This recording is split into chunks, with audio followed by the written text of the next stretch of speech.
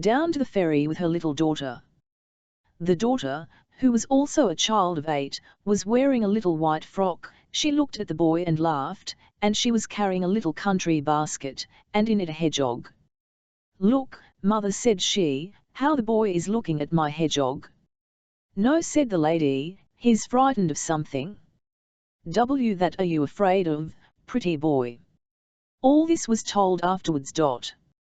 "And what a pretty boy," she said, "and how nicely he's dressed." "Whose boy are you?" she asked. And he'd never seen a hedgehog before. He went up and looked, and forgot everything at once, such is childhood. "What is it you have got there?" he asked. "It's a hedgehog," said the little lady. "We've just bought it from a peasant. He found it in the woods."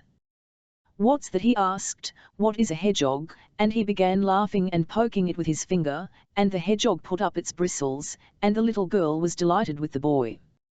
"We'll take it home with us and tame it," she said. "Ake," said he, "do give me your hedgehog." And he asked her this so pleadingly, and he'd hardly uttered the words, when Maxim Ivanovitch came running down upon him. "Ah, there you are! Hold him!" He was in such a rage, that he'd run out of the house after him, without a hat.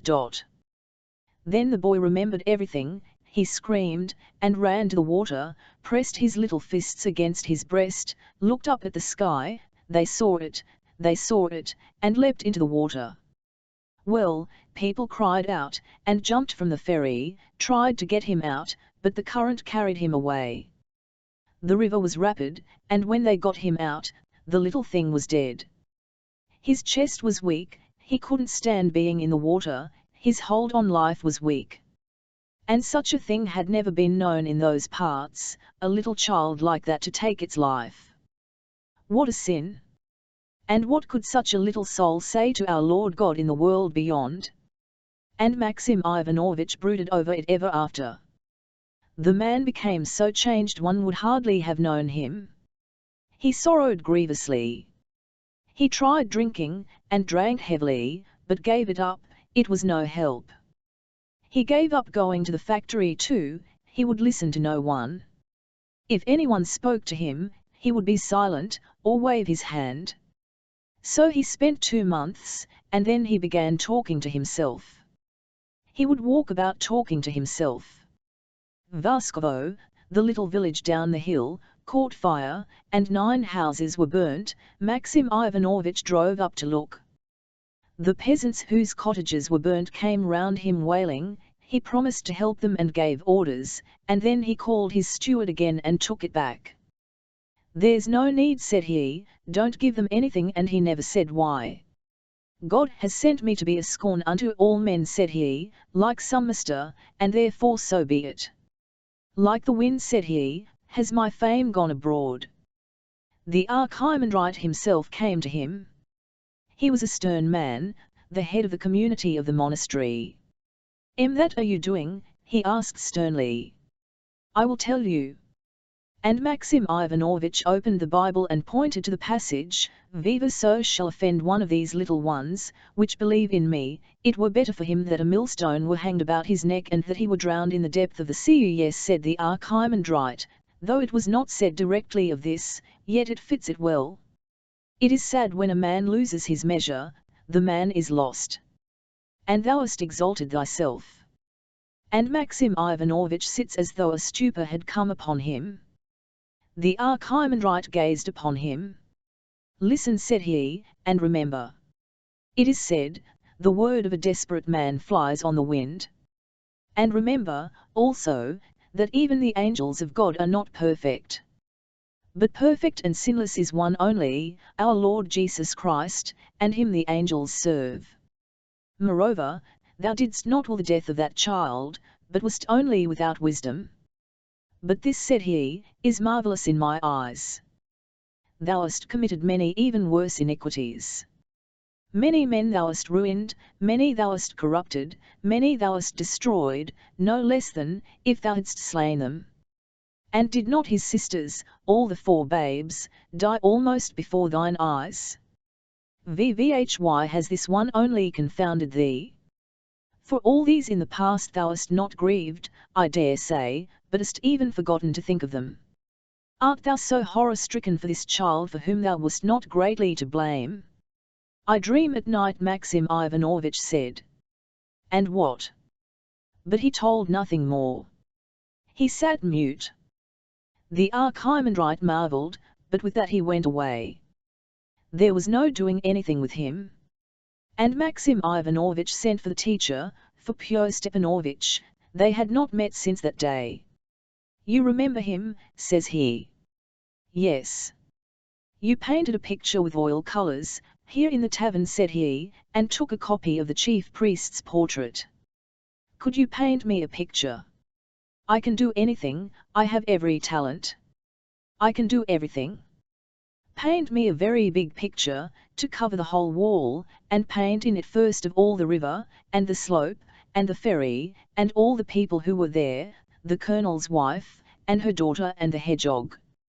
And paint me the other bank too, so that one can see the church and the square and the shops, and where the C.Abs stand, paint it all just as it is.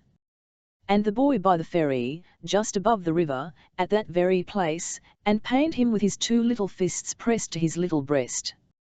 Be sure to do that.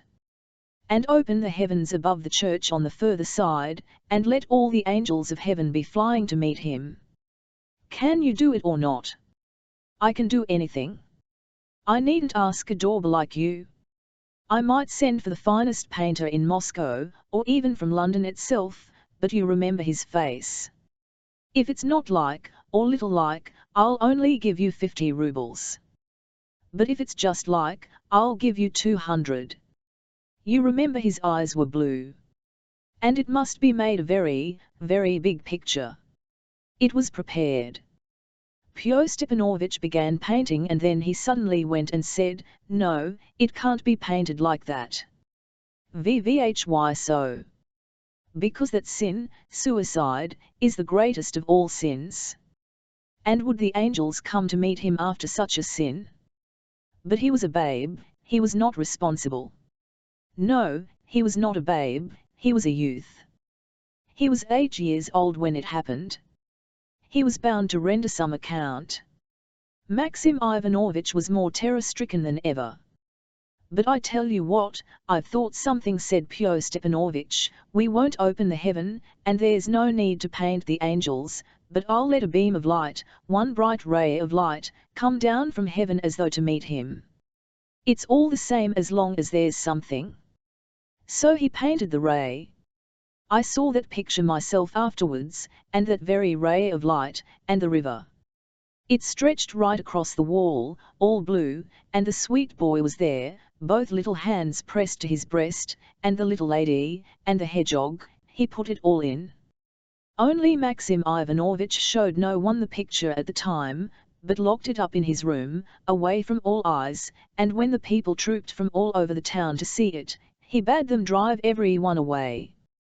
There was a great talk about it. Pyotr Stepanovitch seemed as though he were beside himself. "I can do anything now," said he. "I've only to set up in St. Petersburg at the court." He was a very polite man, but he liked boasting beyond all measure. And his fate overtook him. When he received the full 200 rubles, he began drinking at once, and showed his money to every one, bragging of it, and he was murdered at night, when he was drunk, and his money stolen by a workman with whom he was drinking, and it all became known in the morning. And it all ended so that even now they remember it everywhere there. Maxim Ivanovitch suddenly drives up to the same widow. She lodged at the edge of the town in a working woman's hut. He stood before her and bowed down to the ground. And she had been ill ever since that time and could scarcely move. "Good mother," he wailed, "honest widow, marry me, monster as I am. Let me live again." She looks at him more dead than alive. "I want us to have another boy," said he. "And if he is born, it will mean that that boy has forgiven us both you and me. For so the boy has bidden me." She saw the man was out of his mind, and in a frenzy, but she could not refrain. "That's all nonsense," she answered him, "and only cowardice. Through the same cowardice I have lost all my children." I cannot bear the sight of you before me, let alone accepting such an everlasting torture. Maxim Ivanovich drove off, but he did not give in. The whole town was agog at such a marvel. Maxim Ivanovich sent matchmakers to her. He sent for two of his aunts, working women in the chief town of the province. Aunts they were not, but kinsfolk of some sort, decent people. They began trying to turn her, they kept persuading her and would not leave the cottage. He sent her merchants' wives of the town too, and the wife of the head priest of the cathedral, and the wives of officials. She was besieged by the whole town, and she got really sick of it. If my orphans had been living, she said, but why should I now? Am I to be guilty of such a sin against my children? The archimandrite, too, tried to persuade her. He breathed into her ear, you will make a new man of him. She was horrified, and people wondered at her. How can you refuse such a piece of luck? And this was how he overcame her in the end. Anyway, he was a suicide, he said, and not a babe, but a youth, and owing to his years he could not have been admitted to the Holy Communion, and so he must have been bound to give at least some account. If you enter into matrimony with me, I'll make you a solemn promise, I'll build a church of God to the eternal memory of his soul. She could not stand out against that, and consented. So they were married. And all were in amazement. They lived from the very first day in great and unfeigned harmony, jealously guarding their marriage vow, and like one soul in two bodies. She conceived that winter, and they began visiting the churches, and fearing the wrath of God. They stayed in 3 monasteries, and consulted prophecy. He built the promised church, and also a hospital, and almshouses in the town. He founded an endowment for widows and orphans. And he remembered all whom he had injured, and desired to make them restitution. He began to give away money without stint, so that his wife and the archimandrite even had to restrain him, for that is enough, they said. Maxim Ivanovich listened to them. I cheated Foma of his wages that time, said he. So they paid that back to Foma. And Foma was moved even to tears. As it is, I'm content, says he, you've given me so much without that. It touched everyone's heart, in fact, and it shows it's true what they say, that a living man will be an example. And the people are good-hearted there. His wife began to manage the factory herself, and so well that she's remembered to this day. He did not give up drinking, but she looked after him at those times, and began to nurse him. His language became more decorous, and even his voice changed. He became merciful beyond all wont, even to animals. If he saw from the window a peasant shamelessly beating his horse on the head, he would send out at once, and buy the horse at double its value. And he received the gift of tears.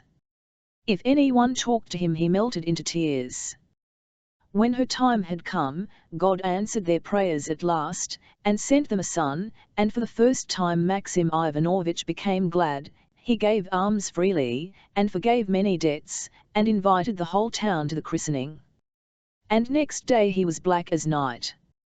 His wife saw that something was wrong with him, and held up to him the newborn babe. The boy has forgiven us, she said, he has accepted our prayers and our tears for him. And it must be said they had neither of them said one word on that subject for the whole year, they had kept it from each other in their hearts. And Maxim Ivanovich looked at her, black as night. Wait a bit, said he, consider, for a whole year he has not come to me, but last night he came in my dream. I was struck to the heart with terror when I heard those strange words she said afterwards. The boy had not come to him in his dream for nothing. Scarcely had Maxim Ivanovich said this, when something happened to the newborn babe, it suddenly fell ill. And the child was ill for 8 days.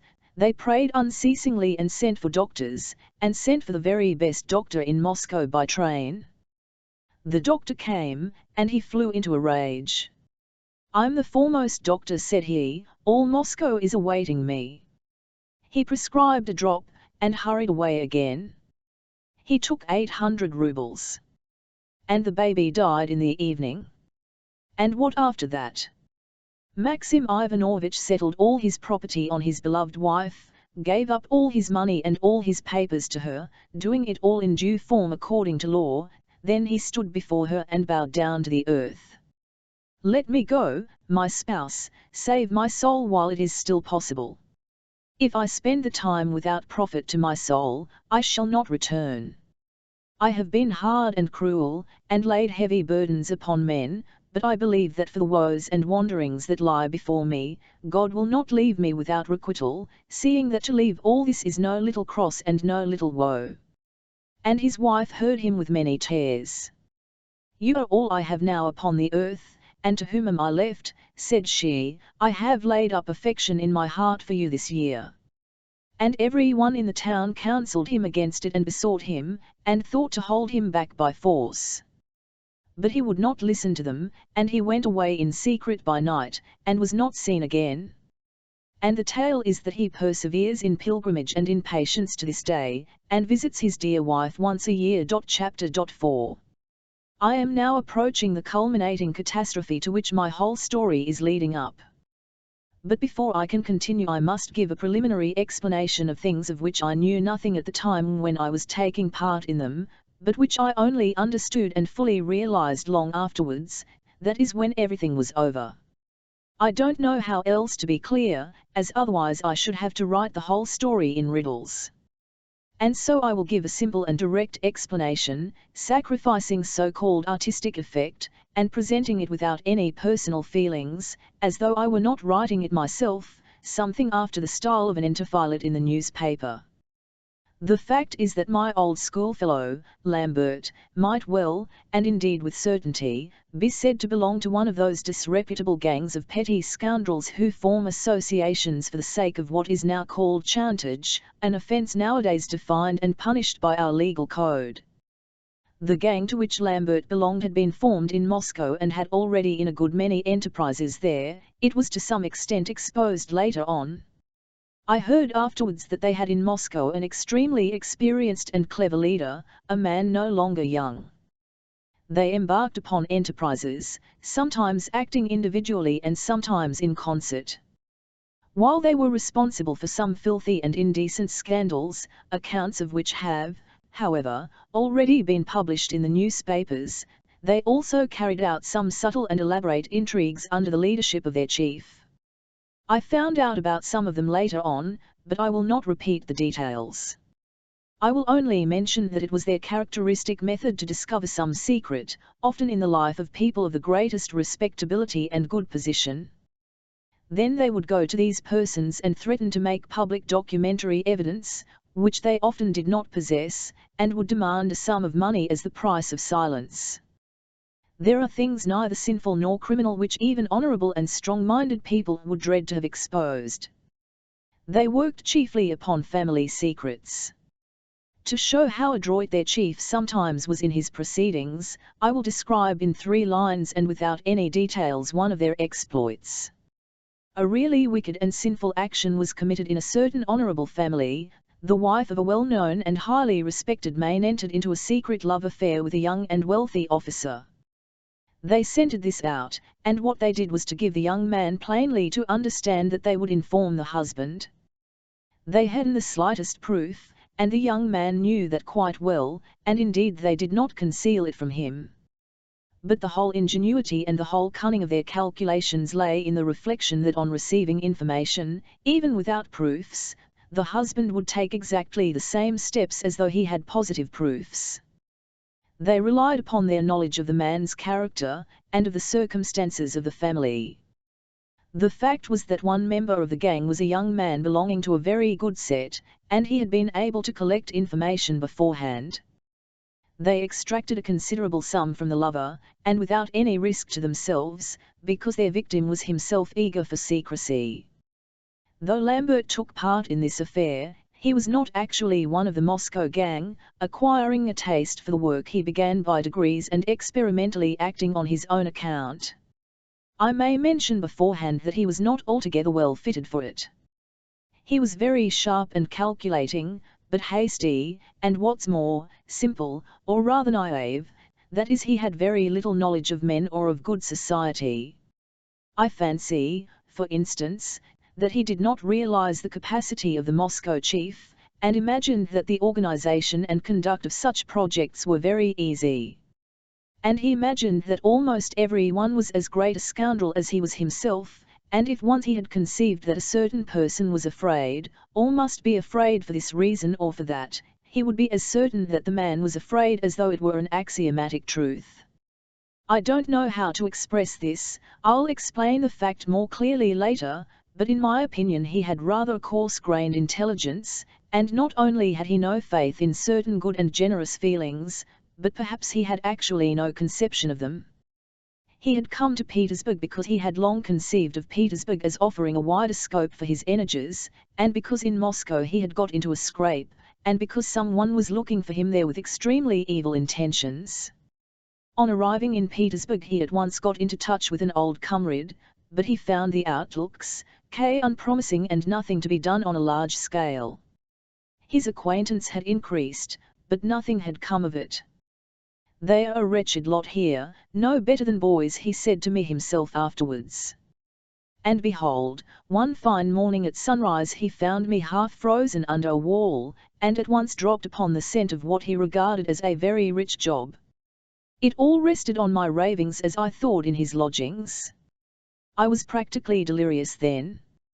But from my words it was manifest that of all the affronts I had suffered on that momentous day, the thing which most rankled in my heart, and was most vivid in my memory, was the insult I had received from Byring and from her. I should not otherwise have talked of nothing else in my delirium at Lambert's, but should have raved of Zashikov, for example, but it was only of the former I had talked, as I learned afterwards from Lambert himself. And besides, I was in a sort of ecstasy, and looked upon both Lambert and Alphonsine on that awful morning as, so to say, champions and deliverers. Afterwards, as I got better and lay in bed, wondering what Lambert could have learned from my ravings, and to what extent I had babbled, it never occurred to me even to suspect that he could have found out so much. Oh, of course, from the gnawing at my conscience I suspected even then that I had said a great deal I should not have said, but I never imagined that it had gone so far. I hoped, too, that I was not able to articulate my words clearly, and indeed I reckoned upon this, as I distinctly remembered it. And yet it turned out in fact that my articulation had been much more distinct than I afterwards supposed and hoped. But the worst of it was that all this only came to light afterwards, and long afterwards, and that was a misfortune for me. From my deliriums, my ravings, my mutterings, my transports, and so on, he learned, to begin with, almost all the surnames correctly, and even some addresses. And, secondly, he was able to get a fairly correct idea of the consequence of the persons concerned, the old prince, her, Byring, Anna Andreevna, and even Versilov. Thirdly, he learned that I had been insulted and was threatening revenge, and lastly, and chiefly, that there was in existence a mysterious, hidden document, a letter, such, that if it were shown to a half-crazy old prince he would learn that his own daughter thought him a lunatic and was already consulting lawyers to get him leaked up, and would either go quite mad, or would turn her out of the house, and leave her out of his will, or would marry a Mme Versilov whom he already wanted to marry, and was being prevented from marrying. In short, Lambert understood a great deal, no doubt a great deal still remained obscure, but the expert blackmailer had anyway dropped on a trustworthy scent. Then I ran away afterwards from Alphonsine. He promptly found out my address, in the simplest possible way, by going to the address bureau, and then immediately made the necessary inquiries, from which he discovered that all these persons about whom I had babbled to him did actually exist. Then he promptly took the first step. The most important fact was the existence of the document, and that I was in possession of it, and that that document was of the highest value. Of that Lambert had no doubt. Here I omit one circumstance, which will come in better later, in its proper place, and will only mention here that that circumstance was what principally confirmed Lambert in the conviction of the real existence and, still more, of the value of the document. It was, I may say beforehand, a momentous circumstance, of which I could have no conception either at the time or afterwards, until the final catastrophe, when everything was discovered and became evident of itself. And so, convinced of the main facts, his first step was to go to Anna Andreevna. Yet one thing perplexes me to this day, how he, Lambert, succeeded in gaining admittance to, and fastening himself upon, such an unapproachable and superior personage as Anna Andreevna. It is true that he gathered information about her, but what of that? It is true that he was extremely well dressed, spoke French with a Parisian accent, and had a French surname, but surely Anna Andreevna must have discerned that he was a scoundrel at once. Or is one to suppose that a scoundrel was just what she wanted at that time? But surely that cannot be so. I never could find out the details of their interview, but I have often pictured the scene to myself in my imagination. What is most likely is that from the first word Lambert posed as a friend of my childhood, anxious over a dear and cherished comrade. But no doubt at that first interview he succeeded in hinting quite clearly that I had a document, and letting her know that it was a secret, and that only he, Lambert, was in possession of it, and that I was intending to revenge myself on Mme. Armakoff by means of it, and so on, and so on. Above all, he could explain to her as precisely as possible the importance and value of this document. As for Anna Andreevna, she was in such a position that she must have caught at any information of this kind, must have listened with the closest attention, and must have risen to the bait through the struggle for existence. Just at that time they had abstracted her fiancé from her, and had carried him off under guardianship to Zarska, and they had even put her under supervision, too. And then a find like this. This was not a case of some old woman whispering in her ear, of tearful lamentations, of scheming and backbiting. There was a letter, an actual piece of writing, that is a positive proof of the treacherous design of his daughter, and of all those who had snatched him from her, and that, therefore, he must be saved even by flight, to her, to Anna Andreevna, and must be married to her in 24 hours, otherwise he would be at once spirited away into a lunatic asylum. And perhaps the fact that Lambert attempted no subterfuges with the young lady even for a moment, but practically blurted straight out from the first word, "Mademoiselle, either remain an old maid or become a princess and a millionaire. There is a document and I will steal it from the lad and give it to you, for a note of hand from you for 30,000. I positively imagine that that's just how it was. Oh, he thought they were all as scoundrelly as himself. I repeat, he had that sort of simplicity, that sort of innocence of the scoundrel. However it happened, it may very well be that even when she was demeaning herself like this, Anna Andreevna was not embarrassed for a minute, but could perfectly well control herself and listen to the blackmailer talking in his own style, and all from the breadth of her nature. Oh, no doubt she flushed a little at first, and then she mastered herself and listened. And when I imagine that proud, unapproachable, genuinely dignified girl, with her brains, too, hand in hand with Lambert, well, what a mind! A Russian mind, so large, with such a desire for breadth, a woman's, and in such circumstances. Now I'll make a resume. By the time I went out after my illness, Lambert had two plans. I'll know that for a fact now. The first was to get an IOU for not less than 30,000 from Anna Andreevna for the letter, and then to help her to frighten the prince, to abduct him and to get her married to him at once, something of that sort anyway. The plan for this was complete. They were only waiting for my help, that is for the document. The second plan was to desert Anna Andreevna, throw her over, and sell the letter to Mme. Armakoff, if that would pay him better. In this he was reckoning on borrowing. But Lambert had not yet applied to Mme. Armakoff, and was only on her track. He was waiting for me too. Oh, he needed me, that is, not me but the letter. He had formed two plans in regard to me also. The first was, if necessary, to act in concert with me, and to go halves with me, first taking possession of me morally and physically. But the second plan attracted him much more. It was to December. I've me as a silly boy, and to steal the letter from me, or even simply to take it from me by force. This was his favourite plan, and the one he cherished in his dreams. I repeat, there was a circumstance which made him reckon with certainty on the success of his second plan, but, as I have said already, I will explain that later. In any case, he awaited me with nervous impatience. Everything upon me, every step and every decision. And I must do him the justice to say that he knew how to restrain himself till the time came, in spite of his hasty temper. He did not come to see me all the while I was ill, he only came once to the house and saw Ursula. He did not worry or frighten me, he kept up an attitude of complete independence as regards me till the day and hour of my going out.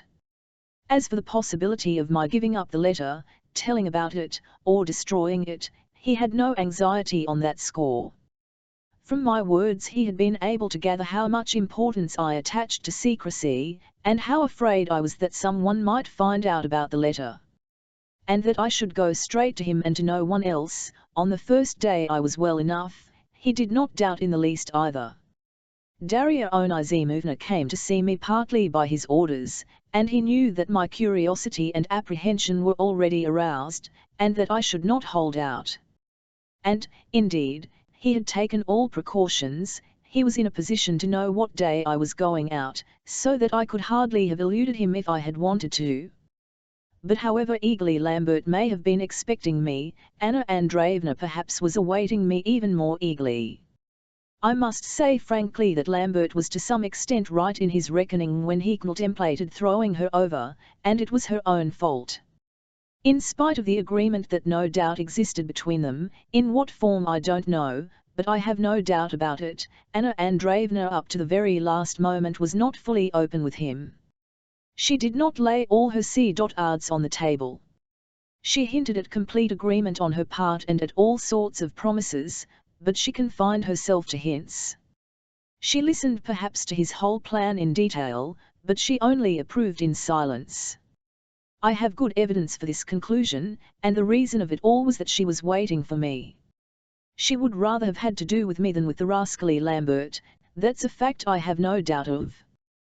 That I understand, but her mistake was in letting Lambert at last understand it. And it would not have suited him at all, if passing him by should entice the letter out of me and entered into a compact with me.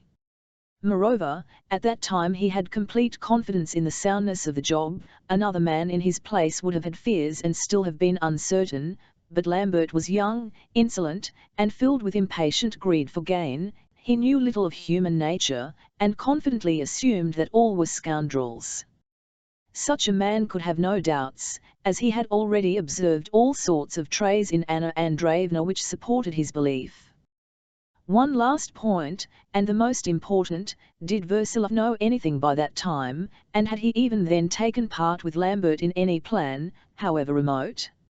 No, at that time he had not. Though, perhaps, even then a fatal word had been dropped. But enough, I am hastening too far ahead. Well, and what of me? Did I know anything, and what did I know on the day I went out? When I began this interfilet I declared that I knew nothing on that day, but found out about everything much later, and only when it was all over. That's the truth, but is it the full truth? No, it is not. I certainly knew something already. I knew a great deal, indeed. But how? Let the reader remember my dream. If I could have had such a dream, if it could have surged up from my heart and taken that shape, I must have had, not a knowledge but a presentiment of a very great deal of what I have just explained, though in actual fact I only discovered it when everything was over. I had no knowledge of it, but my heart was throbbing with and evil spirits had possession of my dreams. And it was to that man that I rushed, fully knowing what sort of man he was and foreseeing everything even in detail. And why did I rush to him? Imagine, it seems to me now at the very minute when I am writing that I knew exactly at the time why I was rushing to him, though, again, I knew nothing then. Perhaps the reader will understand this. Now to get on with my story, fact by fact. It begins 2 days before my outburst, when Lisa came home in the evening in a state of agitation. She felt terribly humiliated, and indeed something insufferable had happened to her. I have already mentioned the terms she was on with Vassin. She went to see him not simply to show us that she did not need us, but because she really had a high opinion of him. Their acquaintance had begun at Luga, and I always fancied Vassin was not indifferent to her. In the misfortunes that had overwhelmed her she might naturally have wished for the advice of a calm, resolute, always lofty mind such as she supped one said Vassin's to be. Besides, women are not very clever in appreciating a man's mind at its true value when they like a man, and they will gladly accept paradoxes as the closest reasoning, if they fall in with their own desires. What Lisa liked in Vassin was his sympathy for her in her position and, as she had fancied at first, his sympathy with Prince Sergei. When, later on, she suspected his feeling for her, she could not help appreciating the sympathy he showed for his rival.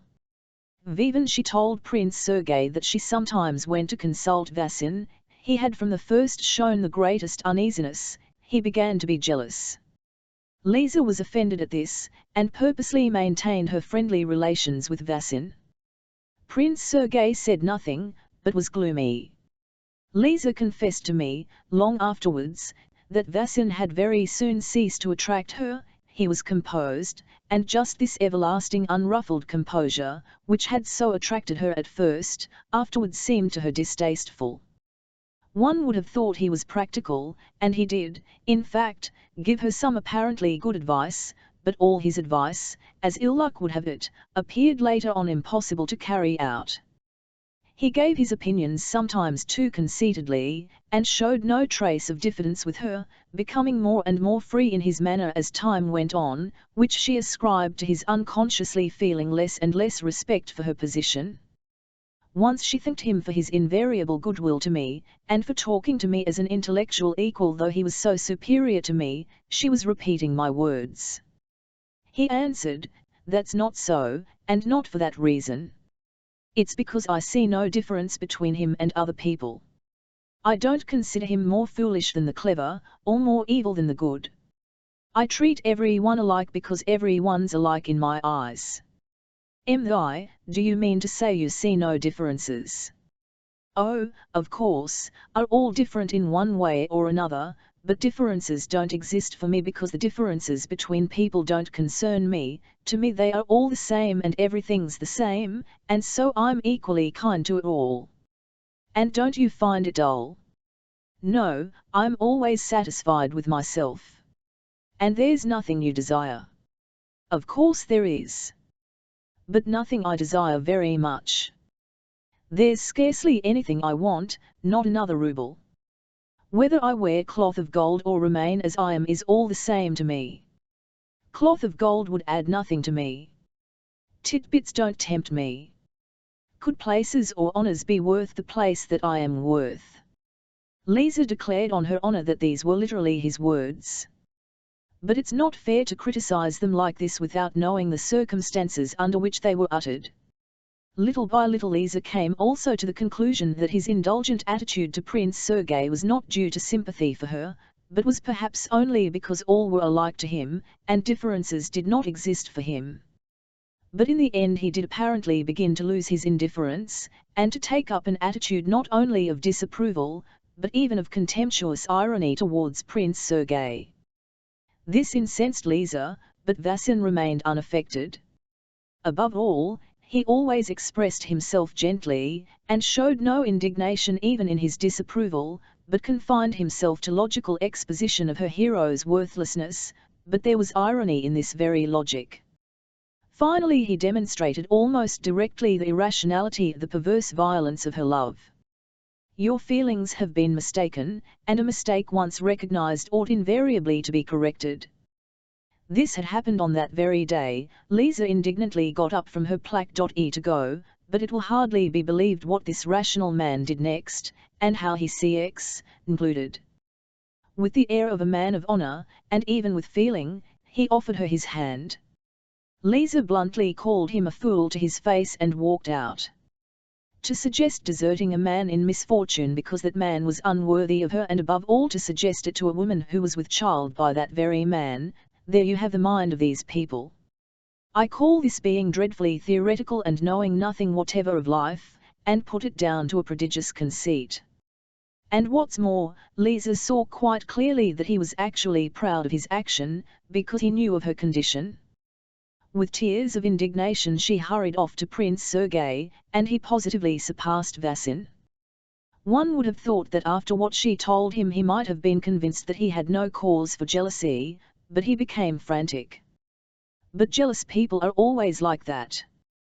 He made a fearful scene and insulted her so outrageously that she almost resolved to break off all relations with him. She came home, however, still controlling herself, but she could not help telling mother. Oh, that evening the ice was completely broken, and they were on their old affectionate terms again. Both, of course, shed tears as usual in each other's arms, and Lisa apparently regained her composure, though she was very gloomy. She sat through the evening in Marko Ivanovitch's room, without uttering a word, but without leaving the room. She listened very attentively to what he said. Ever since the incident with the bench she had become extremely and, as it were, timidly respectful to him, though she still remained taciturn. But this time Marko Ivanovitch suddenly gave an unexpected and wonderful turn to the conversation. I may mention that Versilov and the doctor had talked of his health with very gloomy faces that morning. I may mention, too, that we had for some days been talking a great deal about Mother's birthday, and making preparations to celebrate it in 5 days' time. Apropos of her birthday, Marko Ivanovitch suddenly launched into reminiscences of Mother's childhood, and the time when she couldn't stand up on her little feet. She was never out of my arms, the old man recalled. I used to teach her to walk too sometimes. I set her up in a corner 3 steps away and called her, and she used to totter across to me, and she wasn't frightened, but would run to me laughing. She'd rush at me and throw her arms round my neck. I used to tell you fairy tales later on, Sophia Andreevna, you were very fond of fairy tales. You'd sit on my knee listening for 2 hours at a stretch. They used to wonder in the cottage, just see how she's taken to Marka. Or I'd you off into the woods, I'd seek out a raspberry bush, I would sit you down by it, and cut you a whistle pipe out of wood. Even we'd had a nice walk, I'd carry you home in my arms, and the little thing would fall asleep. Once she was afraid of a wolf, she flew to me all of a tremble, and there wasn't a wolf there at all. I remember that, said Mother. Can you really remember it? I remember a great deal. Ever since I remember anything in life I have felt your love and tender care over me, she said in a voice full of feeling, and she suddenly flushed crimson. Marko Ivanovitch paused for a little. Forgive me, children, I am leaving you. The term of my life is close at hand. In my old age I have found consolation for all afflictions. Thank you, my dear ones. That's enough, Marko Ivanovitch darling, exclaimed Versilov in some agitation. The doctor told me just now that you were a great deal better. Mother listened in alarm. What does he know, your Alexander Semyonovitch, he's a dear man and nothing more. Give over, friends, do you think that I'm afraid to die? After my morning prayer today I had the feeling in my heart that I should never go out again from here, it was told me. Well, what of it, blessed be the name of the Lord. Yet I have a longing to be looking upon all of you still. Job, after all his sufferings, was comforted looking upon his new children, and forgot the children that were gone. It is impossible. Only with the years the sorrow is mingled with the joy and turned to sighs of gladness. So it is in the world.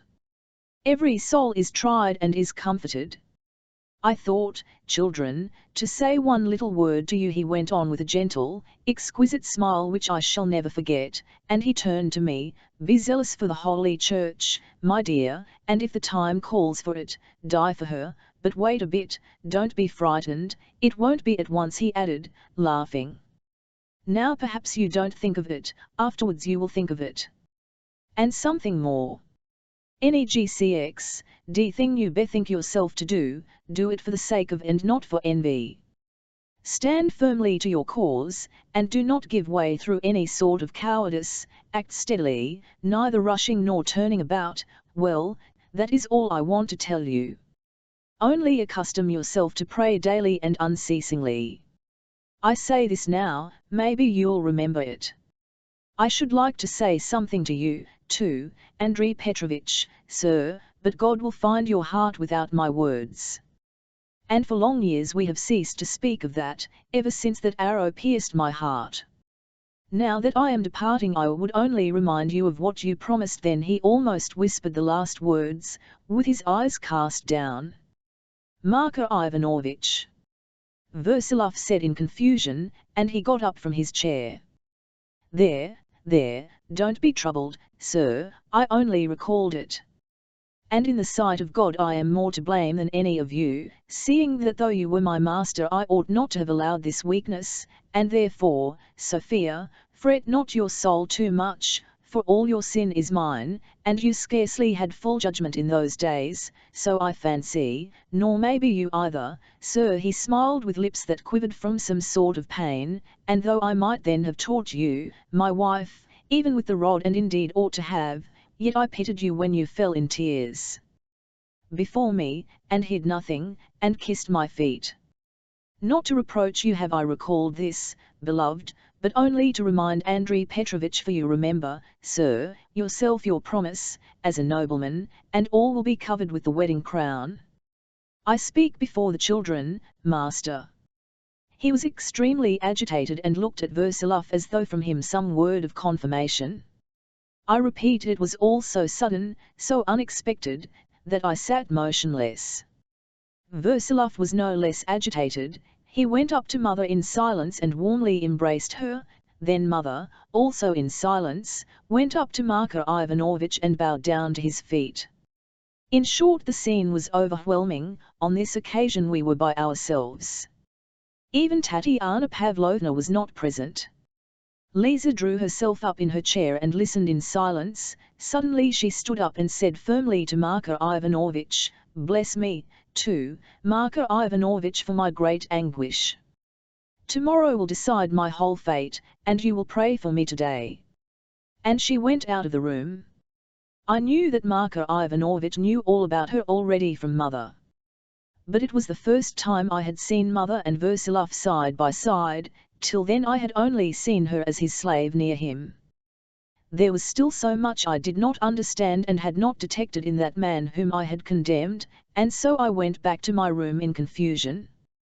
And it must be said that it was just at this time that my perplexity about him was greatest. He had never seemed to me so mysterious and unfathomable as just at that time, but it's just about that I'm titting this whole account, all in its good time. It turns out, though I thought to myself as I got into bed, that he gave his word as a nobleman to marry mother if she were left a widow. He said nothing of that when he told me about Marko Ivanovich before. Lisa was out the whole of the following day, and when she came back, rather late, she went straight to Marko Ivanovich. I thought I would not go in, that I might not be in their way, but soon, noticing that mother and Versilov were already there, I went in. Lisa was sitting by the old man crying on his shoulder, and he with a sorrowful face was stroking her head.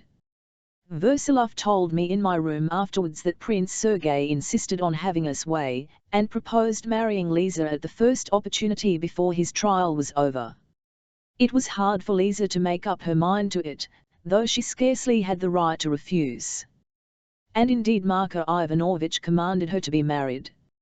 Of course all this would have come about of itself, and she would certainly have been married of her own accord and without hesitation, but at the moment she had been so insulted by the man she loved, and she was so humiliated by this love even in her own eyes, that it was difficult for her to decide. But apart from her mortification there was another circumstance deterring her, of which I could have no suspicion. "Did you hear that all those young people on the Petersburg side were arrested?" Versilov added suddenly. "Mlut? Dergachev?" I cried. "Yes, and Vasin, too." I was amazed, especially to hear about Vasin. "Vvhy, Was he mixed up in anything? Good heavens, what will happen to them now? And just when Lisa was being so severe upon him. What do you think? What may happen to them? It's Stebelkoff, I swear it's Stebelkoff's doing. We won't go into it, said Versilov, looking at me strangely, as people look at a man who has no knowledge or suspicion of something. Who can tell what is going on among them, and who can tell what may happen to them? I didn't come to speak of that. I hear you meant to go out tomorrow. Won't you be going to see Prince Sergei? The first thing, though I must own it's very distasteful to me. Why, have you some message to send him? No, nothing. I shall see him myself. I'm sorry for Lisa. And what advice can Marko Ivanovich give her? He knows nothing about life or about people himself. Another thing, my dear boy, it was a long time since he had called me my dear boy. There are here 2 certain young men among whom is your old schoolfellow, Lambert. I fancy they are all great rascals. I speak simply to but, of course, it's your business, and I have no right warn you, Andrei Petrovich. I clutched his hand, speaking without a moment's thought and almost by inspiration as I sometimes do. The room was almost in darkness. Andrei Petrovich, I have said nothing, you have seen that of course, I have been silent till now. Do you know why? To avoid knowing your secrets. I've simply resolved not to know them, ever. I'm a coward. I'm afraid your secrets may tear you out of my heart altogether, and I don't want that to happen. Since it's so, why should you know my secrets? It doesn't matter to you where I go. Does it? You are right, but not a word more, I beseech you, he said, and went away. So, by accident, we had the merest scrap of an explanation. But he only added to my excitement on the eve of my new step in life next day, and I kept waking up all night in consequence. But I felt quite happy. Next day I went out of the house at 10 o'clock in the morning, doing my utmost to steal out quietly without taking leave or saying anything. Ill, so to speak, slipped out. Why I did so I don't know, but if even mother had seen that I was going out and spoken to me I should have answered with something spiteful. Then I found myself in the street and breathed the cold outdoor air. I shuddered from an intense feeling, almost animal, which I might call carnivorous. What was I going for? Where was I going? The feeling was utterly undefined, and at the same time I felt frightened and delighted, both at once. Shall I disgrace myself today or not? I thought to myself with a swagger, though I knew that the step once taken that day would be decisive, and could not be retrieved all my life. But it's no use talking in riddles. I went straight to the prison to Prince Sergei. I had received a letter for the superintendent from Tatiana Pavlovna 2 days before, and I met with an excellent reception. I don't know whether he was a good man, and it's beside the point, but he permitted my interview with the prince and arranged that it should take place in his room, courteously giving it up for our use. The room was the typical room of a government official of a certain standing, living in a government building. I think to describe it is unnecessary. So it turned out that Prince Sergei and I were left alone. He came in dressed in some sort of half-military attire, but wearing very clean linen and a dandified tie. He was washed and combed, at the same time he terribly thin and very yellow. I noticed the same yellowness even in his eyes. In fact he was so changed in that I stood still in amazement. "How you have changed!" I cried. "That's nothing.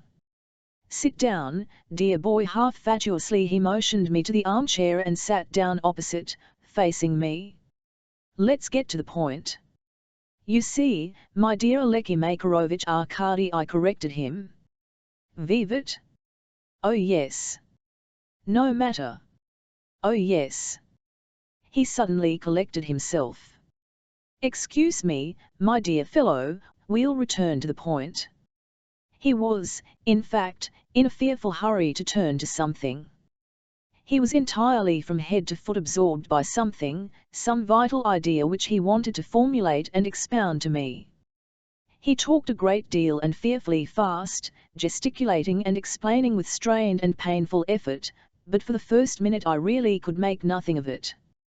To put it briefly, he had used this expression to put it briefly 10 times already. To put it briefly, he CX included, L troubled you yesterday, Arkady Makarovich, and so urgently through Lisa begged you to come to me, as though the place were on fire, but seeing that the essential part of decision is bound to be momentous and conclusive for me.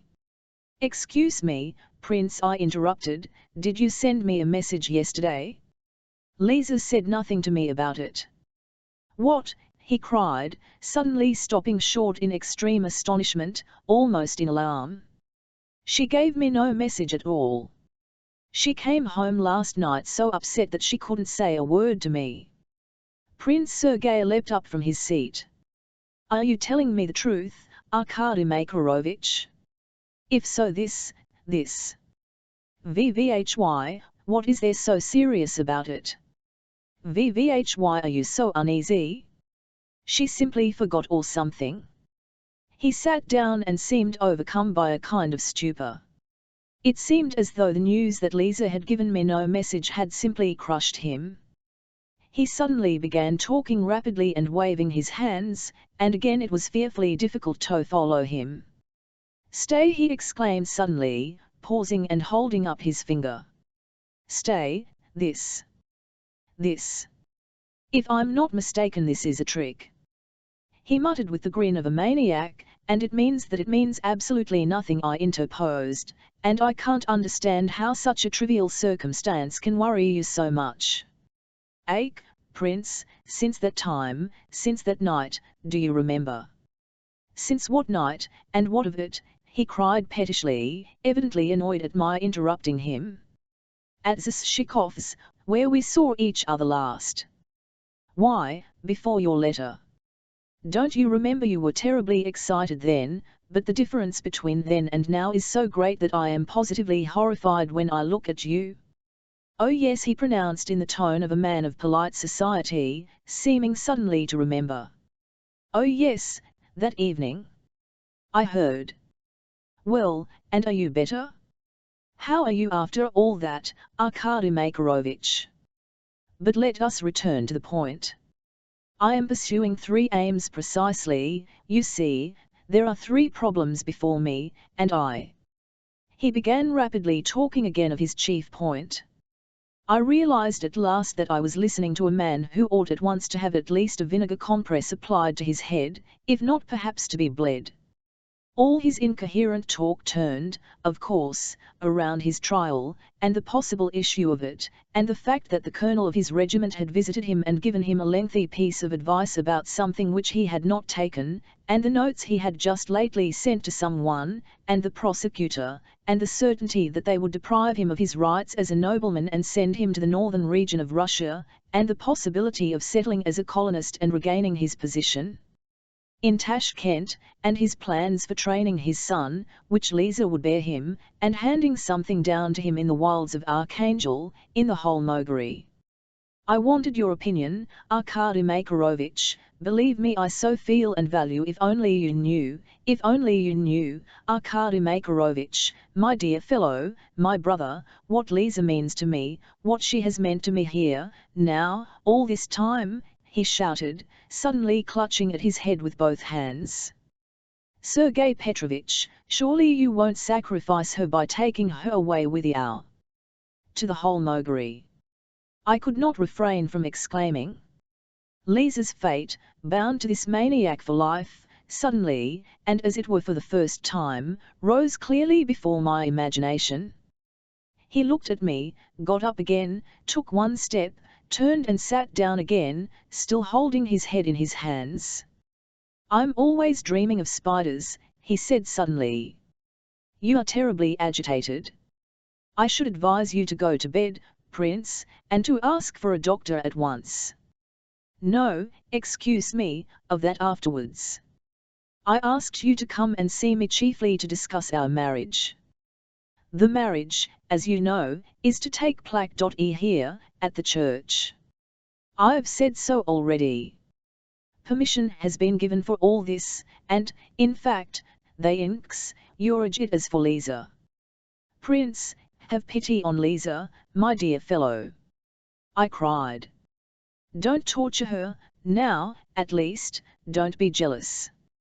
What? He cried, staring at me intently with eyes almost starting out of his head, and his whole face distorted into a sort of broad grin of senseless inquiry. It was evident that the words "don't be jealous" had for some reason made a fearful impression on him. Forgive me, Prince, I spoke without thinking. Oh Prince, I have lately come to know an old man, my nominal father. Oh, if you could see him you would be calm. Lisa thinks so much of him, too. Ah, yes, Lisa, ah, yes, is that your father? Or pardon, mon cher, something of the sort. I remember, she told me an old man. I'm sure of it, I'm sure of it. I knew an old man, to Myers Parsons. The chief point is to make clear what's essential at the moment, we must. I got up to go away. It was painful to me to look at him. I don't understand, he pronounced sternly and with dignity, seeing that I had got up to go. It hurts me to look at you, I said. Arkady Makarovich, one word more. He clutched me by the shoulder with quite a different expression and gesture, and sat me down in the armchair. You've heard about those, you understand, he bent down to me. Oh yes, Dergachev. No doubt it's Stebelkov's doing. I cried impulsively. Yes, Stebelkov. And you don't know? He broke off, and again he stared at me with the same wide eyes and the same spasmodic, senselessly questioning grin, which grew broader and broader. His gradually grew paler. I felt a sudden shudder. I remembered Versilov's expression when he had told me of Vasin's arrest the day before. Oh, is it possible? I cried, panic-stricken. You see, Arkady Makarovich, that's why I sent to you to explain. I wanted, he began whispering rapidly. It was you who informed against Vasin? I cried. No, you see, there was a manuscript. Vasin gave it only a few days ago to Lisa, to take care of.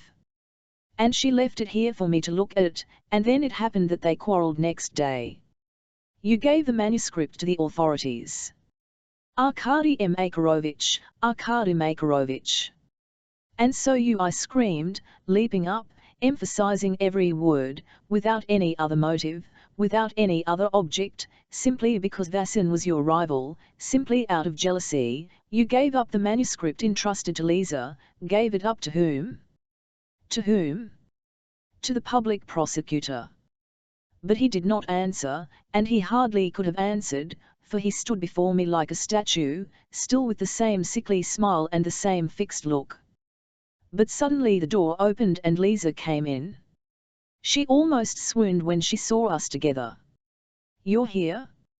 So you're here, she cried, her face suddenly distorted, seizing my hand. So you? No. But she could read in my face already that I knew.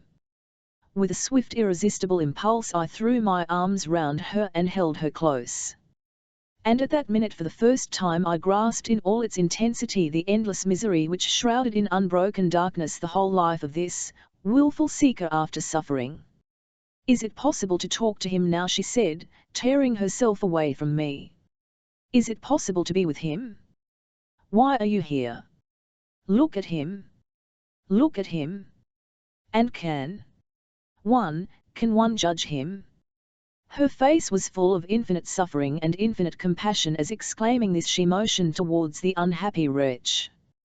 He was sitting in the armchair with his face hidden in his hands. And she was right. He was a man in a raging fever and not responsible. They put him in the hospital that morning, and by the evening he had brain fever. Leaving Prince Sergei with Lisa, I went off about 1 o'clock to my old lodging. I forgot to say that it was a dull, damp day, with a thaw beginning, and a warm wind that would upset the nerves of an elephant.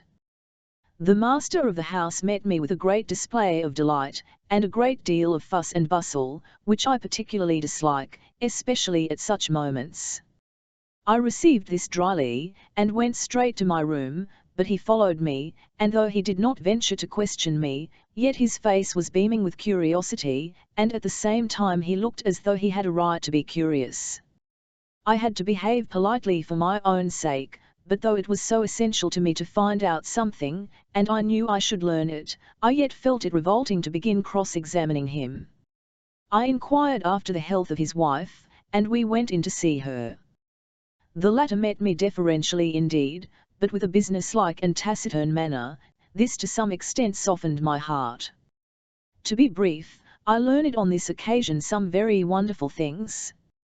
Well, of course, Lambert had been and he came afterwards, and he looked at all the rooms, saying that perhaps he would take them. Darya Onizimovna had come several times, goodness knows why. She was very inquisitive, added my landlord. But I did not gratify him by asking what she was inquisitive about. I did not ask questions at all, in fact. He did all the talking, while I kept up a pretense of rummaging in my trunk, though there was scarcely anything left in it.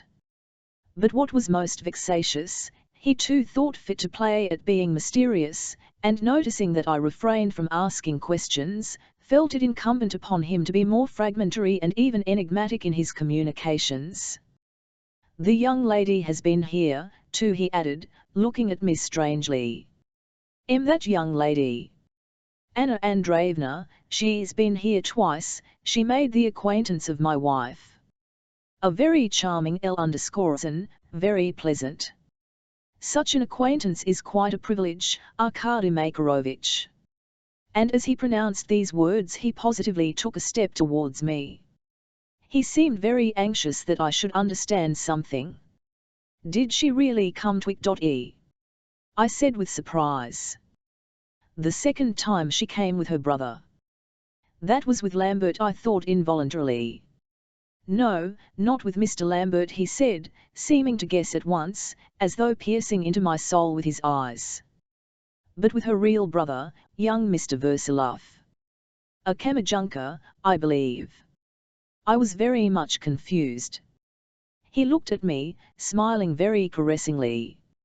Oh, and someone else came and was asking after you, that Mademoiselle, a French lady, Mademoiselle Alphonsine de Vidin. Oh, how well she sings and recites. She'd slipped off to see Prince Nikolai Ivanovich at Skarsko, to sell him a dog, she told me, a rare kind, black, and no bigger than your fist. I asked him to leave me alone on the pretext of a headache. He immediately fell in with my request, even breaking off in the middle of a sentence, and not only without the slightest sign of huffiness, but almost with pleasure, waving his hand mysteriously, as though to say, understand, I understand, and though he did not actually say this he could not resist the satisfaction of walking out of the room on tiptoe. There are very vexatious people in the world. I sat for an hour and a half alone, deliberating, rather, not really deliberating but dreaming. Though I was perplexed I was not in the least surprised. I even expected to hear something more, other marvels. Perhaps they have already hatched them, I thought. I had for a long time been firmly persuaded that the machinery of their plot was wound up and was in full swing. They are only waiting for me, I thought again with a sort of irritable and pleasant self-satisfaction. That they were eagerly awaiting me, and were scheming to carry out some plan at my lodging was clear as day. The old prince's wedding, can it be? He's surrounded by a regular network of intrigue. But am I going to permit it, my friends? That's the question, I said in conclusion with haughty satisfaction. Once I begin I shall be carried away by the whirlpool like a chip. Am I free now, this minute, or am I not? When I go back to mother this evening can I still say to myself as I have done all these days, I am my own master? That was the gist of my questions, or rather of the throbbing at my heart in the hour and a half I spent sitting on the bed in the corner, with my elbows on my knees and my head in my hands. But I knew even then that all these questions were utter nonsense, and that I was drawn only by her alone. At last I have said this straight out and have written it with pen on paper, though even now as I write this a year later I don't know what name to give to the feeling I had then. Oh, I was sorry for Lisa, and my heart was full of a most unfeigned grief. Nothing but the feeling of pain on her account could have calmed or effaced in me for a time that carnivorousness, I recall that word. But I was immensely spurred on by curiosity and a sort of dread and another feeling, I don't know what, but I know and I knew then that it was an evil feeling. Perhaps my impulse was to fall at her feet, or perhaps I wanted to put her to every torture, and quickly to show her something. No grief, no compassion for Lisa, could stop me. Could I have got up and gone home, to Marko Ivanovich? And is it quite impossible to go to them, to find out everything from them, and to go away from them forever, passing unscathed among marvels and monsters? At 3 o'clock, pulling myself together and reflecting that I might be late, I went out hastily, took a cab, and flew to Anna Andreevna. Chapter 5 As soon as I was announced, Anna Andreevna threw down her sewing and rushed to meet me in the outermost of her rooms, a thing which had never happened before. She held out both hands to me and flushed quickly. She led me into her room in silence, sat down to her needlework again, made me sit down beside her. She did not go on with her sewing, but still scrutinized me with the same fervent sympathy, without uttering a word.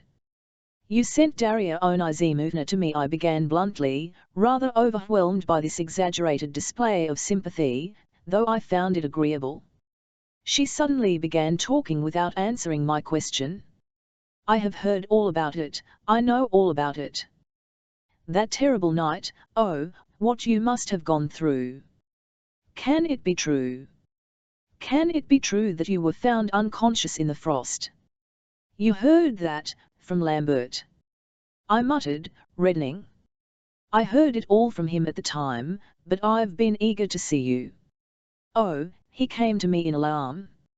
"At your lodging where you have been lying ill, they would not let him in to see you. And they met him strangely. I really don't know how it was, but he kept telling me about that night. He told me that when you had scarcely come to yourself, you spoke of me, and of your devotion to me. I was touched to tears, Arkady Makarovich, and I don't know how I have deserved such warm sympathy on your part, especially considering the condition in which you were yourself. Tell me, M. Lambert was the friend of your childhood, was he not?" "Yes, but what happened?" Confess I was indiscreet, and perhaps I told him then a great deal I shouldn't have. Oh, I should have heard of that wicked horrible intrigue apart from him. I always had a presentiment that they would drive you to that, always. Tell me, is it true that Burning dared to lift his hand against you?" She spoke as though it were entirely owing to Byring and her that I had been found under the wall. And she's right too, I thought, but I flared up. If he had lifted his hand against me, he would not have gone away unpunished. And I should not be sitting before you now without having avenged myself, I answered hotly. It struck me that she wanted for some reason to irritate me, to set me against somebody, I knew of course against whom, yet I fell in with it. You say that you had a presentiment that I should be driven to this, but on Katerina Nikolaevna's side it was of course only a misunderstanding, though it is true that she was too hasty in allowing her kindly feeling for me to be influenced by that misunderstanding. I should think she was too hasty indeed." Anna Andreevna assented quickly, with a sort of ecstasy of sympathy. "Oh, if only you knew the intrigue that is being hatched there now. Of course, Arkady Makarovich, of course it is difficult for you to realize now all of my position," she brought out, blushing and casting down her eyes. "Since I saw you last that very morning I took a step which not everyone would be able to understand and interpret rightly, so it is hardly likely that it would be understood by anyone with your still uncorrupted mind, and your fresh, loving, unsophisticated heart. Believe me, my dear friend, I appreciate your devotion to me, and I shall repay it with my everlasting gratitude. In the world, of course, they will throw stones at me, they have thrown them already. But even if they were right, from their odious point of view, which of them could, which of them dare judge me? I have been abandoned by my father from childhood up. We Versilovs are an ancient noble Russian family, yet we are adventurers, and I am eating the bread of charity. Was it not natural I should turn to one who has taken the place of a father to me, at whose hands I have received nothing but kindness during all these years? My feelings for him are known only to God, and he alone can judge them, and I refuse to accept the judgment of the world upon the step I have taken. When there is, moreover, at the bottom of this the most cunning, the most evil intrigue, and the plot to ruin a trusting, noble-hearted father is the work of his own daughter, is it to be endured? No, I will save him if I have to ruin my reputation. I am ready to be with him simply as a nurse, to take care of him, and to look after him, but I will not let hateful, cold, mercenary worldliness triumph. She spoke with unwonted fire, very possibly half assumed, though at the same time sincere, because it was evident how deeply involved she was in the matter. Oh, I felt that she was lying, though sincerely, for one can lie sincerely. And that she was now evil, but it is wonderful how it often is, in dealing with women, this assumption of perfect refinement, these lofty manners, these inaccessible heights of well-bred grandeur and proud chastity, all this quite threw me out of my reckoning, and I began agreeing with her on every point, so long as I was with her, that is, I could not bring myself to contradict her, anyway. Oh, a man is in absolute moral slavery to a woman, if he is a generous man. Such a woman can convince a generous man of anything she likes. She and Lambert, my goodness! I thought, looking at her in perplexity. To tell the whole truth, however, I don't know what to think of her to this day. Truly her feelings were known only to God, and, besides, human beings are such complicated machines, that one cannot analyze them in some cases, and above all if the human being in question is a woman. Anna Andreevna, what is it you exactly want me to do? I asked, with a good deal of decision however. How? What do you mean by your question, Arkady Makarovich? I fancy, from everything and from certain other considerations. I explained stammering, that you sent to me because you expected something from me, so what is it exactly? Without answering my question, she immediately began talking again, as rapidly and as earnestly as before, but I am too proud to enter into explanations and negotiations with unknown persons, like M. Lambert. I have been waiting for you, I don't want M. Lambert. My position is awful, desperate, Arkady Makarovich. I am forced to duplicity, hemmed in by the machinations of that woman, and that is more than I can endure. I am driven almost to the humiliation of intriguing, and I have been waiting for you as my saviour. You must not blame me for looking greedily about me to find one friend at least, and so I cannot help being glad to see a friend, here, who could think of me and even utter my name, half frozen on that night, must be devoted to me. That's what I've been thinking all this time, and that is why I rely on you. She looked into my face with impatient inquiry. And again I had not the heart to disillusion her, and to tell her plainly that Lambert had deceived her, and that I had by no means told him that I was so devoted to her, and that her name was not the only one I mentioned. And so by my silence I confirmed, as it were, Lambert's lie. Oh, she knew very well, I am convinced, that Lambert had been exaggerating and simply lying to her, solely in order to have a plausible excuse to call upon her, and to get into touch with her. Though she looked into my face as though she were convinced of my truth and devotion, she must have known that I did not bring myself to contradict her from delicacy of feeling, and the awkwardness of youth. But whether I was right in this surmise, I don't know. Perhaps I am horribly evil-minded. My brother is taking my part, she said with sudden heat, seeing that I was not disposed to speak. I am told you have been at my lodgings, I muttered in confusion.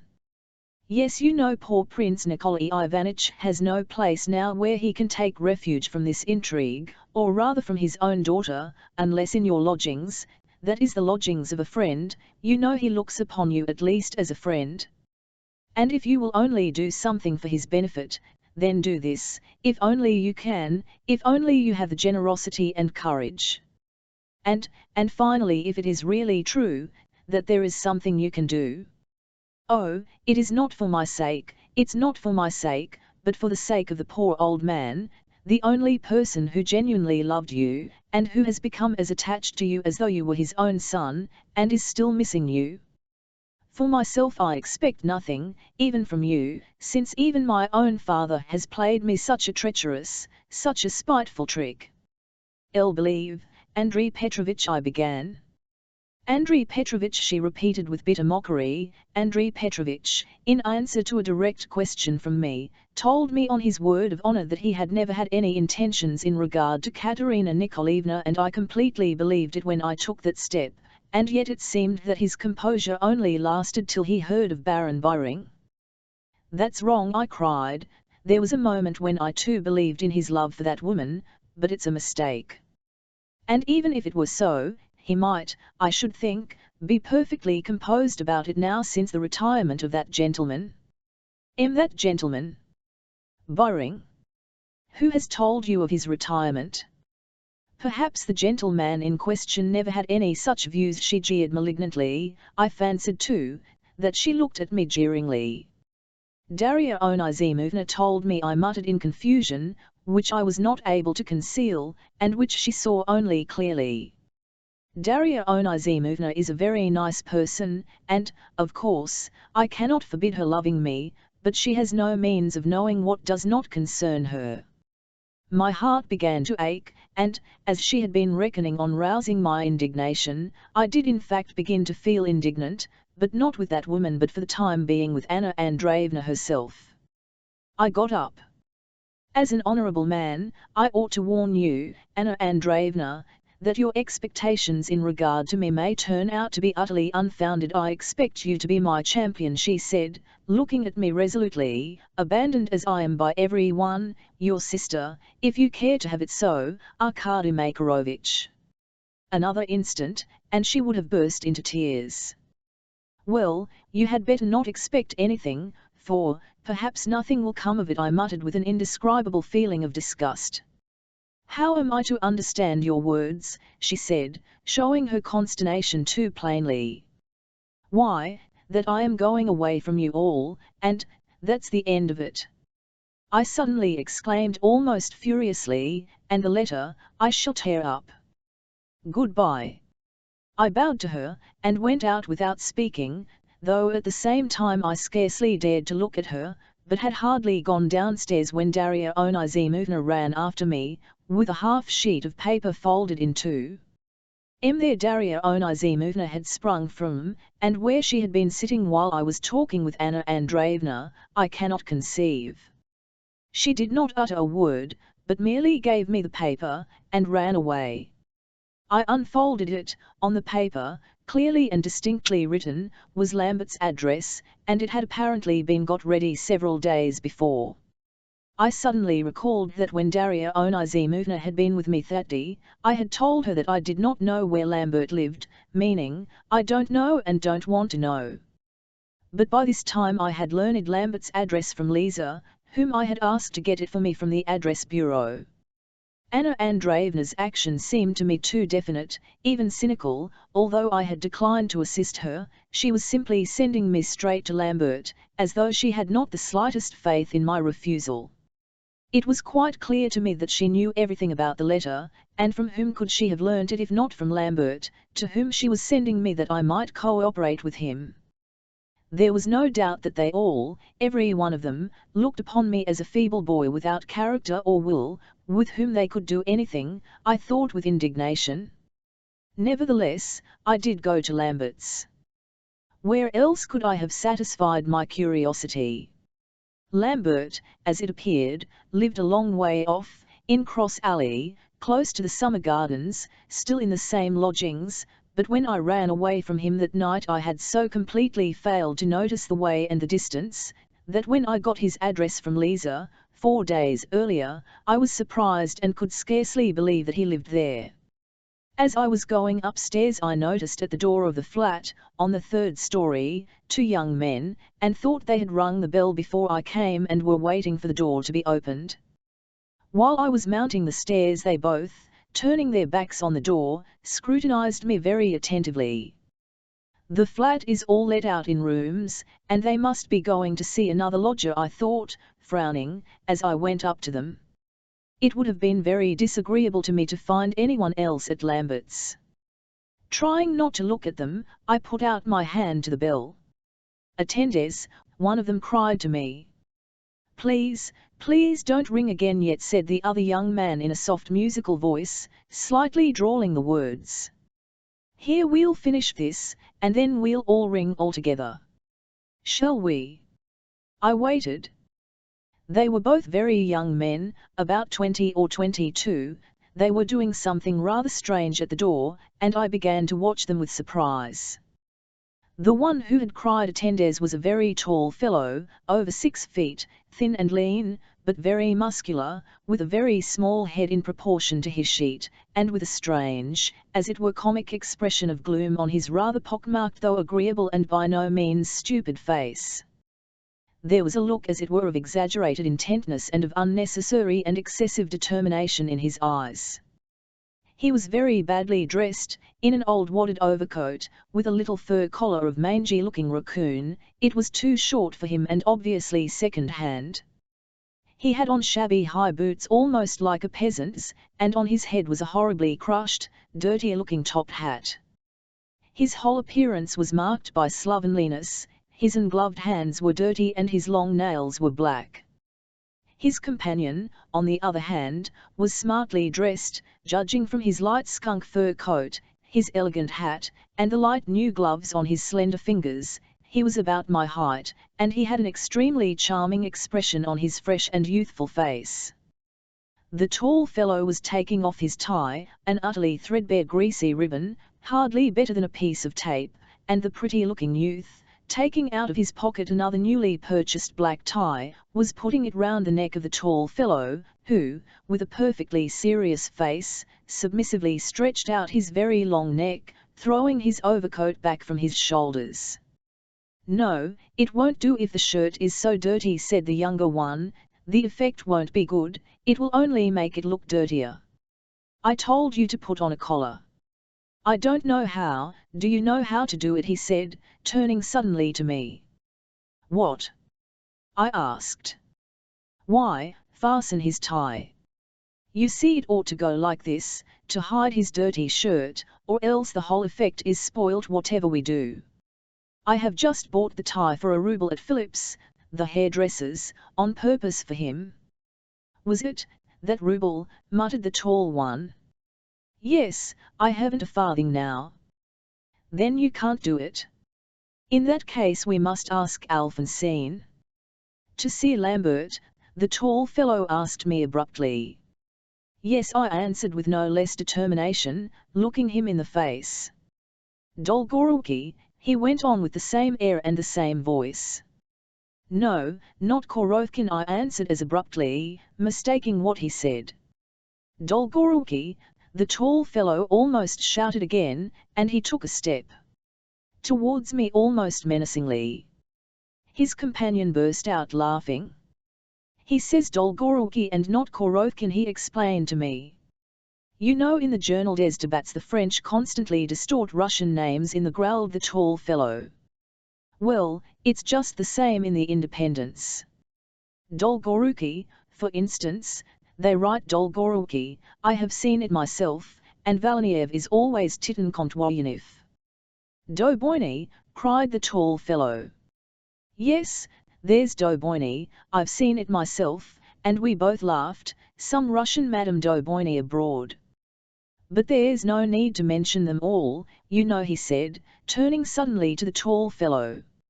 "Excuse me, are you M. Dolgoruki?" "Yes, my name is Dolgoruki, how do you know it?" The tall one suddenly whispered something to the pretty-looking lad.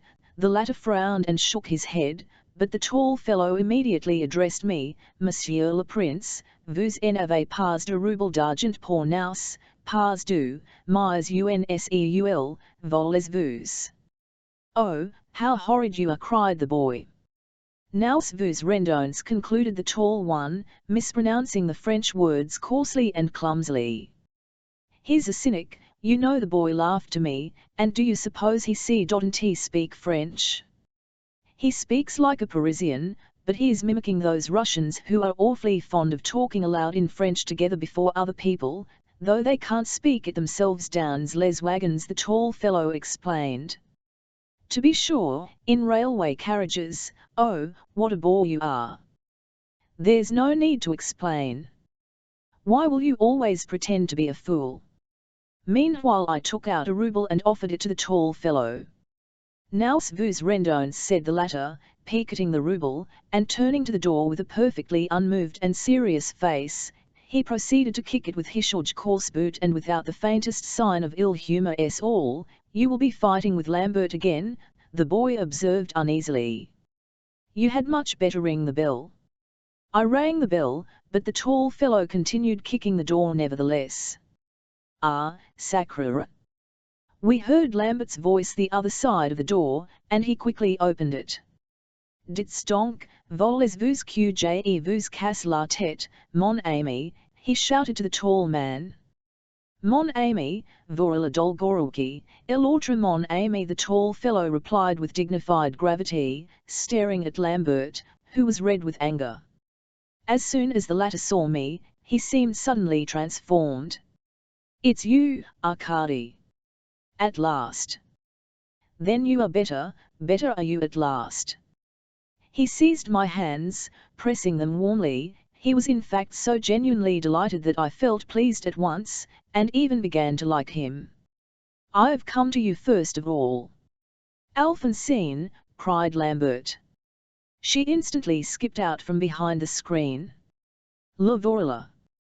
C'est lui, cried Alphonsine, clasping and unclasping her hands. She would have rushed to embrace me, but Lambert protected me.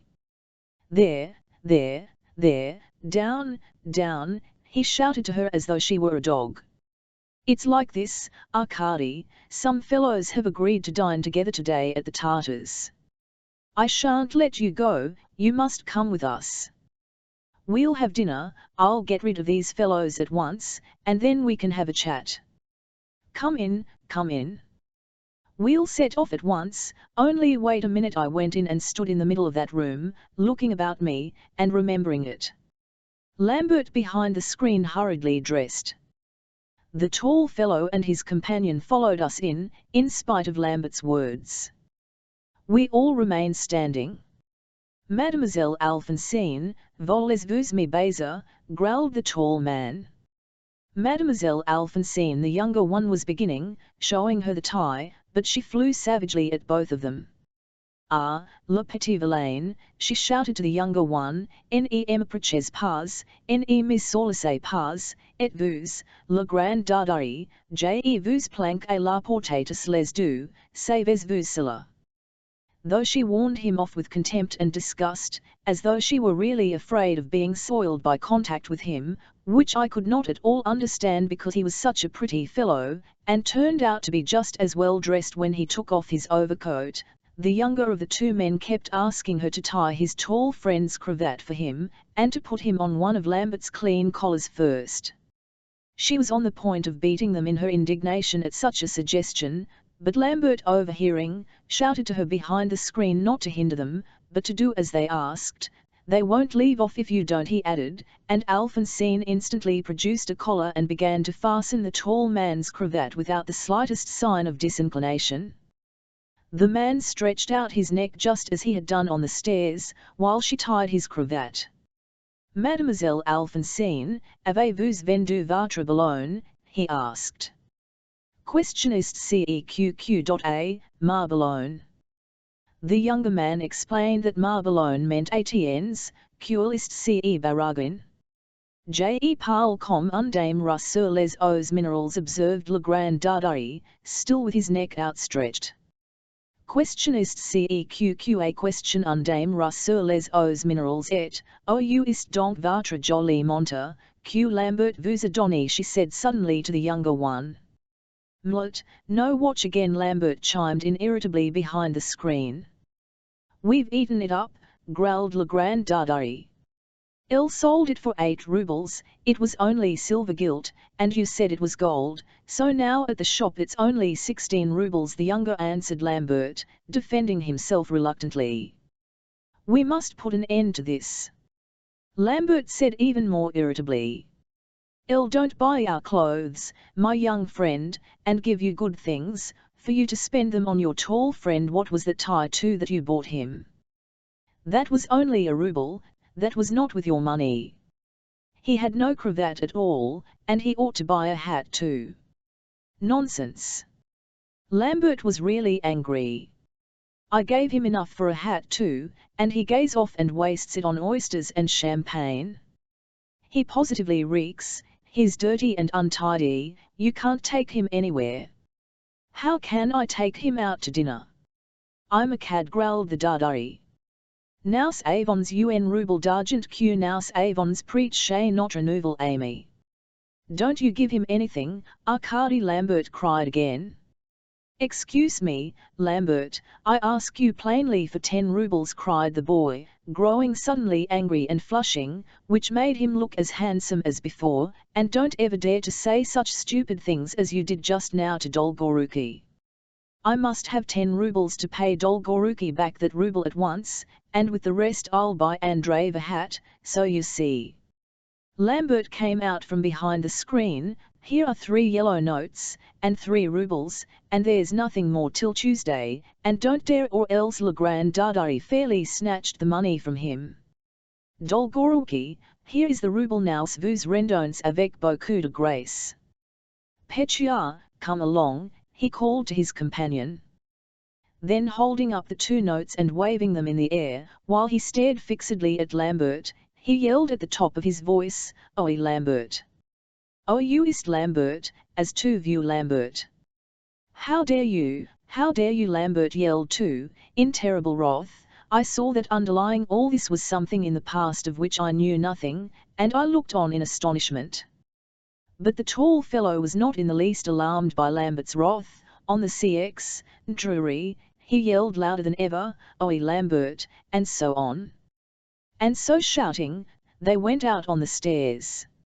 Lambert was running after them, but he turned back.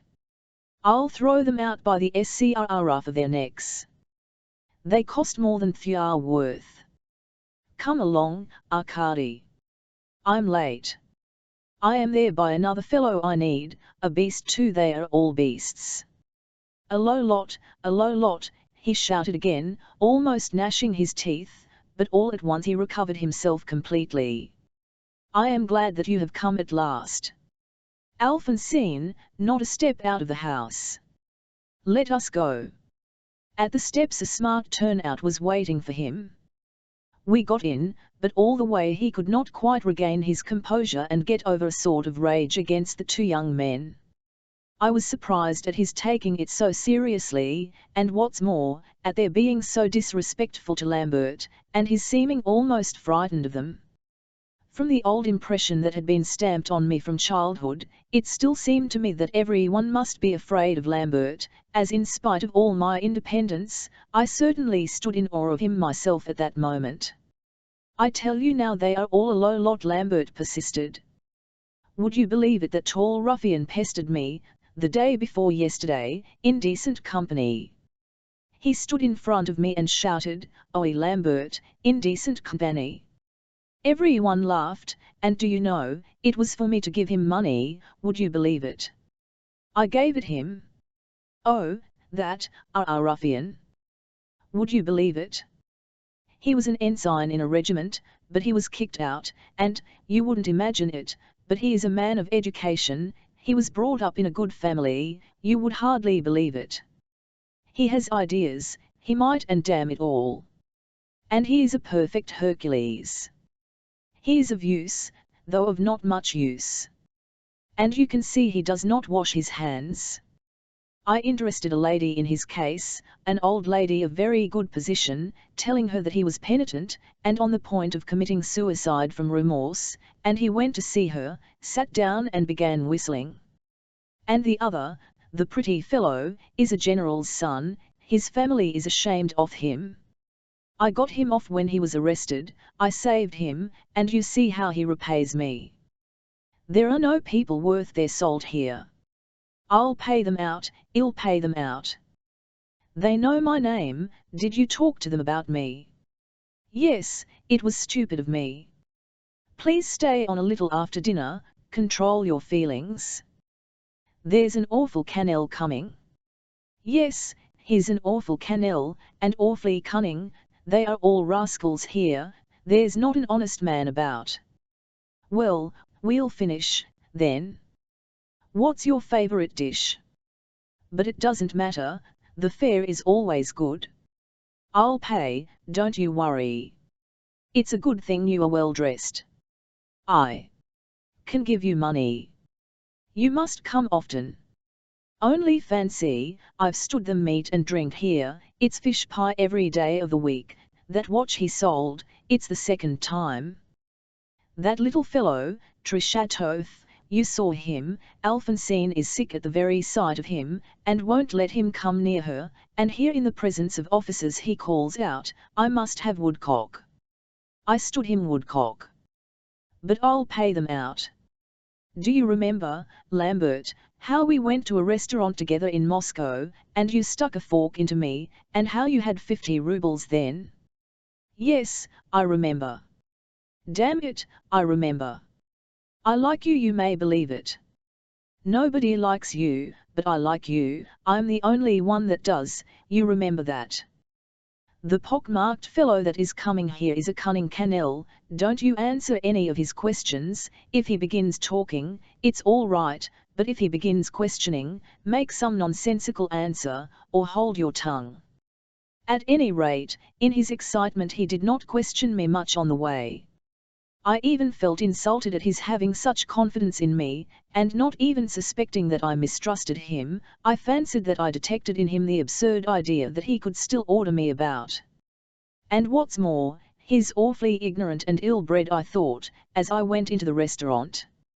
I had been into that restaurant, in the Moskaya, before, during my disgraceful period of degradation and depravity, and so the impression of those rooms, of those lackeys looking at me, and recognizing me as a familiar visitor, and finally the impression made on me by the mysterious company of Lambert's friends, amongst whom I found myself so suddenly, and to whom I seemed already to belong, and above all an obscure feeling that of my own free will I was going into something abominable, and that I should certainly end up by doing something horrid, all this seemed to go through me in a flash. There was a moment when I very nearly went away, but the moment passed and I remained. The pock-marked man of whom for some reason Lambert was so much afraid, was already waiting for us.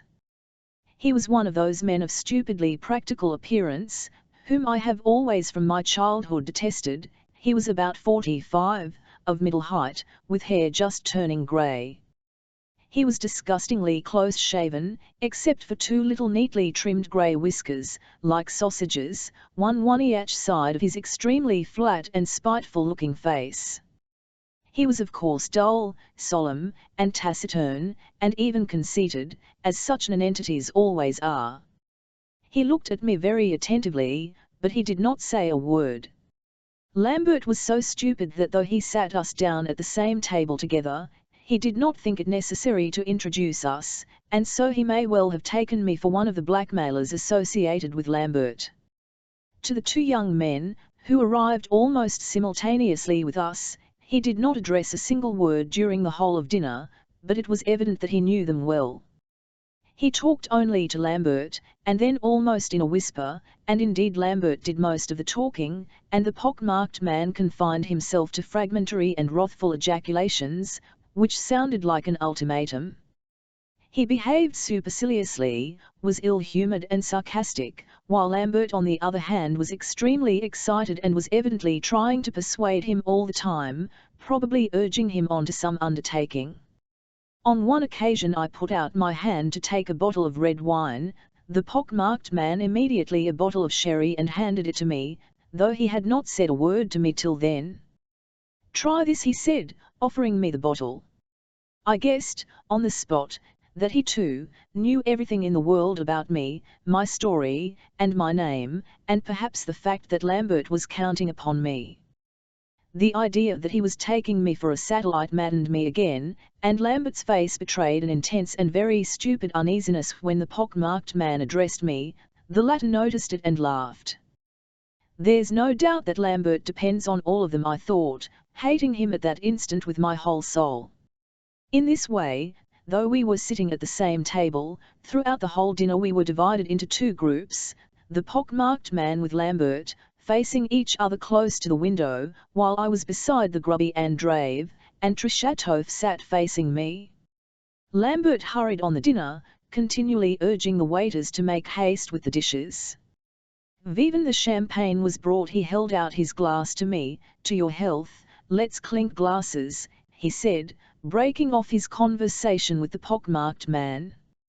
"And will you let me clink with you too?" said the pretty youth, holding out his glass across the table. Till the champagne arrived he had been very silent, and seemed pensive. The Dadari said nothing at all, but sat silent and ate a great deal. "With pleasure," I answered Trichatov. We clinked glasses and drank. "But I'm not going to drink your health," observed the Dadari turning to me, "not because I desire your death, but so that you may not drink any more here today." He spoke gloomily and ponderously. "3 glasses is enough for you. I see you are looking at my unwashed fist," he went on, putting his fist on the table. "I don't wash it, but as it is I put it at Lambert's service for smashing other people's heads when he's in a tight place." And saying this he brought down his fist on the table with such force that he set all the plates and glasses rattling. Besides us there were people dining at 4 other tables, all of them officers or gentlemen of dignified appearance. It was a fashionable restaurant. All broke off their conversation for a moment and looked round to our corner, and indeed I fancied we had attracted curiosity for some time past. Lambert flushed crimson. "Ah, he's at it again. I thought I had asked you to behave yourself, Nikolai Semyonovich," he said to Andreev in a furious whisper. The latter gave him a prolonged stare. "I don't want my new friend Dolgorukhy to drink a great deal here today." Lambert flushed more hotly than ever. The pock-marked man listened in silence but with evident pleasure. Andreev's behavior seemed to please him, for some reason. I was the only one who did not understand why I was not to drink much wine. "He says that because he's only just had some money." "You shall have another 7 rubles directly after dinner, only do let us have dinner, don't disgrace us," Lambert hissed at him. "Aha!" the Dadari growled triumphantly. At this the pock-marked man was absolutely delighted, and he sniggered spitefully. "Listen, you really," began Trichatov to his friend with uneasiness and almost distress in his voice, evidently anxious to restrain him. Andreev subsided, but not for long. That was not his intention. Just across the table, 5 paces from us, 2 gentlemen were dining, engaged in lively conversation. Both were middle-aged gentlemen, who looked extremely conscious of their own dignity. One was tall and very stout, the other was also very stout but short. They were discussing in Polish the events of the day in Paris. For some time past the Dadari had been watching them inquisitively and listening to their talk. The short Pole evidently struck him as a comic figure, and he promptly an aversion for him after the manner of envious and splenetic people, who often take such sudden dislikes for no reason whatever. Suddenly the short Pole pronounced the name of the deputy, Major de Montgeo, but, as so many Poles do, he pronounced it with an accent on the syllable before the last, instead of on the last syllable. This was enough for the Dadari. He turned to the Poles, and drawing up himself with dignity, he suddenly articulated loudly and distinctly as though addressing a question to them, "Major de Montgeo." The Poles turned to him savagely. That do you want?" the tall stout Pole shouted threateningly to him in Russian. The Dadari paused.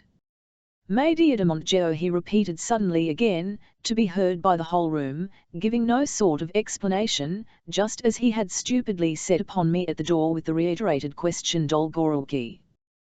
The Poles jumped up from their seats. Lambert leapt up from the table and rushed to Andreev, but leaving him, darted up to the Poles and began making cringing apologies to them. "They are buffoons, Panny, they are buffoons," the little Pole repeated contemptuously, as red as a carrot with indignation. "Soon it will be impossible to come." There was a stir all over the room too, and a murmur of disapproval, though laughter was predominant. "Come out. Please come along," Lambert muttered, completely disconcerted, doing his utmost to get Andreev out of the room. The latter, looking searchingly at Lambert, and judging that he would now give the money, agreed to follow him. Probably he had already extorted money from Lambert by the same kind of disgraceful behavior. Trichatov seemed about to run after them too, but he looked at me and checked himself. "Ach, how horrid," he said, hiding his eyes with his slender fingers. "Very horrid," whispered the pock-marked man, looking really angry at last. Meanwhile Lambert came back looking quite pale, and gesticulating eagerly, began whispering something to the pock-marked man. The latter listened disdainfully, and meanwhile ordered the waiter to make haste with the coffee. He was evidently in a hurry to get off. And yet the whole affair had only been a schoolboyish prank. Trichatov got up with his cup of coffee, and came and sat down beside me. "I am very fond of him," he said to me with a face as open as though he had been talking to me like this all his life. "You can't imagine how unhappy Andreev is.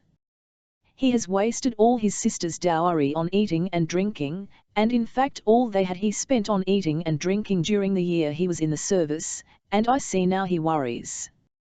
And as for his not washing, it's just through despair. And he has awfully strange ideas. He'll tell you all of a sudden that he's both a scoundrel and an honest man, that it's all the same and no difference, and that there's no need to do anything, either good or bad, they are just the same, one may do good or bad, but that the best of all is to be still, not taking off one's clothes for a month at a time, to eat, and drink, and sleep, and nothing else. But believe me, he only says that. And do you know, I really believe he played the fool like this just now to break off with Lambert once for all. He spoke of it yesterday. Would you believe it, sometimes at night or when he has been sitting long alone, he begins to cry, and, do you know, when he cries, it's different from anyone else, he howls in an awful way, and you know it's even more pitiful. And he's such a big strong fellow, and then all of a sudden, to see him howling. It is sad, poor fellow, isn't it? I want to save him, though I am a wretched hopeless scamp myself, you wouldn't believe. Will you let me in, Dolgoruki, if I ever come and see you? Oh, do come, I really like you. Vivat for? Well, thank you. Listen, will you drink another glass? But after all you'd better not. He was right when he said you had better not drink any more. He suddenly gave me a significant wink, but I'll drink it all the same. I have nothing now, but would you believe it, I can't hold myself back in anything. If you were to tell me I must not dine at a restaurant again, I should be ready to do anything, simply to dine there. Oh, we genuinely want to be honest, I assure you, but we keep putting it off. I am awfully afraid that he will hang himself.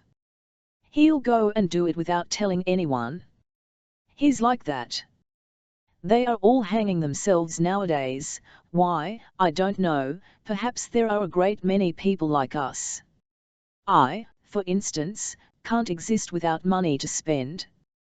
Luxuries matter a great deal more to me than necessities. I say, are you fond of music? I'm awfully fond of it. I'll play you something when I come and see you. I play very well on the piano and I studied music a very long time. I've studied seriously. If I were to compose an opera, do you know I should take the subject from Faust? I am very fond of that subject. I am always making up a scene in the cathedral, just imagining it in my head, I mean. The Gothic cathedral, the interior, the choirs, the hymns, Gretchen enters, and medieval singing, so that you can hear the 15th century in it. Gretchen overwhelmed with grief, to begin with a recitative, subdued but terrible, full of anguish, the choirs thunder on, gloomily, sternly, callously, and all of a sudden, the voice of the devil, the song of the devil. He is unseen, there is only his song, side by side with the hymns, mingling with the hymns, almost melting into them, but at the same time quite different from them, that must be managed somehow.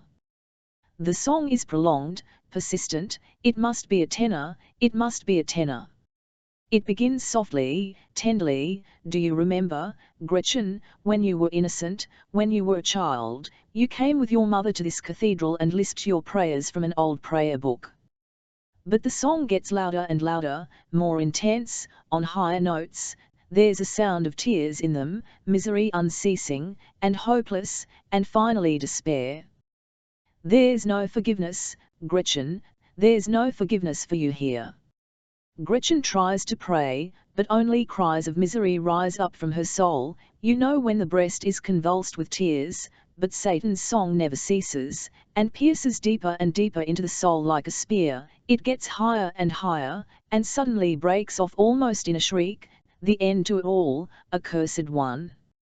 Gretchen falls on her knees, clasps her hands before her, and then comes her prayer, something very short, semi-recitative, but naive, entirely without ornament, something medieval in the extreme, 4 lines, only 4 lines altogether. Stendhal has some such notes, and at the last note she swoons.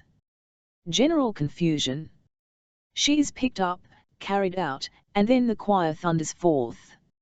It is, as it were, a storm of voices, a hymn of inspiration, of victory, overwhelming, something in the style of our, so that everything is shaken to its foundations, and it all passes into the triumphant cry of exultation Hosanna. As though it were the cry of the whole universe, and it rises and rises, and then the curtain falls. Yes, if only I could, I should have done something, only I can never do anything now, I do nothing but dream.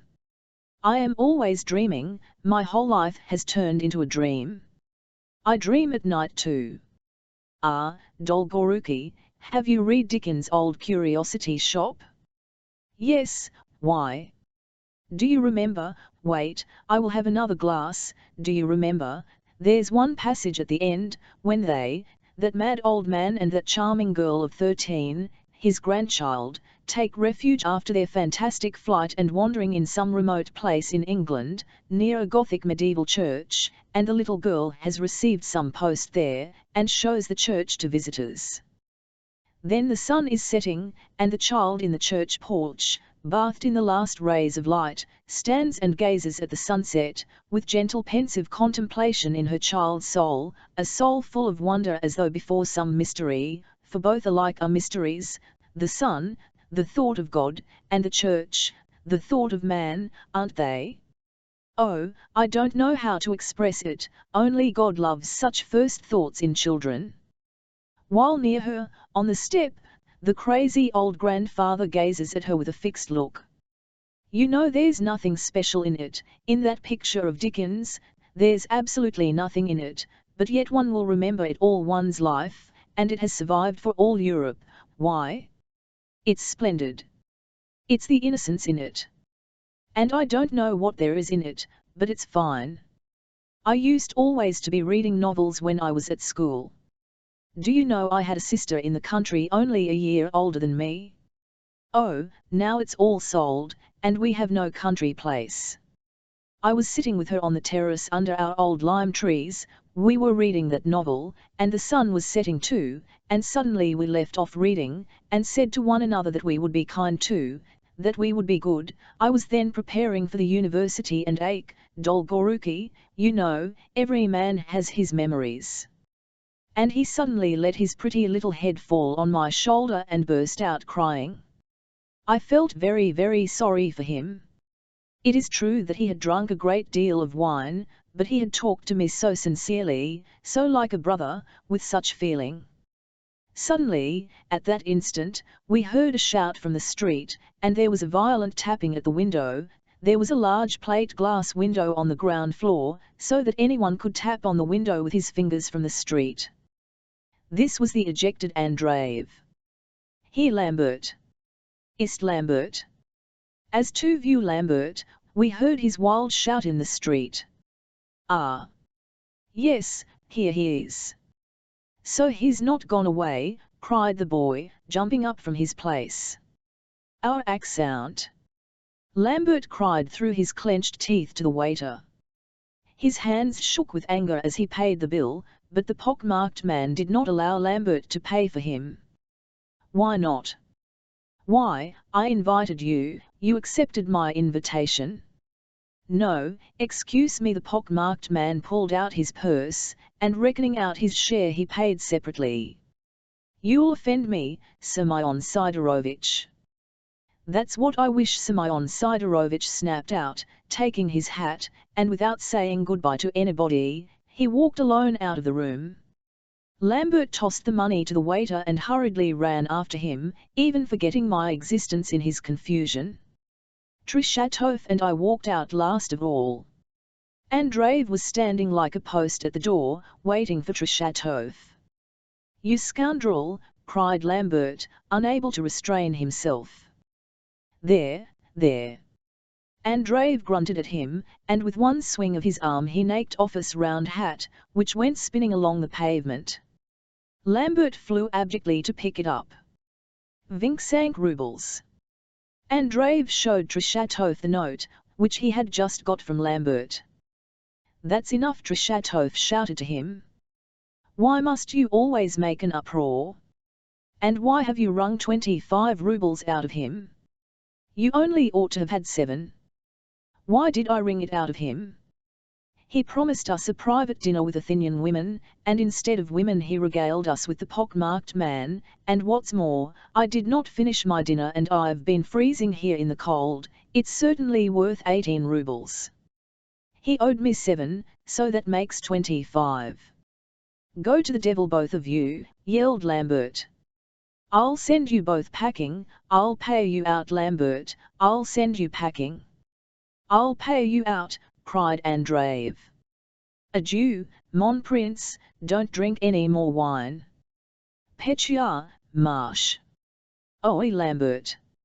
Oh, you ist Lambert." As to view Lambert, he roared for the last time as he strode away. "So I shall come and see you, may I?" Trishatov murmured hurriedly, and hastened after his friend. I was left alone with Lambert. "Well, come along," he brought out, seeming stupefied and breathing with difficulty. "Where shall I come along? I'm not Ming anywhere with you." I made haste to reply defiantly. "You're not coming," he said, startled and apprehensive. "Why, I have only been waiting for us to be alone." "But where to go?" I must confess I, too, had a slight ringing in my head, from the 3 glasses of champagne and the 2 wine glasses of sherry I had drunk. This way, this way.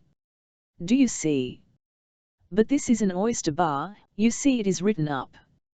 It smells so horrid. That's only because you have just had dinner. We won't have oysters, but I'll give you some champagne." "I don't want any." "You want to make me drunk." "That's what they told you, they've been laughing at you. You believe blackguards like that?" "No, Trishatov's not a blackguard. But I know how to take care of myself, that's all." "So you've all of your own, have you?" "Yes, I have a character, more than you have, for you're servile to everybody you meet. You disgraced us, you begged pardon of the Poles like a lackey. I suppose you've often been beaten in restaurants. But we must have a talk, you fool," he cried with the same contemptuous impatience, which almost implied, "What are you driving at? Why, you are afraid, aren't you? Are you my friend or not? I am not your friend and you are a swindler. VVE11 go along simply to show you I'm not afraid of you. Oh, what a horrid smell, it smells of cheese. How disgusting. Chapter 6.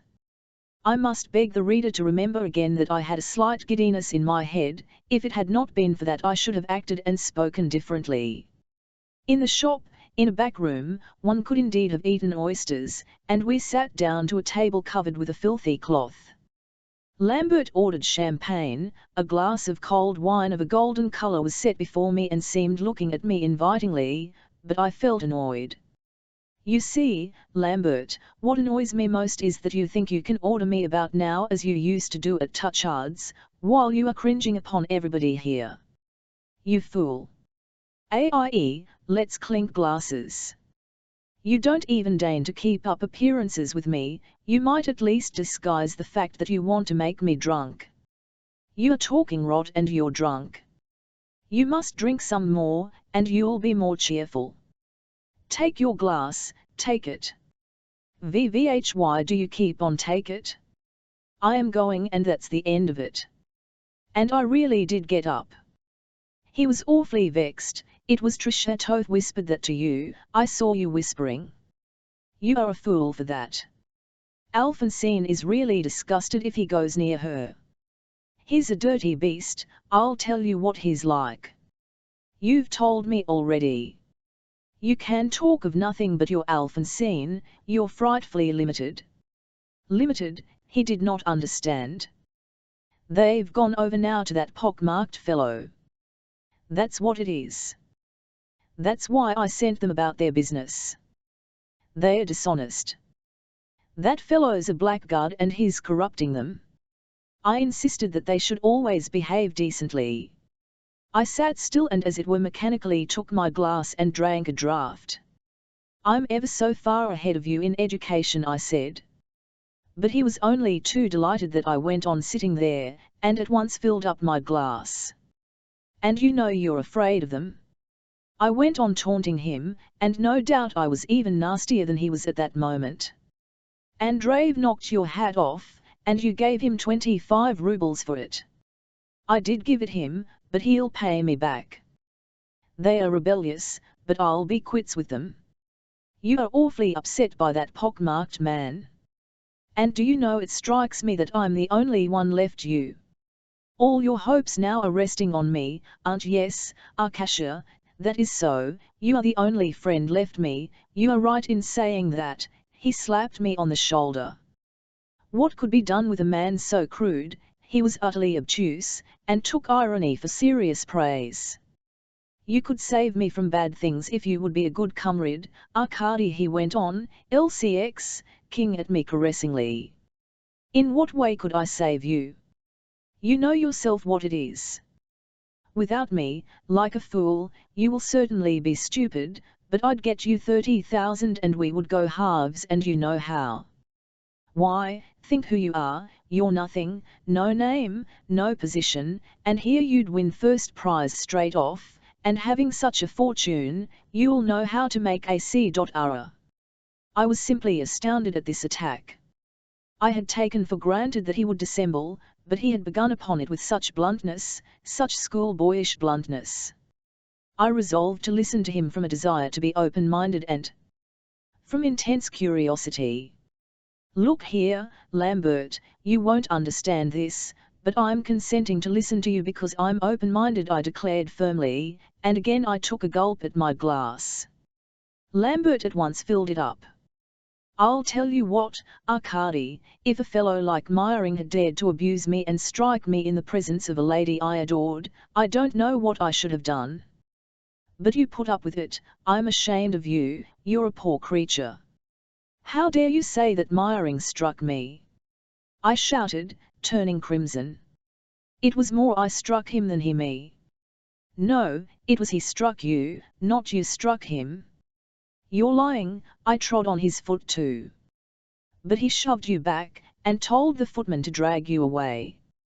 And she sat and looked on from her carriage and laughed at you, she knows that you have no father and that you can be insulted. I don't understand this schoolboyish conversation, Lambert, and I'm ashamed of it. You are saying this to irritate me, and as crudely and as openly as though I were a boy of 16. You've been plotting with Anna Andreevna. I cried, trembling with anger, and still mechanically sipping my wine. Anna Andreevna's a sly jade. She's humbugging you and me and all the world. I have been waiting for you, because you can best finish off with that woman. With what woman? With Madame Armakoff. I know all about it. You told me yourself that she is afraid of that letter you've got. Vivat letter, you're talking nonsense. Have you seen her? I muttered in confusion. Yes, I saw her. She's beautiful. 'Tis Belle, and you've taste. I know you've seen her, but you did not dare speak to her, and I wish you did not dare to speak of her either. You're a boy, and she laughs at you, so there. We had a virtuous lady like that in Moscow. Orf, didn't she turn up her nose? But she began to tremble when we threatened that we would tell all we knew, and she knuckled under directly, and we got all we wanted both ways, money, and, you understand.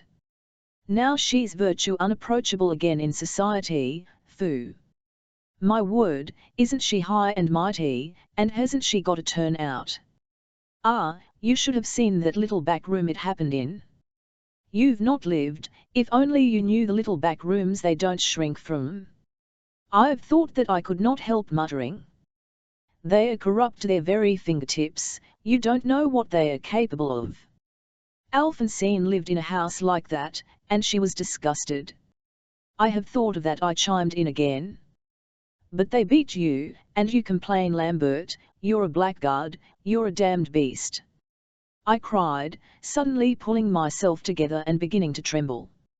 I have dreamed all this, you were in it, and Anna Andreevna, oh, you damned brute. Did you really think I was such a scoundrel?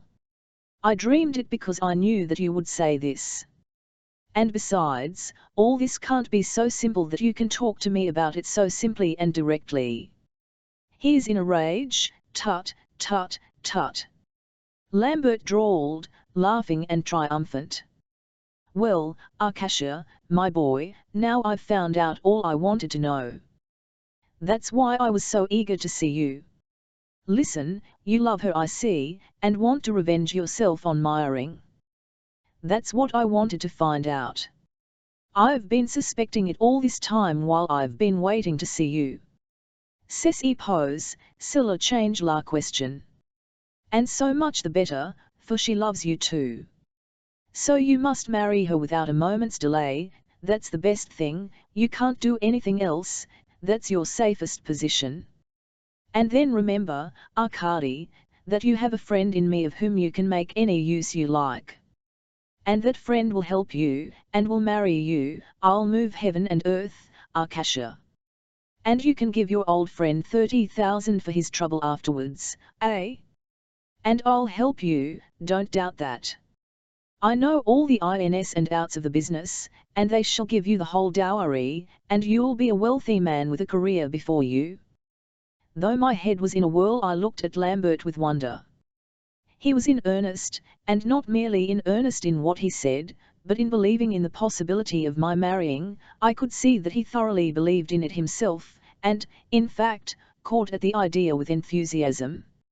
I saw, of course, too, that he was entrapping me like a schoolboy. Elle certainly must have seen it even then, but the thought of marrying her so thrilled me that though I wondered how Lambert could believe in such a fantastic notion, yet, at the same time I tried violently to believe in it myself, though I did not for an instant lose consciousness of the fact that it could not possibly come to pass.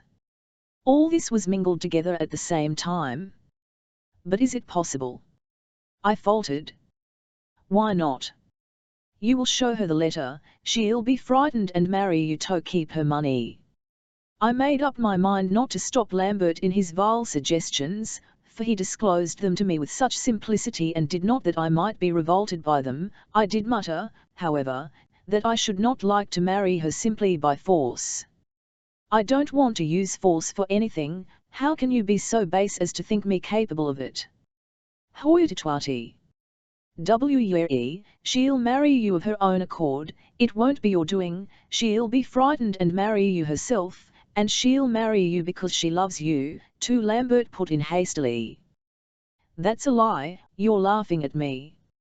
How do you know she loves me? Of course she does. I know it. And Anna Andreevna assumes it. It's the truth in earnest. I'm telling you that Anna Andreevna assumes it. And I'll even tell you something else when you come to me, and you'll even see that she does love you. Alphonsine has been at Zarsko, she found out there. Vivat could she find out there. You come back with me, she'll tell you herself, and it will please you. Why, aren't you as good as anybody, you are handsome, you are well educated. Yes, I am well educated, I answered, hardly able to breathe, my heart was thumping and, of course, not only from the wine. You are handsome, you are well dressed. Yes, I'm well dressed. And you are good-natured. Yes, I'm good-natured. Why shouldn't she consent? Borrowing won't take her without money anyway, and you can deprive her of her money, so she'll be in a fright, you'll marry her and punish Meyering. Why, you told me yourself that night after you were frozen that she was in love with you. Can I have told you that? I'm sure I did not tell you that. Yes, you did. I was delirious when I said that. I suppose I told you of the letter too. Yes, you told me you had such a letter. I thought at the time, how can he let slip his luck if he has such a letter? It's all a mad idea, and I'm not so stupid as to believe it, I muttered. To begin with, there's a difference in our ages, and besides I've no surname. But she'll marry you though, she doesn't he help marrying you when it's a question of so much money, I'll arrange that. And, what's more, she loves you. You know that old Prince is very well disposed to you, through his protection, you know, you can form connections, and what does it matter if you have no name, nowadays nothing of that's necessary, once you pocket the money you get on, and in 10 years' time you will be such a millionaire that all Russia will resound with your fame, so you won't need a name then. VVHY, you can buy a title in Austria. And when you get married, keep her well in hand. They want a firm hand. If a woman's in love, she likes to feel a man's got a tight grip on her. Women like will in a man. When you frighten her with the letter, from that hour you will show her you have strength of will. Ah, she'll say he's so young, and yet he has will. I sat, as it were, spellbound. I should never with anyone else have sunk to such an idiotic conversation. But in this case a sort of voluptuous craving drew me on to continue it. Besides, Lambert was so stupid and so low that no one could feel ashamed of anything before him. No, do you know, Lambert, I said suddenly, you may say what you like, but a great deal of this is absurd. I have been talking to you because we were schoolfellows, and we need not be ashamed of saying anything to one another, but I would not have demeaned myself to it with anyone else for any consideration. And, first of all, tell me why you keep repeating so positively that she's in love with me? That was quite good what you said just now about having capital, but you see, Lambert, you don't know anything of good society, all this is still with them on the most patriarchal, family system, so to say, and, therefore, as so far she does not know my abilities and what a position I may achieve in the world, she'll be ashamed of me. But I won't conceal from you, Lambert, that there really is one point that might give one hope. You see, she might marry me from gratitude, because I might save her from a man she hates. And she is afraid of that man. Ah, you mean your father? Why, is he so much in love with her? Lambert said, pricking up his ears with peculiar curiosity. Oh no! I cried, and how horrid you are, and at the same time how stupid, Lambert. Why, if he were in love with her, how could I want to marry her? After all, we are father and son, that would be shameful. He loves my mother, and I saw how he held her in his arms. I did think at one time he loved Katerina Nikolaevna, but now I know for certain that though he may once have loved her, he has hated her for a long time now. and wants to revenge himself on her, and she is afraid of him, for I tell you, Lambert, he is very terrible when he begins to revenge himself. He becomes almost insane. When he's in a rage with her, he doesn't stick at anything. This is a feud in the old style on account of the loftiest principles.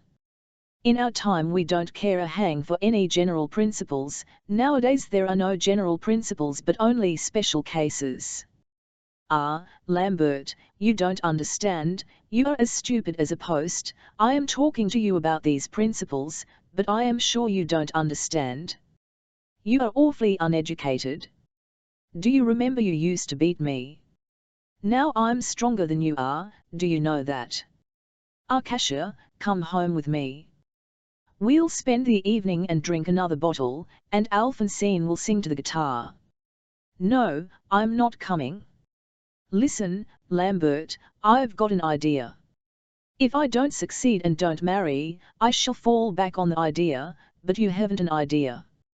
All right, you shall tell me about it, come along. I am not coming, I said, getting up.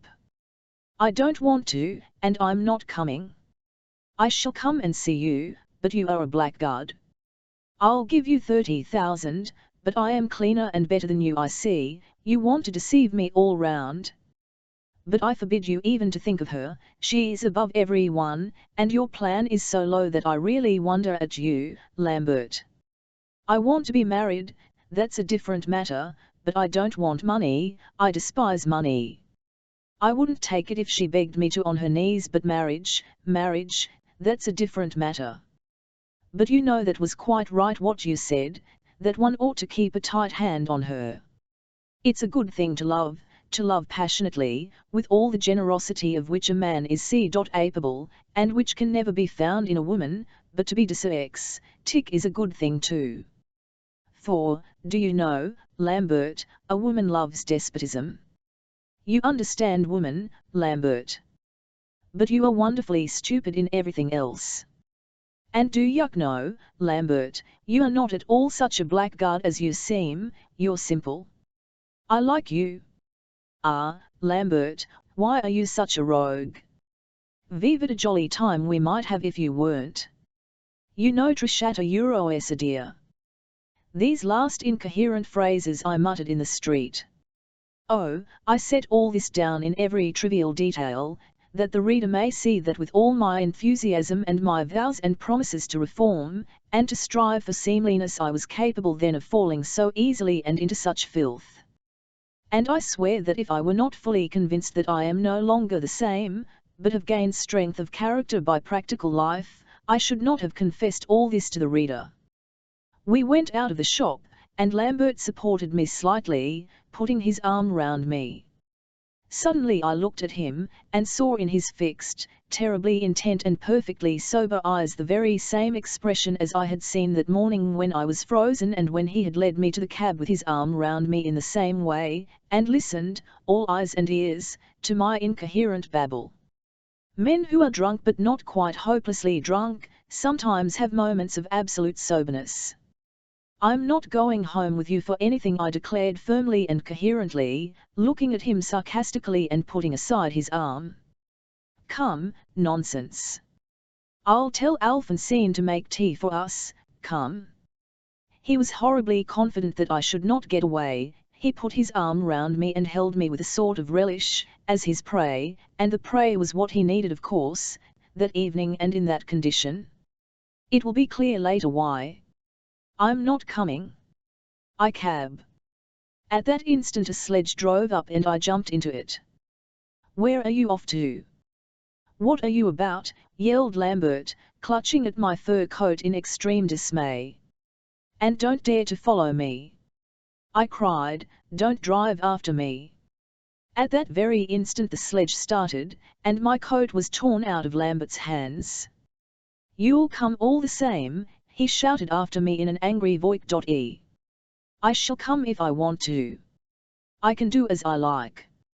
I retorted, turning round in the sledge. He did not follow me, of course, because there did not happen to be another sledge at hand, and I succeeded in getting out of his sight. I drove on as far as the Haymarket, and there I dismissed the sledge. I had a great desire to walk. I was not conscious of being tired or of being much intoxicated. I felt full of vigor. I was aware of a fresh flow of energy, of an exceptional readiness for any sort of enterprise, and of innumerable pleasant ideas in my brain. My heart was thudding violently and loudly. I could hear every beat. And everything seemed so charming, so easy. Even I passed the sentry at the Haymarket. I felt inclined to go up and kiss him. There was a thaw, the market-place was dingy and evil-smelling, but I was delighted even with the market-place. I am in the Obuhovsky Prospect, I thought, and afterwards I shall turn to the left and come out in the Simeonovsky Poke. I shall take a short cut. That's delightful, it's all delightful. My coat is unbuttoned, how is it no one snatches it off? Where are the thieves? They say there are thieves in the Haymarket. Let them come, I might give them my fur coat. What do I want with a fur coat? A fur coat is property. La propriété c'est le volume.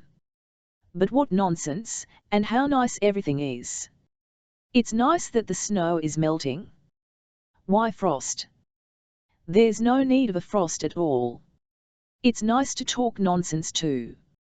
What was it I said to Lambert about principles?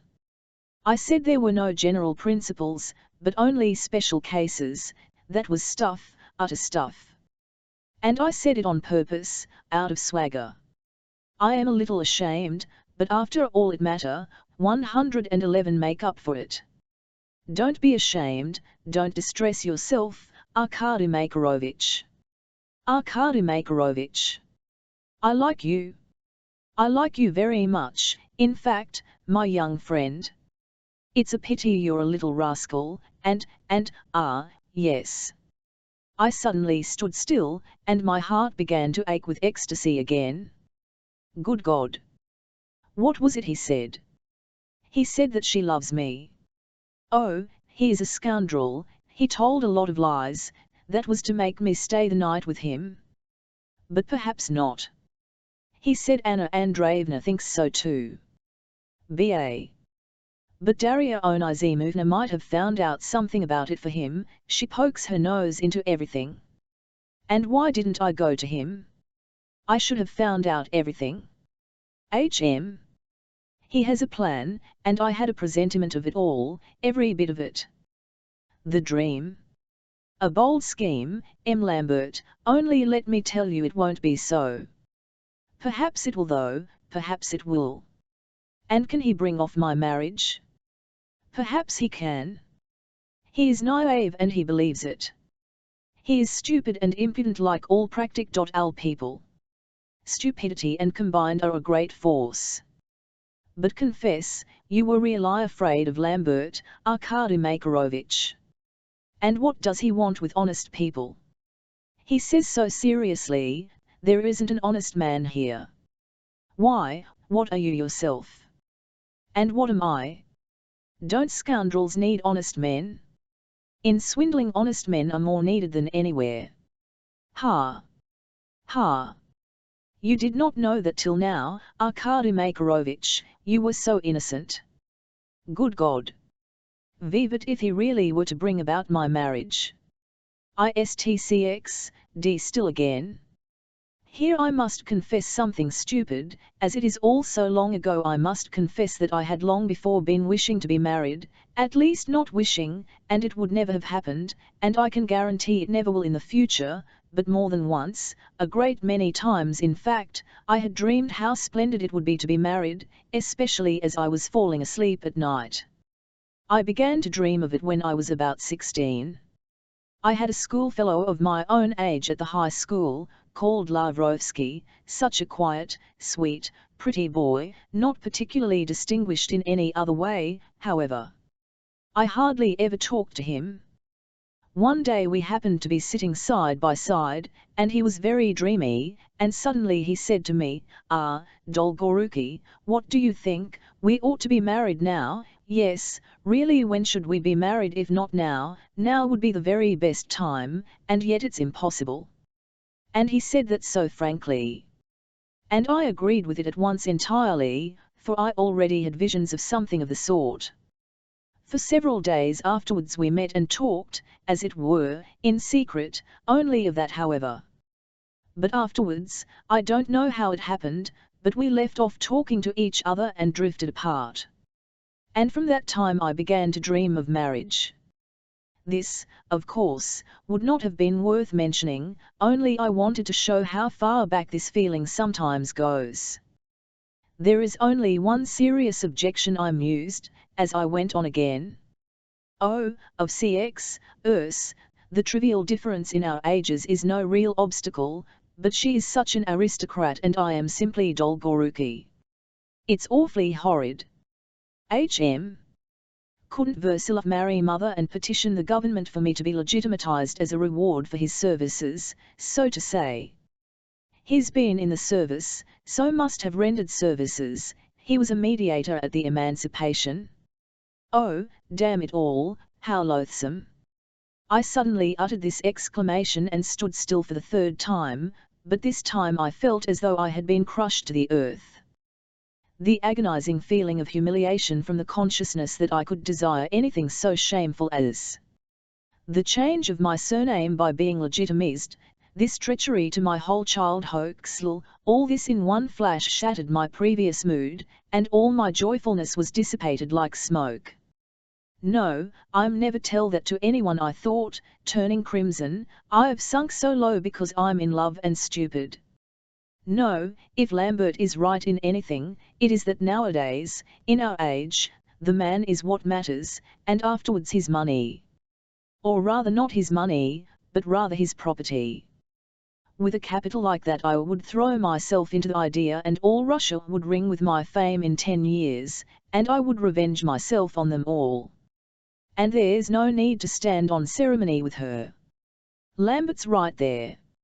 She'll be frightened and simply marry me. She'll consent in the simplest and most abject way, and marry me. You don't know in what little back room that happened. I remembered Lambert's words. That's true, I went on musing, Lambert's right in everything, 1,000 times more right than Versilov and I and all the idealists. He's a realist. She shall see that I have strength of will, and she will say, he has will. Lambert's a scoundrel, and all he wants is to get 30,000 out of me, and yet he is the only friend I have. There is no other sort of friendship and there can be no other, that's all been invented by unpractical people. And I shan't be even degrading her, shall I be degrading her? Not in the least, all women are like that. Are there any women who are not abject? That's why she must have a man over her, that's why she's created a subordinate creature. Woman is vice and temptation, and man is honor and generosity. So it will be to the end of time. And what if I do mean to use that document? That does not matter. That does not prevent honor or generosity.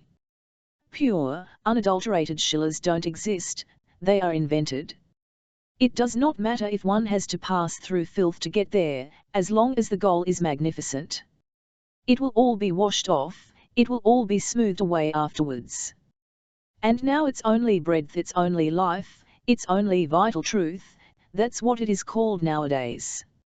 Oh, I repeat again, I must be forgiven for recording all my drunken ravings at the time. Of course this is only the essence of what I thought then, but I fancy I used those very words. I was bound to record them. Beck.ors I have sat down to write in order to condemn myself.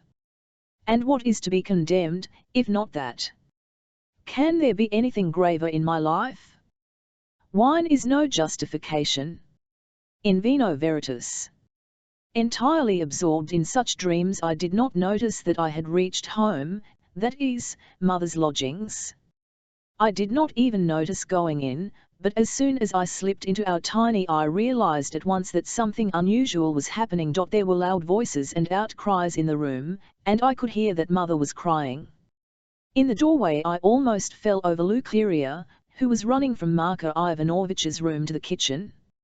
I flung down my fur coat and went into Marko Ivanovitch, for they were all gathered together in his room. There I found Mother and Versilov. Mother was supported in his arms, and he was pressing her to his heart. Marko Ivanovich was sitting as usual on his little bench, but he seemed overcome with weakness, and Lisa had her arms round his shoulders and with an effort was holding him up, and it was evident that he was on the point of falling. I took a rapid step towards him and realized with a shudder that the old man was dead. He had only just died, 1 minute before I arrived. Only 10 minutes before he had felt just as usual. No one was with him then but Lisa. She had been sitting with him, telling her grief, and he had been stroking her head just as he had done the day before. Suddenly he began to tremble, Lisa told us, tried to stand up, tried to cry out, and began falling on his left side, and was silent. "Rupture of the heart," said Versilov. Lisa uttered a scream that could be heard all over the house, and they had all run in at once, and all that only the minute before I came in.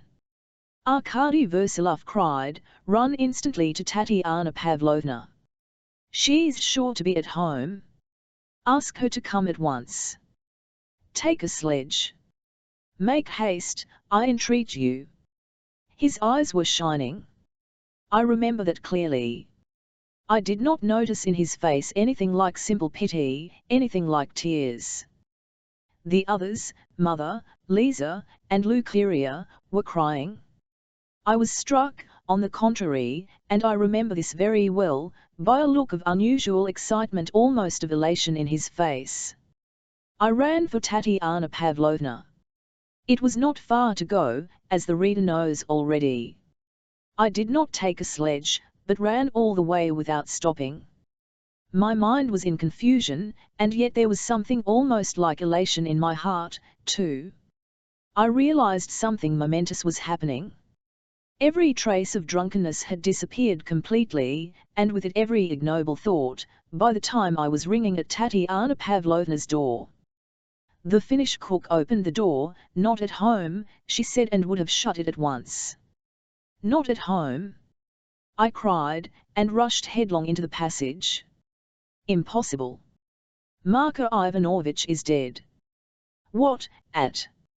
I heard Tatiana Pavlovna cry out in her drawing room, through the closed door. He is dead. Marko Ivanovich is dead. Andrei Petrovich begs you to go this minute. What nonsense you're talking. The bolt clicked, but the door only opened an inch. What has happened? Tell. I don't know. He was dead when I arrived. Andrei Petrovich says it's rupture of the heart. I'll come at once, this minute. Run and tell them I'm coming. Run along. Run along. Run along. What are you stopping for? But through the half-opened door I had distinctly seen someone come suddenly out from behind the curtain that screened Tatiana Pavlovna's bed, and that someone was standing at the back of the room behind Tatiana Pavlovna. Mechanically and instinctively I clutched at the look and would not let the door be shut. "Arkady Makarovich, is it really true that he's dead?" I heard a soft, smooth, ringing voice, a well-known voice that thrilled everything in my heart at once. In the question was a note of some emotion that deeply stirred her heart. "Oh, if that's how it is," cried Tatiana Pavlovna, abandoning the door, "if that's how it is, you may settle it to please yourself. It's your own doing." She ran full speed out of the flat, flinging on her kerchief and her fur coat as she went downstairs. We were left alone. I threw off my fur coat, took a step forward, and shut the door. She stood before me as she had done that time before, with a bright face, and just as she had done then, she held out both hands to me. As though I had been struck down, I literally fell at her feet. I was beginning to cry. I don't know why. I don't remember how she made me sit down beside her. I only remember, as one of my most precious memories, that we sat side by side, hand in hand, and talked eagerly. She was questioning me about the old man and his death, and I was telling her about him, so that it might have been sup 1x, said that I had been crying over Marko Ivanovich, though that would have been the acme of absurdity, and I know that she could not possibly have suspected me of such childish banality. All at once I pulled myself together and felt ashamed. I imagine now that I cried simply from joy, and I believe she knew that perfectly well, so that my heart is quite at rest when I remember it. It suddenly struck me as very strange that she should go on questioning me about Marko Ivanovich. Did you know him? I asked in surprise. Yes. I have never seen him, but he has played a part in my life, too. I was told a great deal about him at one time, by that man whom I fear. You know what man I mean? All I know is that that man has been in the past much nearer to your heart than you told me before I said. I don't know what I meant to express by this, but I spoke as it were reproachfully and with a frown. You say he was kissing your mother just now? Holding her in his arms? You saw that yourself. She did not hear what I said, but went on cross-examining me. Yes, I saw it, and, believe me, I hastened to assure her, seeing her joy, it was with true and generous feeling. God grant it, she said, crossing herself. Now he is set free. That admirable old man simply held his life in bondage. His death will mean for him a renewal of duty and dignity, as they were renewed once before. Oh, he is before all things generous. He will give peace of heart to your mother, whom he loves more than anything on earth, and will at last be at peace himself, and thank God, it's high time. He is dear to you? Yes, very dear, though not in the way he would have liked to be. And you mean by your question? And is it for yourself or for him that you are afraid now? I asked suddenly. Oh, these are deep questions, let us leave them. Let us leave them, of course, but I knew nothing of this, nor of too much else perhaps, but may you be right, now everything will begin anew, and if anyone is to be renewed, it's I first of all. I have been base in my thoughts in regard to you, Katerina Nikolaevna, and not more than an hour ago, perhaps, I was guilty of a low action in regard to you, but do you know I am sitting beside you and feel no pang of conscience. For everything now is over, and everything is beginning anew, and the man who was plotting vileness against you an hour ago I don't know, and don't want to know. Come, calm yourself, she smiled, one would think you were a little delirious. And how can one see and oneself beside you, whether one is good or vile? You are as far beyond one as the sun. Tell me, how could you come out to me after all that's happened? Oh, if only you knew what happened only an hour ago. And what a dream has come true. I expect I know all that. She smiled softly. You have just been wanting to punish me in some way, you swore to ruin me, and would certainly have killed, or at least have beaten, anyone who had dared to say one word against me. Oh, she smiled and jested, but this was only from her excessive kindness, for her heart at that moment, as I realized later, was full of such an immense anxiety of her own, such a violent overmastering emotion, that she can only have talked to me and have answered my foolish irritating questions. She can only have done that as one sometimes answers the persistent prattle of a little child, simply to get rid of it. I understood that dully and felt ashamed, but I could not help persisting.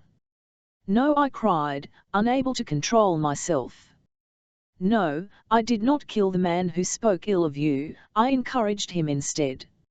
Oh, for goodness sake, please don't, there's no need to tell me anything, she said, suddenly putting out her hand to stop me, with a look of compassion in her face, but I leapt up from my seat and was standing before her, to tell her everything, and if I had told her, nothing of what happened afterwards would have happened, for it would certainly have ended in my confessing everything and returning the document to her.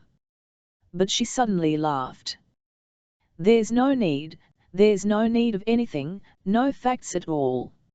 I know all your misdoings, I'm ready to bet that you meant to marry me or something of that sort, and you have only just been plotting about it with someone, with some accomplice, some old school friend.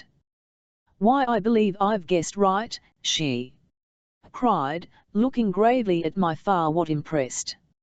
How CXUL do you guess? I faltered like a fool, tremendously well, what next? But that's enough, that's enough. I forgive you, but no more about it. She waved her hand again, with unmistakable impatience. I'm given to dreaming myself, and if you only knew what shifts I have recourse to in my dreams when I let myself go. That's enough, you make me forget what I was going to say.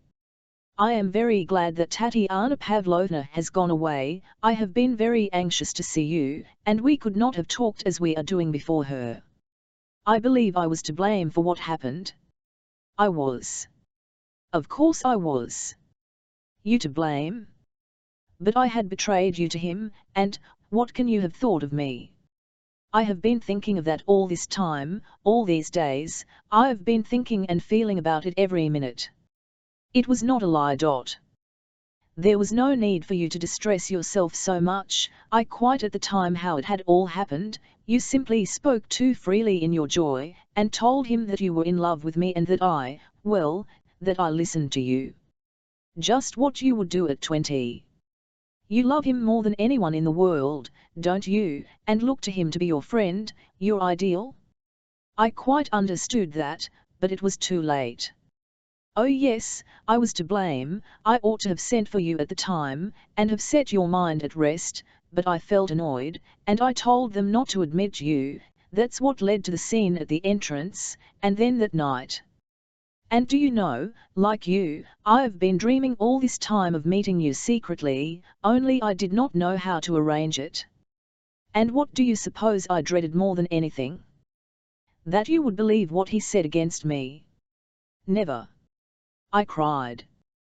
The memory of our meetings in the past is dear to me, the boy in you is very dear to me, and perhaps, too, that very sincerity. You know, I'm a very serious person. I am one of the most serious and gloomy characters among modern women, let me tell you. Ha, ha, ha.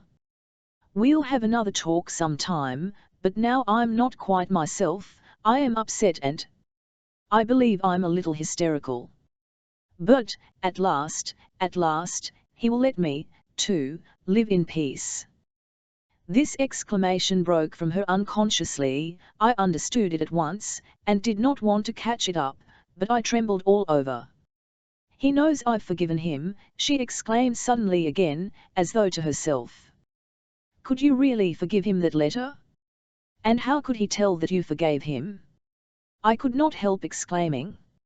How could he tell? Oh, he knows, she went on answering me, yet she looked as though she had forgotten my existence and were talking to herself. He has come to his senses now. And how could he not know that I forgave him, when he knows every secret of my soul by heart? Why, he knows that I am a little after his kind myself. Why, yes, he knows that. Oh, I'm not passionate, I'm calm, but like him I should like all men to be fine. Of course there was something made him love me. How could he say that you had all the vices? He only said that, he has another secret in his heart. And didn't he write an awfully funny letter? Funny? I was listening to her with strained attention. I imagined that she really was hysterical, and was speaking, perhaps, not for my benefit, but I could not resist the question. Oh yes, funny, and how I should have laughed, if I hadn't been frightened. Though I'm not such a coward, don't think it, but I didn't sleep all night after that letter. It seemed Titan in blood and frenzy, and after such a letter what was left to come? I love life, I'm horribly afraid for my life, I'm horribly wardly in that. Listen, she cried, suddenly darting at me, go to him, he's alone now. He can't be there still, most likely he's gone off somewhere alone. Make haste and find him, you must make haste, run to him, show him that you are his son and love him, prove that you are the dear kind boy, my student whom, oh, God give you happiness. I love nobody, and it is better so, but I want everyone to be happy, everyone, and him above all, and let him know that one at once should be very glad. She got up and suddenly disappeared behind the curtain. At that instant tears were shining on her face, hysterical after her laughter. I remained alone, agitated and confused. I was completely at a loss to what to ascribe such emotion in her, an emotion which I never should have suspected. Something seemed to be clutching at my heart. I waited 5 minutes, 10, the profound silence suddenly struck me, and I ventured to peep out of the door, and to call. In answer to my call Maria and informed me in the most stolid tone, that the lady had put on her things long ago and gone out by the back way. Chapter 8. This was enough for me. I snatched up my fur coat and, throwing it on as I went, rushed off with the thought, she bade me go to him, but where shall I find him? But together with everything else I was struck by the question, why does she suppose that something has happened, and that now he will leave her in peace? Of course, because he will marry Mother, but what is she feeling? Is she glad that he will marry Mother, or is she unhappy about it? And was that why she was hysterical? Why is it I can't get to the bottom of it? I note this second thought that flashed upon me, literally in order to remedy it, believe in predestination. I had not gone 100 steps in the direction of Mother's lodging when I came across the man I was looking for. He clutched me by the shoulder and stopped me. "It's you," he cried joyfully, and at the same time with the greatest astonishment. "Only fancy, I've been at your lodgings," he began quickly. "I have been looking for you, I've been asking for you, you are the one person I want in the whole universe. Your landlord told me some extraordinary tale, but you weren't there, and I came away and even forgot to tell him to ask you to run round to me at once, and, would you believe it, I set off, nevertheless, with the positive conviction that fate could not fail to send you to me now when most I need you, and here you are the first person to meet me. Come home with me, you've never been to my rooms." In fact we had been looking for each other, and something of the same sort had happened to each of us. We walked very rapidly. On the way he uttered only a few brief phrases, telling me he had left Mother with Tatiana Pavlovna and so on. He walked holding my arm. His lodging was not far off and we soon arrived. I had, in fact, never been in these rooms of his. It was a small flat of 3 rooms, which he had taken, or rather Tatiana Pavlovna had taken simply for that tiny baby. The flat had always been under Tatiana Pavlovna's supervision, and in it had been installed a nurse with the baby, and no Daria Onizimovna, too, but there had always been a room there for Versilov, the outermost of the 3, a fairly good and spacious room, snugly furnished, like a study for literary pursuits. On the table, on the shelves, and on a what-not there were numbers of books, while at Mother's there were none at all. There were manuscripts and bundles of letters. In fact, it all looked snug and as though it had been long inhabited, and I know that in the past Versilov had sometimes, though not very often, moved into this flat altogether, and had stayed there even for weeks at a time. The first thing that caught my attention was a portrait of Mother that hung over the writing table, a photograph in a magnificent carved frame of rare wood, obviously taken abroad and judging from its size a very expensive one. I had never heard of this portrait and knew nothing of it before, and what struck me most of all was the likeness, which was remarkable in a photograph, the spiritual truth of it, so to say. In fact it looked more like a real portrait by the hand of an artist than a mere mechanical print. When I went in I could not help stopping before it at once. "Isn't it, isn't it?" Versilov repeated behind me, meaning, "Isn't it like?" I glanced at him and was struck by the expression of his face. He was rather pale, but there was a glowing and intense look in his eyes which seemed shining with happiness and strength. I had never seen such an expression on his face. "I did not know that you loved Mother so much," I blurted out, suddenly delighted. He smiled blissfully, though in his smile there was a suggestion of something like a martyr's anguish, or rather something humane and lofty. I don't know how to express it, but highly developed people, I fancy, can never have triumphantly and complacently happy faces. He did not answer, but taking the portrait from the rings with both hands brought it close to him, kissed it, and gently hung it back on the wall. "Observe," he said, photographs very rarely turn out good likenesses, and that one can easily understand, the originals, that is all of us, are very rarely like ourselves. Only on rare occasions does a man's face express his leading quality, his most characteristic thought. The artist studies the face and divines its characteristic meaning, though at the actual moment when he's painting, it may not be in the face at all.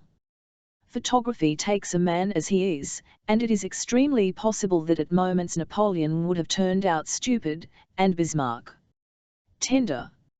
Here, in this portrait, by good luck the sun caught Sonia in her characteristic moment of modest gentle love and rather wild shrinking chastity.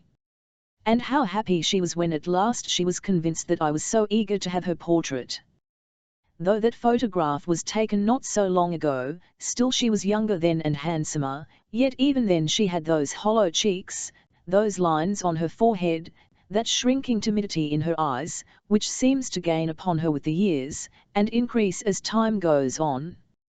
Would you believe it, dear boy? I can picture her now with a different face, and yet you know she was once young and charming. Russian women go off quickly, their beauty is only a passing gleam, and this is not only due to racial peculiarity, but is because they are of unlimited love.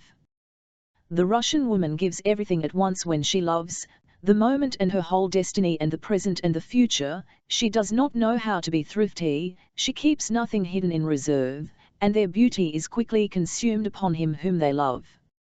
Those hollow cheeks, they were once a beauty that has been consumed on me, on my brief amusement. You are glad that I love your mother, and perhaps you didn't believe that I did love her? Yes, my dear, I did love her very much, but I've done her nothing but harm. Here is another portrait, look at that, too. He took it from the table and handed it me. It, too, was a photograph, a great deal smaller, in a thin oval wooden frame. It was the face of a young girl, thin and consumptive, and at the same time very good-looking, dreamy and yet strangely lacking in thought.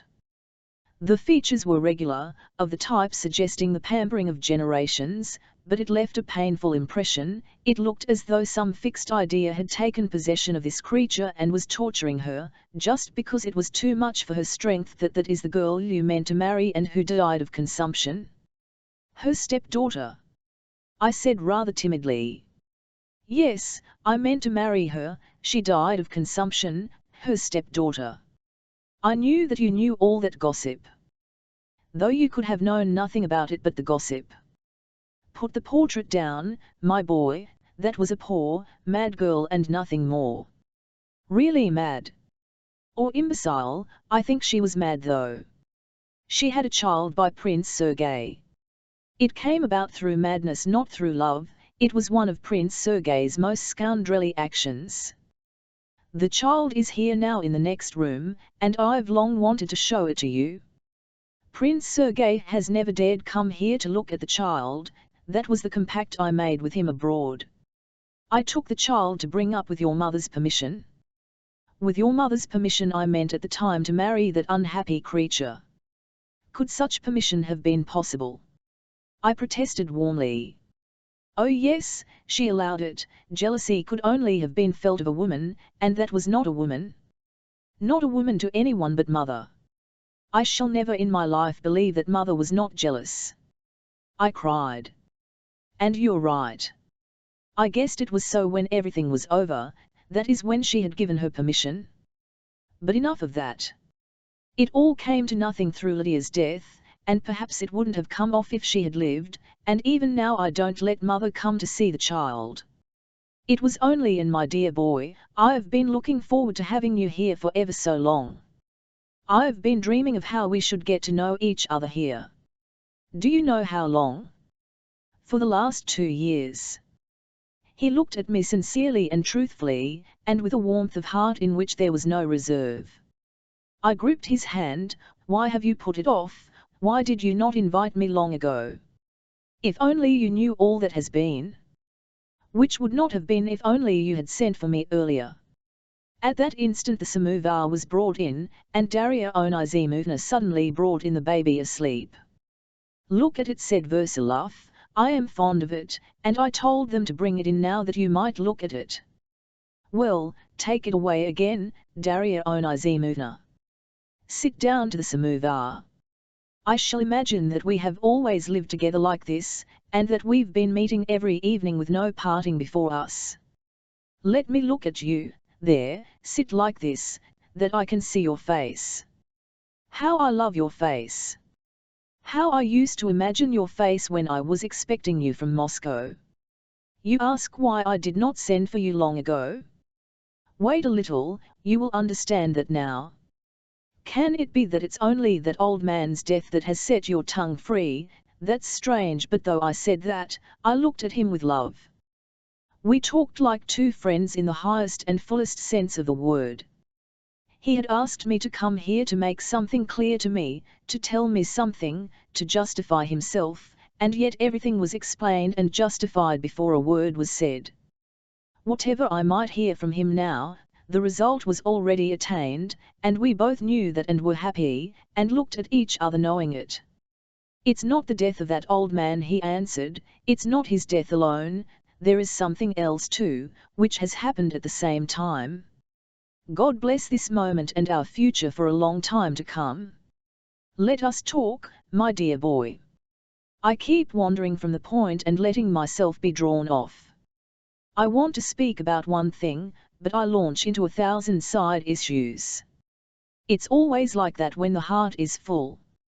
But let us talk, the time has come and I've been in love with you, boy, for ever so long. He sank back in the armchair and looked at me once more. How strange it is to hear that, how strange it is, I repeated in an ecstasy of delight. And then I remember there suddenly came into his face that habitual line, as it were, of sadness and mockery together, which I knew so well. He controlled himself and with a certain stiffness began. You see, Arkady, if I had asked you to come earlier, what should I have said to you? That question is my whole answer. You mean that now you are mother's husband, and my father, while then? You did not know what to say to me before about the social position? Is that it? Not only about that, dear boy. I should not have known what to say to you, there was so much I should have had to be silent about. Much that was absurd, indeed, and humiliating, because it was like a mountebank performance, yes, a regular show at a fair. Come, how could we have understood each other before, when I've only understood myself today at 5 o'clock this afternoon, just 2 hours before Marka Ivanovitch's death? You look at me with unpleasant perplexity. Don't be uneasy, I will explain the facts. But what I have just said is absolutely true, my whole life has been lost in mazes and perplexity, and suddenly they are all solved on such a day, at 5 o'clock this afternoon. It's quite mortifying, isn't it? A little while ago I should really have felt mortified. I was listening indeed with painful wonder, that old expression of Versilov's, which I should have liked not to meet that evening after what had been said, was strongly marked. Suddenly I exclaimed, my God! You've received something from her. Afternoon. At 5 o'clock this he looked at me intently, and was evidently struck at my exclamation, and, perhaps, at my expression, from her. You shall know all about it, he said, with a dreamy smile, and, of course, I shall not conceal from you anything you ought to know, for that's what I brought you here for, but let us put that off for a time. You see, my dear boy, I knew long ago that there are children who brood from their earliest years over their family through being humiliated by the unseemliness of their surroundings and of their parents' lives. I noticed these brooding natures while I was still at school, and I concluded then that it all came from their being prematurely envious. Though I was myself a brooding child, yet, excuse me, my dear, I'm wonderfully absent-minded. I only meant to say that almost all this time I have been continually uneasy about you. I always imagined you one of those little creatures doomed to solitude, though conscious of being gifted. Like you, I was never fond of my schoolfellows. It is sad for those natures who are flung back on their own resources and dreams, when they have a passionate, premature and almost vindictive longing for seemliness, yes, vindictive. But enough, dear boy, I am wandering from the point. Before I had begun to love you, I was picturing you and your solitary wild dreams. But enough, I've actually forgotten what I had begun to speak about. But all this had to be said, however. But what could I have said to you before? Now I see your eyes looking at me, and I feel it's my son looking at me. Why, even yesterday I could not have believed that I should ever be sitting and talking to my boy as I am today. He certainly did seem unable to concentrate his mind, and at the same time he seemed, as it were, softened. I have no need to dream and brood now, it's enough for me, now, that I have you. I will follow you, I said, dedicating myself to him with my whole heart. Follow me? But my wanderings are just over, they have ended today, you are too late, my dear boy. Today is the end of the last act, and the curtain has gone down. This last act has dragged on long. It began very long ago, the last time I rushed off abroad. I threw up everything then, and you must know, my dear, I broke off all relations for good with your mother, and told her I was doing so myself. That you ought to know. I told her then I was going away forever, that she would never see me again. What was worst of all, I even forgot to leave her any money. I did not think of you either, not for 1 minute. I went away meaning to remain in Europe and never to return home, my dear. I emigrated. To Hurton? To take part in the revolutionary propaganda abroad? Probably all your life you have been taking part in political conspiracies. I cried, unable to restrain myself. No, my dear, I've never taken part in any conspiracy. But how your eyes sparkle, I like your exclamations, my dear. No, I simply went away then from a sudden attack of melancholy. It was the typical melancholy of the Russian nobleman, I really don't know how to describe it better. The melancholy of our upper class, and nothing else. Of the serf owner, the emancipation of the serfs, I was beginning to mutter, breathless. Serf owner? You think I was grieving for the loss of it? That I could not endure the emancipation of the serfs. Oh no, my boy, why, we were all for the emancipation. I emigrated with no resentful feeling. I had only just been a mediator, and exerted myself to the utmost. I exerted myself disinterestedly, and I did not even go away because I got very little for my liberalism. We none of us got anything in those days, that is to say again, not those that were like me. I went away more in pride than in penitence, and, believe me, I was far from imagining that the time had come for me to end my life as a modest shoemaker. Je suis gentil homme avant tout et je mourrai gentil homme. Yet all the same I was sad. There are, perhaps, 1,000 of my sort in Russia, no more perhaps really, but you know that is quite enough to keep the idea alive. We are the bearers of the idea, my dear boy. I am talking, my darling, in the strange that you may understand this rigmarole. I've brought you here acting on a caprice of the heart, I've long been dreaming of how I might tell you something. You, and no one else. However. No, tell me, I cried, I see the look of sincerity in your face again. Tell me, did Europe bring you back to life again? And what do you mean by the melancholy of the nobleman? Forgive me, darling, I don't understand yet. Europe bring me back to life? Why, I went to Berry. I repeated in surprise. He smiled. Arkady dear, my soul was weary then, and I was troubled in spirit. I shall never forget my first moments in Europe that time. I had stayed in Europe before, but this was a special time, and I had never gone there before with such desperate sadness, and with such love, as on that occasion. I will tell you about one of my first impressions, one of the dreams I had in those days, a real dream. It was when I was in Germany. I had only just left Dresden, and in absence of mind I passed the station at which I ought to have got out, and went off on to another line. I had to get out at once to change. It was between 2 and 3 in the afternoon, a fine day. It was a little German town. I was directed to an hotel. I had to wait. The next train was at 11 o'clock at night. I was quite glad of the adventure, for I was in no particular haste to get anywhere, and was simply wandering from place to place, my dear. The hotel turned out to be small and poor, but all surrounded by green trees and flower beds, as is always the case in Germany. They gave me a tiny room, and as I had been travelling all night I fell asleep, after dinner, at 4 o'clock in the afternoon. I dreamed a dream that was a complete surprise to me, for I had never had any dreams of the sort before. In the gallery at Dresden there is a picture by Claude Lorraine, called in the catalogue Assis and Galatea, but I used to call it the Golden Age, I don't know why.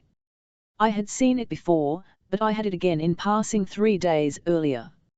I dreamed of this picture, but not as a picture, but, as it were, a reality. I don't know exactly what I did dream though. It was just as in the picture, a corner of the Grecian archipelago, and time seemed to have gone back 3,000 years, blue smiling waves, isles and rocks, a flowery shore, a view like fairyland in the distance, a setting sun that seemed calling to me. There's no putting it into words. It seemed a memory of the cradle of Europe, and that thought seemed to fill my soul, too, with a love as of kinship. Here was the earthly paradise of man. The gods came down from the skies, and were of one kin with men. Oh, here lived a splendid race. They rose up and lay down to sleep happy and innocent. The woods and meadows were filled with their songs and merry voices. Their wealth of untouched strength was spent on simple-hearted joy and love. The sun bathed them in warmth and light, rejoicing in her splendid children marvellous dream, lofty era of mankind.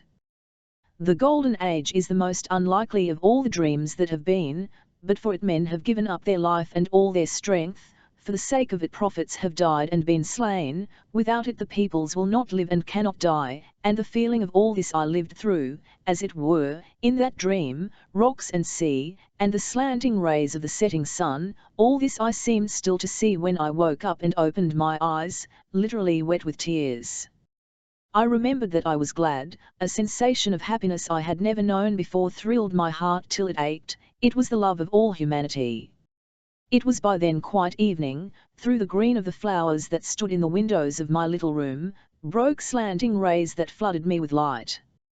And then, my dear, that setting sun of the first day of European civilization which I had seen in my dream was transformed for me at once on waking, into the setting sun of the last day of civilization. One seemed to hear the death knell ringing over Europe in those days. I am not speaking of the war and the Tuileries. Apart from that, I knew that all would pass away, the whole face of the old world of Europe, sooner or later, but I, as a Russian European, could not accept it. Yes, they had only just burnt the Tuileries. Oh, rest assured, I know it was logical, I quite understand the irresistible force of the idea, but as the bearer of the idea of the highest Russian culture, I would not accept it, for the highest Russian thought is the reconciliation of ideas, and who in the whole world could understand such a thought at that time? I was a solitary wanderer. I am not speaking of myself personally, it's the Russian idea I'm speaking of. There all was strife and logic. There the Frenchman was nothing but a Frenchman, the German was nothing but a German, and this more intensely so than at any time in their whole history. Consequently never had the Frenchman done so much harm to France, or the German to Germany, as just at that time. In those days in all Europe there was not one European. I alone among all the vitriol throwers could have told them to their face that their Tuileries was a mistake. And I alone among the avenged reactionists could have told them that the Tuileries, although a crime, was none the less logical. And that, my boy, was because I, as a Russian, was the only European in Russia. I am not talking of myself, I am talking of the whole Russian idea. I have been a wanderer, my boy. I was a wanderer, and I knew well that I must wander and be silent. But yet I was sad. I cannot help respecting my position as a Russian nobleman. My boy, I believe you are laughing. No, I'm not laughing, I said in a voice full of feeling. I'm not laughing at all. You thrilled my heart by your vision of the golden age, and, I assure you, I'm beginning to understand you. But, above all, I'm glad that you have such a respect for yourself. I hasten to tell you so. I never expected that of you. I've told you already that I love your exclamations, dear boy. He smiled again at my naive exclamation, and getting up from his chair, began unconsciously walking up and down the room. I, too, got up. He went on talking in his strange language, which was yet so deeply pregnant with thought. Yes, boy, I tell you again, I cannot help respecting my position as a Russian nobleman. Among us has been created by the ages, a type of the highest culture never seen before, and existing nowhere else in the world, the type of worldwide compassion for all. It is a Russian type, but since it is taken from the most highly cultured stratum of the Russian people, I have the honor of being a representative of it. That type is the custodian of the future of Russia. There are, perhaps, only 1,000 of us in Russia, possibly more, 9, possibly less, but all Russia has existed, so far, only to produce that 1,000. I shall be told with indignation that the result is poor, if so many ages and so many millions of people have been spent to produce only this 1,000. I don't think it little. I listened with strained attention. A conviction, the guiding principle of a whole life, was emerging. That 1,000 men made his personality stand out in such strong relief. I felt that his expansiveness with me was due to some external shock. He talked so warmly to me because he loved me, but the reason he had suddenly begun to talk, and the reason he so wanted to talk to me especially, I could not guess. Emigrated, he went on, and I regretted nothing I had left behind. I had served Russia to the utmost of my abilities as long as I was there. When I went away I went on serving her, too, but in a wider sense. But serving her in that way I served her far more than if I had remained only a Russian, just as the Frenchman at that time was a Frenchman, and a German only a German. In Europe they don't understand that yet. Europe has created a noble type of Frenchman, of Englishman, and of German, but of the man of the future she scarcely knows at present. And, I fancy, so far she does not want to know. And that one can well imagine, they are not free and we are free. I, with my Russian melancholy, was the only one free in Europe. Take note, my dear, of a strange fact: every Frenchman can serve not only his France, but humanity, only on condition that he remains French to the utmost possible degree, and it's the same for the Englishman and the German. Only to the Russian, even in our day, has been vouchsafed the capacity to become most of all Russian only when he is most European, and this is true even in our day, that is, long before the millennium has been reached. That is the most essential difference between us Russians and all the rest, and in that respect the position in Russia is as nowhere else. I am in France a Frenchman, with a German I am a German, with the ancient Greeks I am a Greek, and by that very fact I am most typically a Russian. By that very fact I am a true Russian, and am most truly serving Russia, for I am bringing out her leading idea. I am a pioneer of that idea. I was an emigrant then, but had I forsaken Russia? No, I was still serving her. What though I did nothing in Europe? What if I only went there as a wanderer? Indeed, I know that was so. It was enough that I went there with my thought and my consciousness. I carried thither my Russian melancholy. Oh, it was not only the bloodshed in those days that appalled me, and it was not the Tuileries, but all that was bound to follow it. They are doomed to strife for a long time yet, because they are still too German and too French, and have not yet finished struggling in those national characters. And I regret the destruction that must come before they have finished. To the Russian, Europe is as precious as Russia, every stone in her is cherished and dear. Europe is as much our fatherland as Russia. Oh, even more so.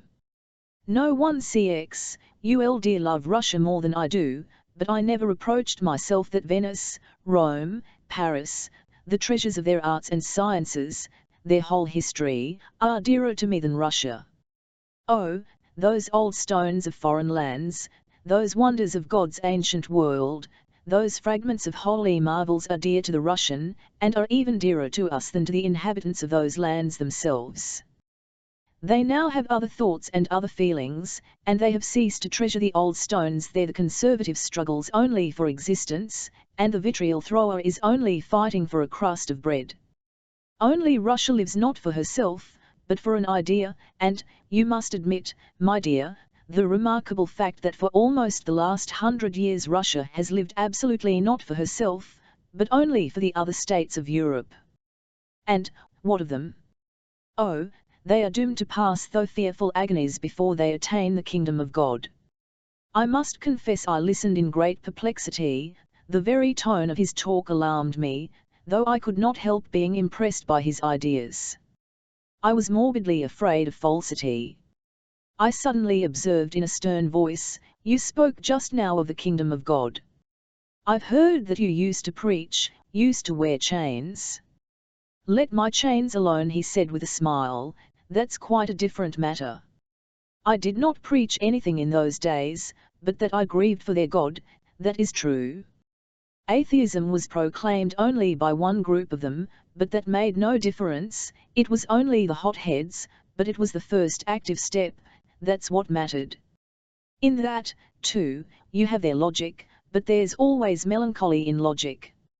I was the outcome of a different culture, and my heart could not accept it. The ingratitude with which they parted from the idea, the hisses and pelting with mud were intolerable to me. The brutality of the process shocked me. Reality always has a smack of the brutal about it, even when there's an unmistakable striving towards the ideal, and, of course, I ought to have known that, but yet I was a man of another type. I was free to choose, and they were not, and I wept for them, I wept for the old idea. And I wept, perhaps, with real tears, with no figure of speech. "Did you believe so much in God?" I asked incredulously. "My dear boy, that question, perhaps, is unnecessary. Supposing I did not believe very much, yet I could not help grieving for the idea. I could not help wondering, at times, how man could live without God, and whether that will ever be possible. My heart always decided that it was impossible, but at a certain period perhaps it is possible. I have no doubt that it is CX, Ming, but I always imagined a different picture. That picture. It was true that he had told me before that he was happy. There was, of course, a great deal of enthusiasm in his words. That is how I take a great deal that he said. Respecting him as I do, I can't bring myself to record here, on paper, all our conversation, but some points in the strange picture I sucked-in getting out of him I will quote. That had always worried me most was the thought of those chains, and I wanted to clear up the matter now, and so I persisted. Some fantastic and extremely strange ideas, to which he gave utterance then, have remained in my heart forever. I picture to myself, my boy, he said with a dreamy smile, that war is at an end and strife has ceased. After curses, pelting with mud, and hisses, has come a lull, and men are left alone, according to their desire. The great idea of old has left them, the great of strength that till then had nourished and fostered them was vanishing like the majestic sun setting in Claude Lorraine's picture, but it was somehow the last day of humanity, and men suddenly understood that they were left quite alone, and at once felt terribly forlorn. I have never, my dear boy, been able to picture men ungrateful and grown stupid.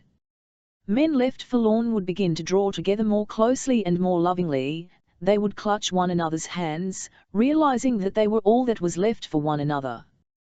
The great idea of immortality would have vanished, and they would have to fill its place, and all the wealth of love lavished of old upon him, who was immortal, would be turned the whole of nature, on the world, on men, on every blade of grass. They would inevitably grow to love the earth and life as they gradually became aware of their own transitory and finite nature, and with a love, not as of old, they would begin to observe and would discover in nature phenomena and secrets which they had not suspected before, for they would look on nature with new eyes, as a lover looking on his beloved. On awakening they would hasten to kiss one another, eager to love, knowing that the days are short, and that is all that is left them. They would work for one another, and each would give up all that he had to all, and by that only would be happy. Every child would know and feel that every one on earth was for him like a father or mother. Tomorrow may be my last day, each one would think, looking at the setting sun, but no matter, I shall die, but all they will remain, and after them their children, and that thought that they will remain, always as loving and as anxious over each other, would replace the thought of meeting beyond the tomb. Oh, they would be in haste to love, to stifle the great sorrow in their hearts. They would be proud and brave for themselves, but would grow timid for one another, every one would tremble for the life and happiness of each. They would grow tender to one another, and would not be shamed of it as now, and would be caressing as children. Meeting, they would look at one another with deep and thoughtful eyes, and in their eyes would be love and sorrow. My dear boy, he broke off with a smile, this is a fantasy and a most improbable one, but I have pictured it to myself so often, for all my life I could not have lived without it, and the thought of it. I am not speaking of my belief. My faith is great, I am a deist, a philosophic deist, like all the thousand of us I imagine, but it's noteworthy that I always complete my picture with Highness' vision of Christ on the Baltic Sea. I could not get on without him, I could not help imagining him, in fact, in the midst of his bereaved people. He comes to them, holds out his hands, and asks them, how could they forget him? And then, as it were, the scales would fall from their eyes and there would break forth the great rapturous hymn of the new and the last resurrection. Enough of that, my dear, but my chains are all nonsense, don't trouble your mind about them. And another thing, you know that I am sober of speech, if I'm talking too freely now, it's due to various feelings, and it's with you, to no one else shall I ever speak like this. I add this to set your mind at rest. But I was really touched. There was none of the falsity I had dreaded, and I was particularly delighted to see clearly that he really had been melancholy and suffering, and that he really, undoubtedly, had loved much, and that was more precious to me than anything. I told him this with impulsive eagerness. But do you know, I added suddenly, it seems to me that in spite of all your melancholy in those days you must have been very happy. He laughed gaily. You are particularly apt in your remarks today, he said. Well, yes, I was happy. How could I be unhappy with a melancholy like that? No one is freer and happier than a Russian wanderer in Europe, one of our 1,000. I am not laughing when I say that, and there's a great deal that's serious in it. And I would not have given up my melancholy for any happiness. In that sense I've always been happy, my dear, all my life. And through being happy I began then, for the first time in my life, really to love your mother. How do you mean for the first time in your life? It was just that. Wandering and melancholy, I suddenly began to love her as I had never loved her before, and I sent for her and oh, tell me about that, too, tell me about mother. Yes, that's why I asked you here, he smiled gaily. And do you know I was afraid that you'd forgiven the way I treated your mother for the sake of Hurton, or some little conspiracy chapter.8. As we talked the whole evening and stayed together till midnight, I am not recording the whole conversation, but am only selecting what cleared up for me one enigmatic point in his life. I will begin by saying that I have no doubt that he loved my mother, and though he did abandon her and break off all relations with her when he went away, it was, of course, only because he was bored or something of that kind, which is apt to happen indeed to every one on earth, but which is always difficult to explain. Abroad, after some length of time, however, he suddenly began to love mother again, at a distance, that is in thought, and sent for her. I shall be told perhaps that it was a caprice, but I think differently. To my mind it was a question of all that can be serious in human life, in spite of the apparent sloppiness which I am ready, if you like, to some extent to admit. But I swear that I put his grieving for Europe unmistakably on a level with, and in fact incomparably higher than, any modern practical activity in the construction of railways. His love for humanity I recognize as a most sincere and deep feeling, free from any sort of pose, and his love for mother as something quite beyond dispute, though a little fantastic. Abroad, in melancholy and happiness, and I may add in the strictest monastic solitude, this fact I learned afterwards through Tatiana Pavlovna, he suddenly thought of mother, to be exact, thought of her hollow cheeks and at once sent for her. My dear, he blurted out among other things, suddenly reflected that my serving the idea did not release me, as a morally rational creature, from the duty of making, in the course of my life, at least one fellow creature happy, in a practical way. Can such a bookish thought have really been the reason of it? I asked him with surprise. It's not a bookish thought. Though, perhaps it is. It was everything together. You know, I loved your mother really, sincerely, not bookishly. If I hadn't loved her, I shouldn't have sent for her, but should have made happy some casual German, man or woman, if I had formulated that thought. To make in one's lifetime at least one fellow creature happy, in a practical way, that is really happy, I would make a binding duty for every educated man, just as I would make it a law or an obligation for every peasant to plant at least one tree in his life to counteract the deforestation of Russia. Though indeed one tree in one's lifetime isn't much, one might order him to plant one every year. The man of higher education and culture, pursuing higher ideas, sometimes loses sight of reality altogether, becomes ridiculous, capricious and cold, and indeed I may say stupid, not only in practical life but in theory. The duty not to neglect practice and to make at least one real person happy would correct everything and would give fresh life even to the philanthropist himself. As a theory this is very absurd, but if it were adopted in practice and became a habit, it would not be stupid at all. I have experienced it myself, so soon as I began to develop this idea of a new creed, and at first of course in jest, I suddenly began to realize the depth of the love for your mother that lay hidden in my heart. Until then I had not that I loved her. While I lived with her I was only charmed with her while she was pretty, then I began to be moody and changeable. It was only in Germany that I understood that I loved her. It began with her hollow cheeks, of which I could never think, and sometimes not even see, without a pain in my heart, real physical pain. There are memories that hurt, my dear, that cause actual pain. Almost everyone has some such memories, only people forget them, but it does happen that they suddenly recall them, or perhaps only some feature of them, and then they cannot shake them off. I began to recall 1,000 details of my life with Sonia. In the end they recalled themselves, and came crowding on my mind, and almost tortured me while I was waiting for her coming.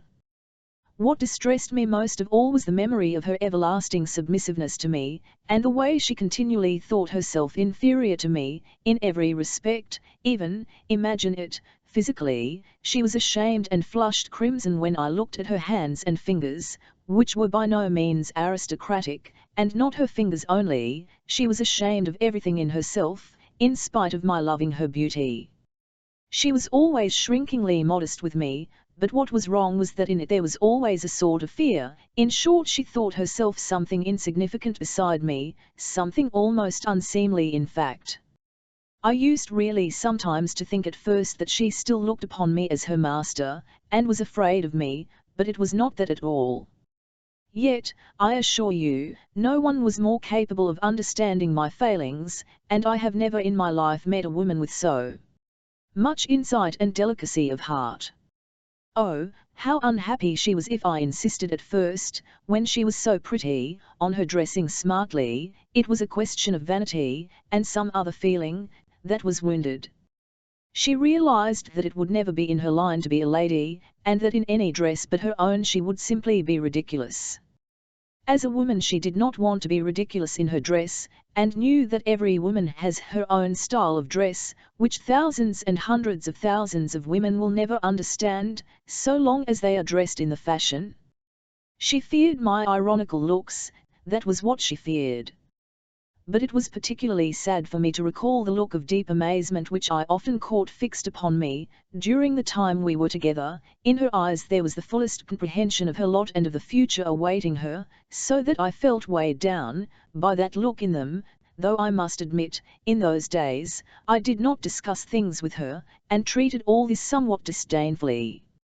And, you know, she wasn't always such a timorous, shy creature as she is now, even now that she will all at once grow gay, and look as pretty as a girl of 20, and in those days in her youth she was very fond of chattering and laughing, only with people she was at home with girls and women belonging to the household, and how she started if I came on her unawares, if she were laughing, how she blushed, and how timorously she looked at me.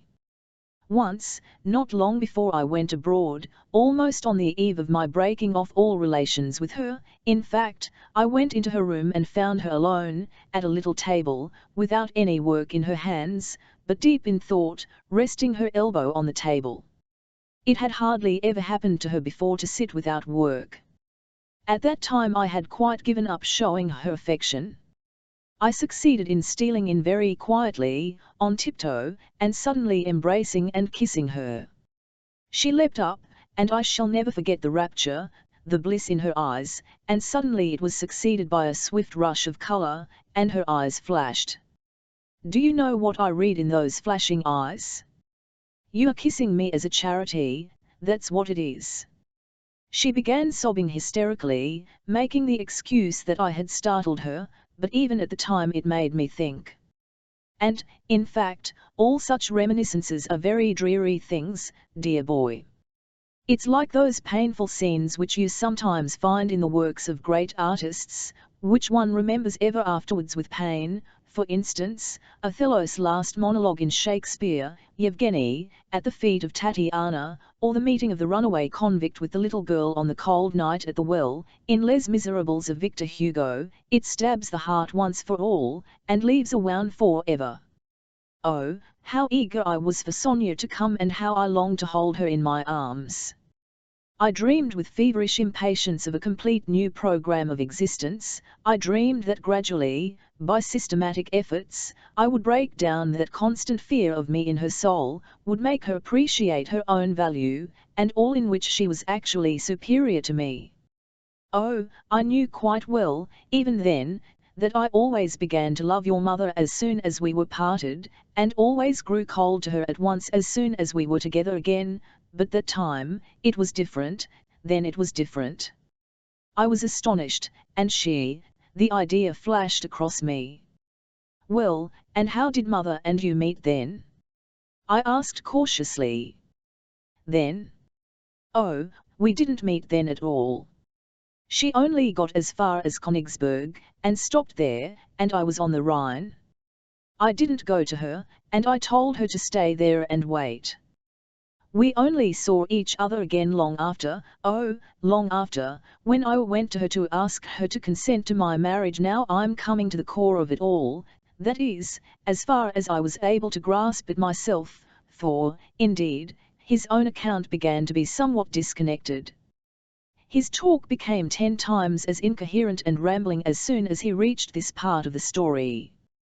He met Katerina Nikolaevna suddenly, just when he was expecting mother, at the moment of most impatient expectation. They were all, at the time, on the Rhine, at some spa, all drinking the waters. Katerina Nikolaevna's husband was by then almost dying. He had, at any rate, been given up by the doctors. She made an impression on him at the first meeting, as it were cast a sort of spell upon him. It was a case of fate. It's remarkable that recalling it and writing it down now, I don't remember that he once used the word love in connection with her, or spoke of being in love. The word fate I remember. And, of course, it was fate. He did not choose it, he did not want to love her. I don't know whether I can give a clear account of it, but his whole soul was in revolt at the fact that this could have happened to him. Everything in him that was free was annihilated by this meeting. And the man was fettered for life to a woman who had really nothing to do with him. He did not desire this slavery of passion. To state the fact plainly, Katerina Nikolaevna is a type rare amongst society women, a type perhaps unique in that circle. That is, she is an extremely good-natured and straightforward woman. I've heard, indeed I know for a fact that this was what made her irresistible in the fashionable world whenever she made her appearance in it. She used at times to withdraw into complete seclusion. Versilov did not believe, of course, when he first met her, that she was like that. In fact, he believed she was the exact opposite, that she was a hypocrite and a Jesuit. At this point I will anticipate by quoting her own criticism of him. She declared that he could not help thinking what he did of her because an idealist always runs his head against reality and is more inclined than other people to assume anything horrid. I don't know if this is true of idealists in general, but it was entirely true of him, no doubt. I may perhaps add here my own judgment, which flashed across my mind while I was listening to him then. I thought that he loved Mother, more so to say with the humane love one feels for all mankind, than with the simple love with which women are loved as a rule, and that as soon as he met a woman whom he began to love with that simple love, he at once turned against that love, most probably because the feeling was new to him. Perhaps, though, this idea is incorrect, I did not of course utter it to him. It would have been indelicate, and he really was in such a condition that it was almost any sebzeri to spare him. He was agitated. At some in his story he simply broke off, and was silent for some moments, walking about the room with a vindictive face. She soon divined his secret. Oh, perhaps she flirted with him on purpose. Even the most candid women are base in these cases, and it is their overwhelming instinct. It ended in a rupture full of rankling bitterness, and I believe he tried to kill her. He frightened her, and would have killed her, perhaps, but it was all turned to hatred. Then there came a strange period. He was suddenly possessed by the strange idea of torturing himself by a discipline, the same as that used by the monks. Gradually, by systematic practice, you overcome your will, beginning with the most absurd and trivial things, and end by conquering your will completely, and become free. He added that this practice of the monks is a serious thing. In the course of 1,000 years it has been brought by them to a science. But what is most remarkable is that he gave himself up to this idea of discipline, not in order to get rid of the image of Katerina Nikolaevna, but in full conviction that he had not only ceased to love her, but hated her. He so thoroughly believed in his hatred for her as to conceive the idea of loving and marrying her stepdaughter, who had been seduced by Prince Sergei, to persuade himself absolutely of this new love, and to win the poor imbecile's heart completely, by his devotion making her perfectly happy. Instead of devoting himself to her, he did not think of Mother, who was all this time waiting for him at Königsberg. Remained for me inexplicable. He quite forgot Mother, indeed, and even neglected to send money for her maintenance, so that Tatiana Pavlovna had to come to her rescue. Yet finally he did go to Mother to ask her permission to marry the young lady, pleading that such a bride was not a woman. Oh, perhaps all this is only a portrait of a theoretical man, as Katerina Nikolaevna said of him later. But why is it, though, that these theoretical people, if they really are theoretical people, are capable of such very real suffering, and end in such very real tragedy? On that evening, however, I looked at it differently, and I was disturbed by the thought, all your development, your whole soul, has been won by the suffering and the struggle of your whole life, while her perfection has cost her nothing. That's unjust. Woman is revolting in that way. I said this without the least intention of flattering him, speaking with warmth and indignation. Perfection? Her perfection? But she has no sort of perfection, he said suddenly, seeming almost surprised at my words. She is the most ordinary woman. She is really a contemptible woman. But she is bound to have every perfection. Why is she bound to? Because she has such power, she is bound to have every sort of perfection, he cried vindictively. The saddest thing is that you are so harassed even now. I could not help blurting out suddenly. How harassed? He repeated my words again, standing still before me as though in some perplexity. And suddenly a slow, gentle, dreamy smile lighted up his whole face, and he held up his finger as though considering. Then, as though waking up, he took from the table an open letter, and flung it down in front of me. "Read it. You must know everything, and why have you made me rake up all this bygone foolishness? It has only roused up nasty and spiteful feelings in my heart. I cannot describe my astonishment." The letter was from her to him, received by him that afternoon at 5 o'clock. I read it, almost shaking with emotion.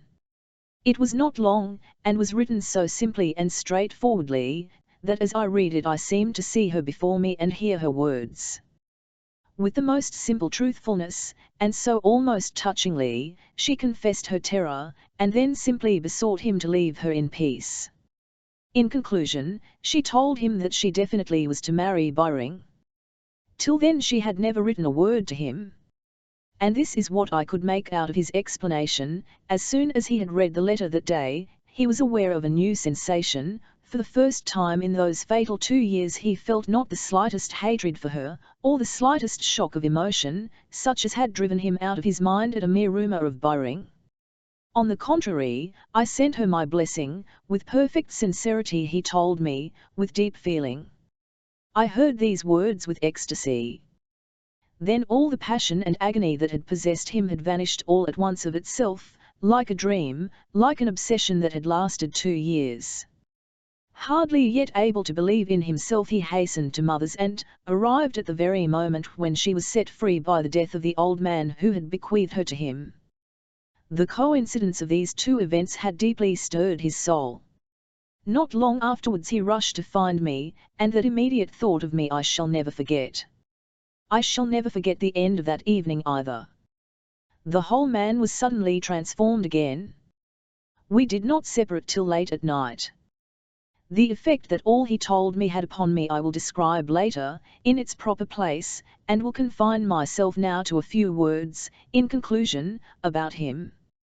Reflecting upon it now, I realize that what captivated me so much at the time was his humility, so to speak, with me, his frank sincerity with a boy like me. It was infatuation, but my blessings on it, he exclaimed. But for that blind obsession I might perhaps have never discovered in my heart my sole queen, my suffering darling, your mother. These passionate words, wrung from him by overmastering feeling, I note particularly, in view of what followed. But at the time he gained complete possession of my heart and conquered it. I remember in the end we became very cheerful. He asked for some champagne, and we drank to mother, and to the future. Oh, he was so full of life, and so eager to live.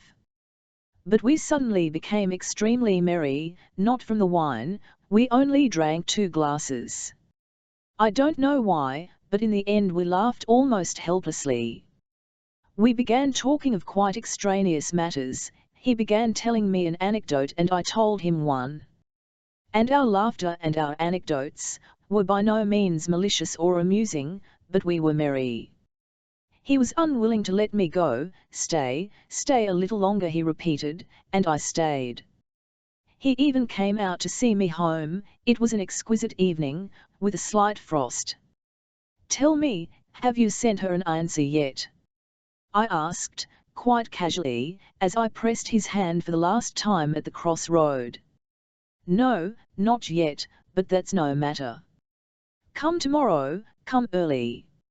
Oh, and another thing, drop Lambert altogether and tear up that document and make haste about it." Saying this he went away quickly. I remained standing still, and so much taken aback that I could not bring myself to call after him. The expression, "the document," startled me particularly. How could he have known of it, and that particular word too, if not from Lambert? I went home in great confusion. And how can it have happened? The question flashed upon me suddenly, that such an obsession for 2 years can have vanished like a dream, like a vapour, like a phantom. Chapter 9. But I waked up next morning feeling fresher and in better heart. I unconsciously reproached myself, indeed, with perfect sincerity, for a certain levity, and, as it were, superciliousness, with which it seemed to me, recalling it, I had listened to some parts of his confession the evening before. Supposing it had been to some extent muddled, and some revelations had been, as it were, a little delirious and incoherent, he had not, of course, prepared to deliver when he invited me the day before. He had simply done me a great honor in turning to me, as his one friend at such a moment, and I shall never forget his doing it. On the contrary, his confession was touching, though people may laugh at me for saying so, and if there were glimpses from time to time of something cynical, or even something that seemed ridiculous, I was not so narrow as to be unable to understand and accept realism, which did not, however, detract from the ideal. The great point was now that I understood the man, and I even felt, and was almost vexed at feeling, that it had all turned out to be so simple. I had always in my heart set that man on a supreme pinnacle, in the clouds, and had insisted on shrouding his life in mystery, so that I had naturally wished not to fit the key to it so easily. In his meeting with her, however, and in the sufferings he had endured for 2 years, there was much that was complex. He did not want to live under the yoke of fate, he wanted to be free, and not a slave to fate. Through his bondage to fate he had been forced to hurt mother, who was still waiting for him at Königsberg. Besides, I looked upon him in any case as a preacher. He cherished in his heart the golden age, and knew all about the future of atheism, and then the meeting with her had shattered everything, distorted everything. Oh, I was not a traitor to her, but still I was on his side. Mother, for instance, I reflected, would have been no hindrance, nor would marriage with her be so indeed. That I understood, that was something utterly different from his meeting with that woman.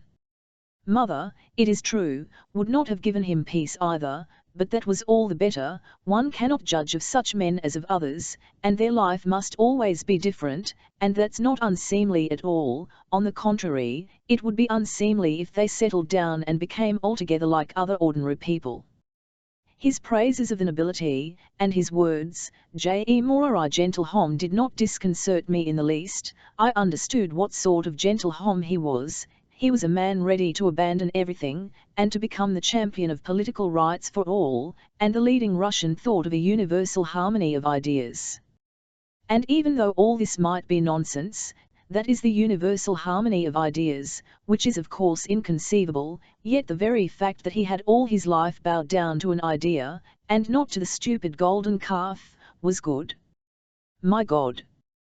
Why, conceiving my idea had I myself, could I, have been bowing down to the golden calf, could I have been aiming only at money, then?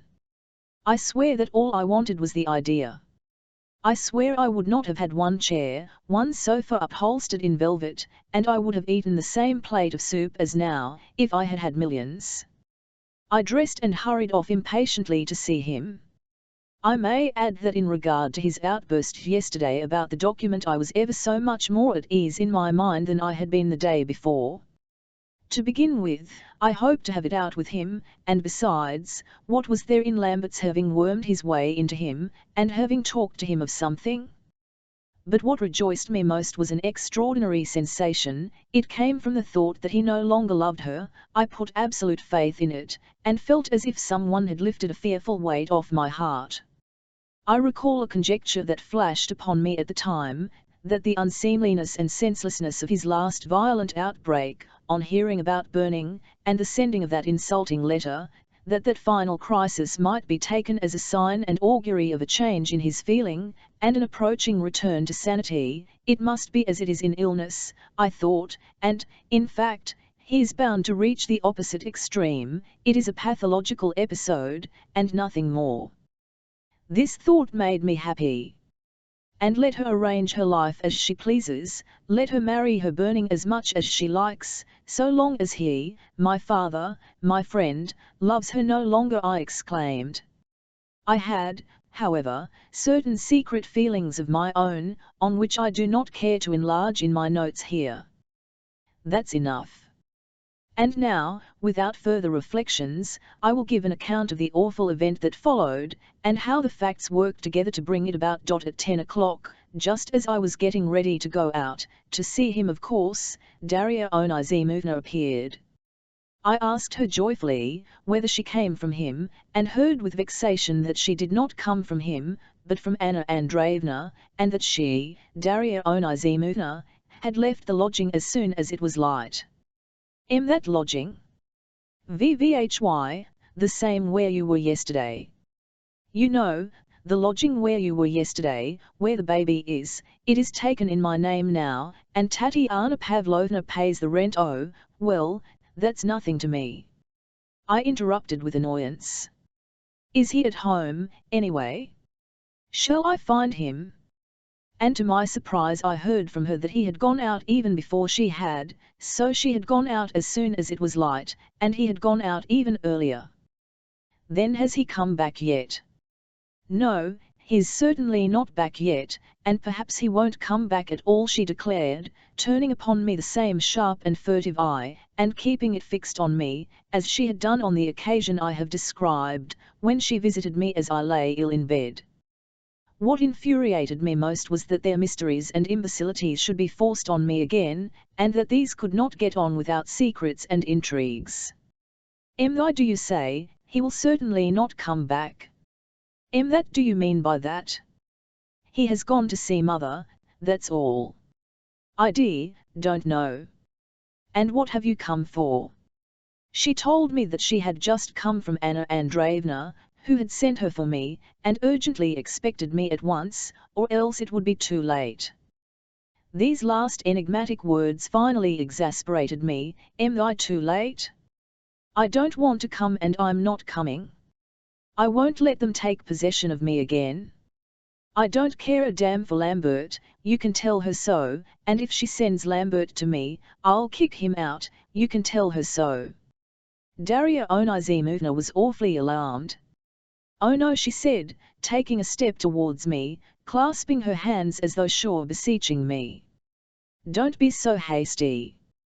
There's something very important the matter, very important to yourself, to them, to Andrei Petrovich, to your mamma, to everyone. Go and see Anna Andreevna at once, she can't wait any longer.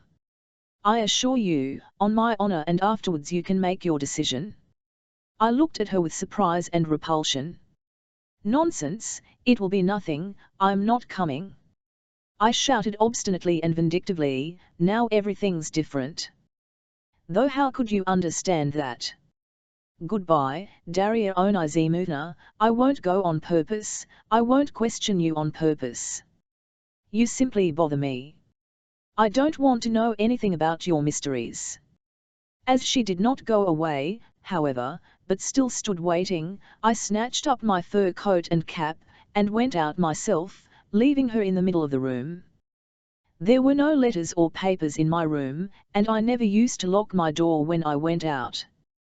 But before I had reached the front door my landlord ran after me downstairs, without his hat, and not in full uniform. Arkady Makarovich! Arkady Makarovich! What now? Have you no instructions to leave? No, nothing. He looked at me with eyes like gimlets, in evident uneasiness. About your room, for instance. What about my room? Why, I sent you the rent when it was due. Oh no, sir, I was not thinking of the money, he said with a broad smile, his eyes still piercing into me like pins. VVHY, what on earth's the matter with you all? I shouted at last, growing almost savage. What do you want to? He waited for a few seconds longer, still seeming to expect something from me. Well, then, you will give instructions later. If you are not in the humor now, he muttered, grinning more broadly than ever, you go on and I'll see to it. He ran back upstairs. Of course all this might well make one reflect. I purposely avoid omitting a single detail in all that petty tomfoolery, for every little detail to make up the final situation and had its place in it, a fact of which the reader will be convinced. But that they really did bother me was true. If I was upset and irritated, it was at hearing again in their words that tone of intrigue and mystery of which I was so sick, and which so brought back the past. But to continue. It turned out that Versilov was not at home, and it appeared that he really had gone out as soon as it was light. To Mother's, of course, I stuck obstinately to my idea. I did not question the nurse, rather a stupid peasant woman, and there was no one else in the lodging. I ran to Mother's, and I must admit I was so anxious that one took a sledge halfway. He had not been at Mother's since the evening before. There was no one with Mother except Tatiana Pavlovna and Lisa. Lisa began getting ready to go out as soon as I went in. They were all sitting upstairs, in my coffin. In the drawing-room Marko Ivanovich was laid out on the table, and an old man was reading the Psalter over him in an even, monotonous voice. For the future I am not going to describe anything more that not relate to the matter in hand. I will only say that the coffin, which they had already made, was standing in the middle of the room, and was not a plain one, though it was black. It was upholstered in velvet, and the pall was of an expensive sumptuousness that was not in keeping with the character of a monk, or with the convictions of the dead man, but such was the special desire of my mother and Tatiana Pavlovna, who arranged the matter together. I had not of course expected to find them cheerful, but the peculiar overwhelming distress mixed with uneasiness and anxiety, which I read in their eyes, struck me at once, and I instantly concluded that sorrow for the dead was certainly not the only cause. All this, I repeat, I remember perfectly. In spite of everything I embraced Mother tenderly and at once asked about him. A gleam of tremulous curiosity came into Muthef's eyes at once. I made haste to mention that we had spent the whole evening together, till late at night, but that today he had been away from home since early morning, though at parting last night he had asked me to come as early as I could this morning. Mother made no answer, and Tatiana Pavlovna, seizing a favourable moment, shook her finger at me meaningly. "Goodbye, brother," Lisa blurted out, going quickly out of the room. I ran after her, of course, but she stopped short at the outer door. "I thought you would guess you must come with me," she said in a rapid whisper. "Lisa, what's the matter?" "I don't know what, but a great deal, no doubt the last chapter of the same old story. He has not come, but they have heard something about him. They won't tell you, you needn't trouble yourself, and you won't ask, if you are sensible," but Mother shattered. "I've not asked about anything either. Goodbye." She opened the door. "And, Lisa, about you, yourself, have you nothing to tell me?" I dashed after her into the entry. Her terribly exhausted and despairing face pierced my heart. She looked at me, not simply with anger, but with a sort of exasperated fury, laughed bitterly, and waved me off. "If only he were dead I should thank God," she flung up at me from the stairs, and was gone. She said this of Prince Sergei, and he, at that very time, was lying delirious and unconscious. I went upstairs, sad but excited. The same old story. What same old story? I thought defiantly, and I had suddenly an irresistible impulse to tell them at least a part of the impression left upon me by his last night's confession, and the confession too. "They are thinking some evil of him now, so let them know all about it," floated through my mind. I remember that I succeeded very cleverly in beginning to tell them my story. Instantly their FACB betrayed an intense curiosity. This time Tatiana Pavlovna positively fixed me with her eyes, but Mother showed more reserve. She was very grave, but the glimmer of a faint, beautiful, though utterly hopeless smile came into her face, and scarcely left it all the time I was talking. I told the story well, of CX, Urs, though I knew that it would be almost beyond their comprehension. To my surprise Tatiana Pavlovna did not attack me, did not insist on minute details, or try to pick holes as she usually did as soon as I began telling anything. She only pinched up her lips and screwed up her eyes, as though making an effort to get to the bottom of it. At times I positively fancied that they understood it all, though that could hardly have been so. I spoke for instance of his convictions, but principally of his enthusiasm last night, his enthusiastic feeling for mother, his love for mother, and how he had kissed her portrait. Hearing this, they exchanged a rapid silent glance with each other, and mother flushed all over, though both continued silent. Then I could not of course before mother touch on the principal point, that is his meeting with her and all the rest of it, above all her letter to him the day before, and his moral resurrection after getting that letter, and that indeed was the chief point, so that all his feeling, with which I had hoped to please mother so much, naturally remained inexplicable, though of course that was not my fault. I had told all that could be told extremely well. I ended in complete confusion. Their silence was still unbroken and I began to feel very uncomfortable with them. Most likely he's come back now, and may be at my lodgings waiting for me, I said, and got up to go. Go and see. Go and see. Tatiana Pavlovna urged me resolutely. Have you been downstairs? Mother asked me, in a sort of half-whisper, as she said GCX, D by. Yes, I have been, and I bowed down and prayed for him. That a peaceful, serene face he has, mother. Thank you, mother, for not sparing expense over his coffin. At first I thought it strange, but I thought, at once, that I should have done the same. Will you come to the church tomorrow? She asked, and her lips trembled. That do you mean, mother? I asked in surprise. I shall come to the requiem service today, and I shall come again, and, besides, tomorrow is your birthday, mother darling. To think that he died only the days before. I went away painfully surprised. How could she ask such questions, whether I were coming to the funeral service in the church?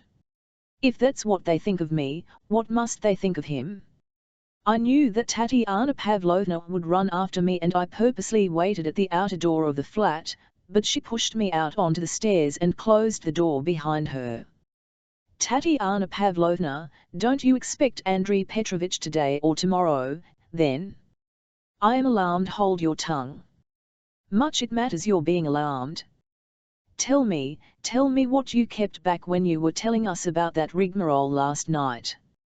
I didn't think it necessary to conceal it, and feeling almost irritated with Versilov, I told her all about Katerina Nikolaevna's letter to him the day before and of the effect of the letter, that is of his resurrection into a new life. To my amazement the fact of the letter did not surprise her in the least, and I guessed that she knew of it already.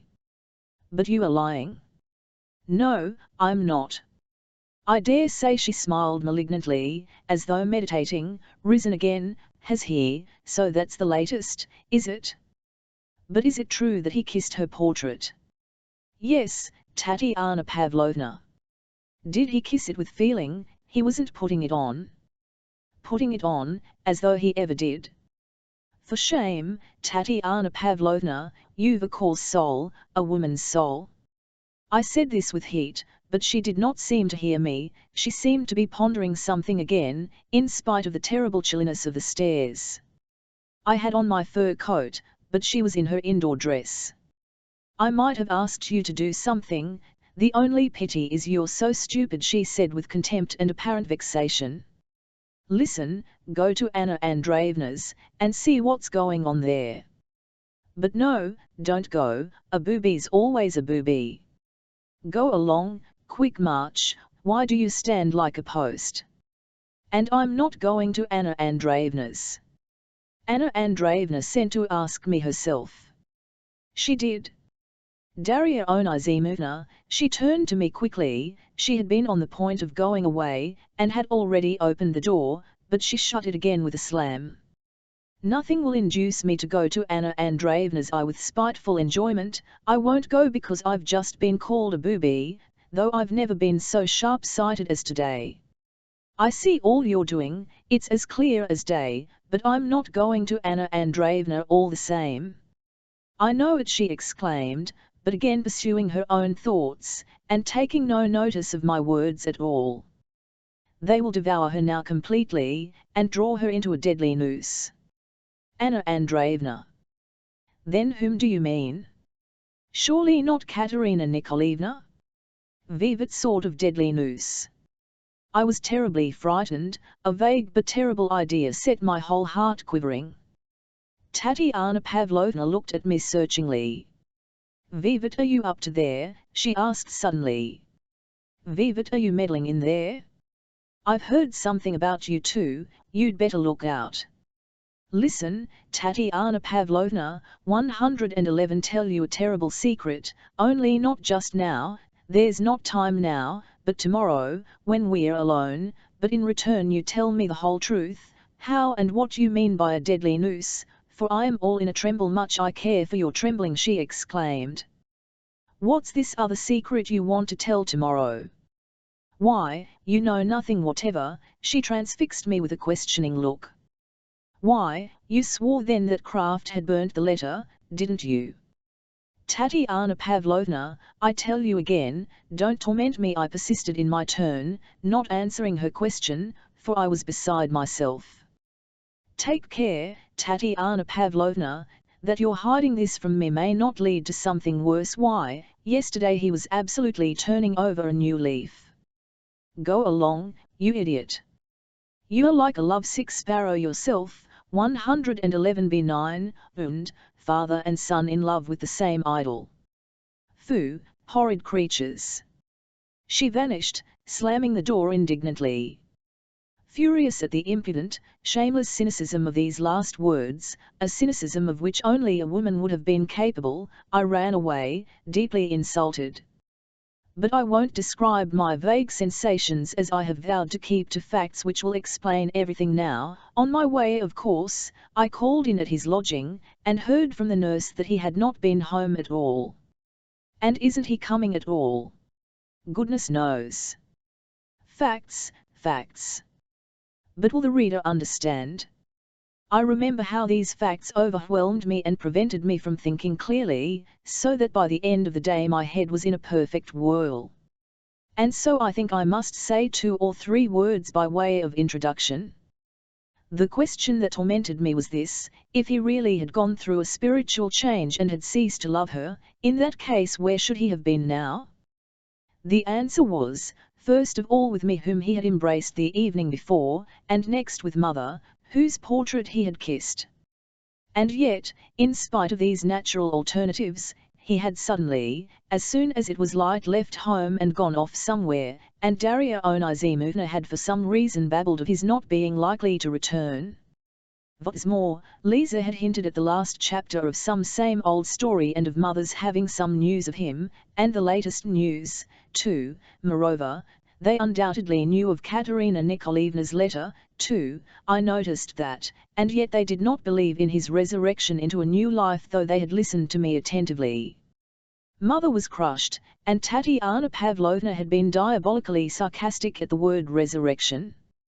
But if all this was so, it must mean that some revulsion of feeling had come over him again in the night, another crisis, and this, after yesterday's enthusiasm, emotion, pathos. So all his resurrection had burst like a soap bubble, and he, perhaps, was rushing about somewhere again now, in the same frenzy as he had been after hearing the news of burning.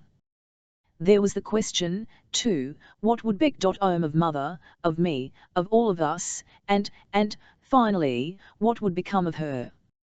What was the deadly news Tatiana had babbled of when she was sending me to Anna Andreevna? So that deadly noose was there, at Anna Andreevna's. Why at Anna Andreevna's? Of course I should run to Anna Andreevna's. I had said that I wouldn't go on purpose, only in annoyance. I would run there at once, but what was it Tatiana had said about the document? And hadn't he himself said to me the evening before, burn the document? These were my thoughts. This was what strangled me, too, in a deadly noose, but what I wanted most of all was him. With him I could have decided everything. I felt that we should have understood each other in 2 words. I should have gripped his hands, pressed them, I should have found burning words in my heart. This was the dream that haunted me. Oh, I would have calmed his frenzy. But where was he? Where was he? And, as though this were not enough, Lambert must needs turn up at such a moment, when I was so excited. Even I was only a few steps from my door I met him. He uttered a yell of delight on seeing me, and seized me by the arm. "I've been to see you 3 times already, Enfin. Come and have lunch." "Stay, have you been to my rooms? Was Andrei Petrovich there?" "No, there was no one there." "Drop them all. You're a fool, you were cross yesterday, you were drunk, and I've something important to tell you. I heard a splendid piece of news this morning, about what we were discussing yesterday." Lambert, I interrupted hurriedly, breathing hard and unconsciously declaiming a little. "I am only stopping with you now to finish with you for good. I told you yesterday, but you still won't understand. Lambert, you're a baby and as stupid as a Frenchman. You persist in thinking that it's the same as it was at Touchard's, and that I'm as stupid as at Touchard's. But I'm not so silly as I was at Touchard's. I was drunk yesterday, but not from wine, but because I was excited, and if I seemed to agree with the stuff you talked, it was because I pretended, so as to find out what you were driving at. I deceived you, and you were delighted and believed it and went on talking nonsense. Let me tell you that marrying her is such nonsense that it wouldn't take in a schoolboy in the first form. How could you imagine I should believe it? Did you believe it? You believed it because you have never been in aristocratic society, and don't know how things are done among decent people. Things aren't done so simply in aristocratic society, and it's not possible for her so simply to go and get married. Now I will tell you plainly what it is you want. You mean to entice me, so as to make me drunk, and to get me to give up the document, and to join you in some scoundrelly plot against Katerina Nikolaevna. So I tell you it's nonsense. I'll never come to you. And you may as well know that tomorrow or the day after that letter will be in her own hands, for it belongs to her, for it was written by her, and I'll give it to her myself, and if you care to know where, I can tell you that through Tatiana Pavlovna, her friend, I shall give it at Tatiana Pavlovna's, and in Tatiana Pavlovna's presence, and I'll take nothing from her for giving it her. And now boff and keep away from me forever, or else, I shan't treat you so civilly next time." Lambert, as I finished I was in a slight shudder all over. A very serious thing, and the nastiest habit in life, which vitiates everything in all one does, is showing off. Some evil spirit prompted me to work myself up with Lambert, till rapping out the words with relish, and raising my voice higher and higher, in my heat I ended up by dragging in the quite unnecessary detail, that I should return the document through Tatiana Pavlovna, and in her lodging. But I had such a longing to crush him. Then I burst out so directly about the letter, and suddenly saw his stupid alarm, I immediately felt a desire to overwhelm him by giving him precise details. And this womanish, boastful babbling was afterwards the cause of terrible misfortunes, for that detail about Tatiana Pavlovna and her lodging was naturally caught up and retained by a scoundrel who had a practical mind for little things. In more exalted and important matters he was useless and unintelligent, but for such trifles he had a keen sense, nevertheless. If I had held my tongue about Tatiana Pavlovna, great disasters would not have occurred. Yet when he heard what I said, for the first minute he was terribly upset. "Listen," he muttered. Alphonsine will sing. Alphonsine has been to see her. Listen. I have a letter, almost a letter, in which Mme. Armakov writes of you. The pock-marked fellow got it for me, do you remember him? And you will see, come along. You are lying, show me the letter. It's at home, Alphonsine has got it, come along. He was lying and talking wildly, of course, trembling for fear I should run away from him, but I suddenly abandoned him in the middle of the street, and when he seemed disposed to follow me I stood still and came my fist at him. But he already stood hesitating, and let me get away. Perhaps a new plan had dawned upon him. But the meetings and surprises in store for me were not yet over. And when I remember the whole of that disastrous day, it always seems as though all those surprises and unforeseen accidents were somehow conspiring together and were showered on my head from some accursed horn of plenty. I had scarcely the door of my lodging when in the entry I jostled against a tall young man, of dignified and elegant exterior with a long pale face, wearing a magnificent fur coat. He had a pince nez on his nose, but as soon as he saw me he took it off, evidently as a mark of politeness, and courteously lifting his top hat, but without stopping, however, said to me with an elegant smile, "Hello, bonsoir," and passing me went downstairs.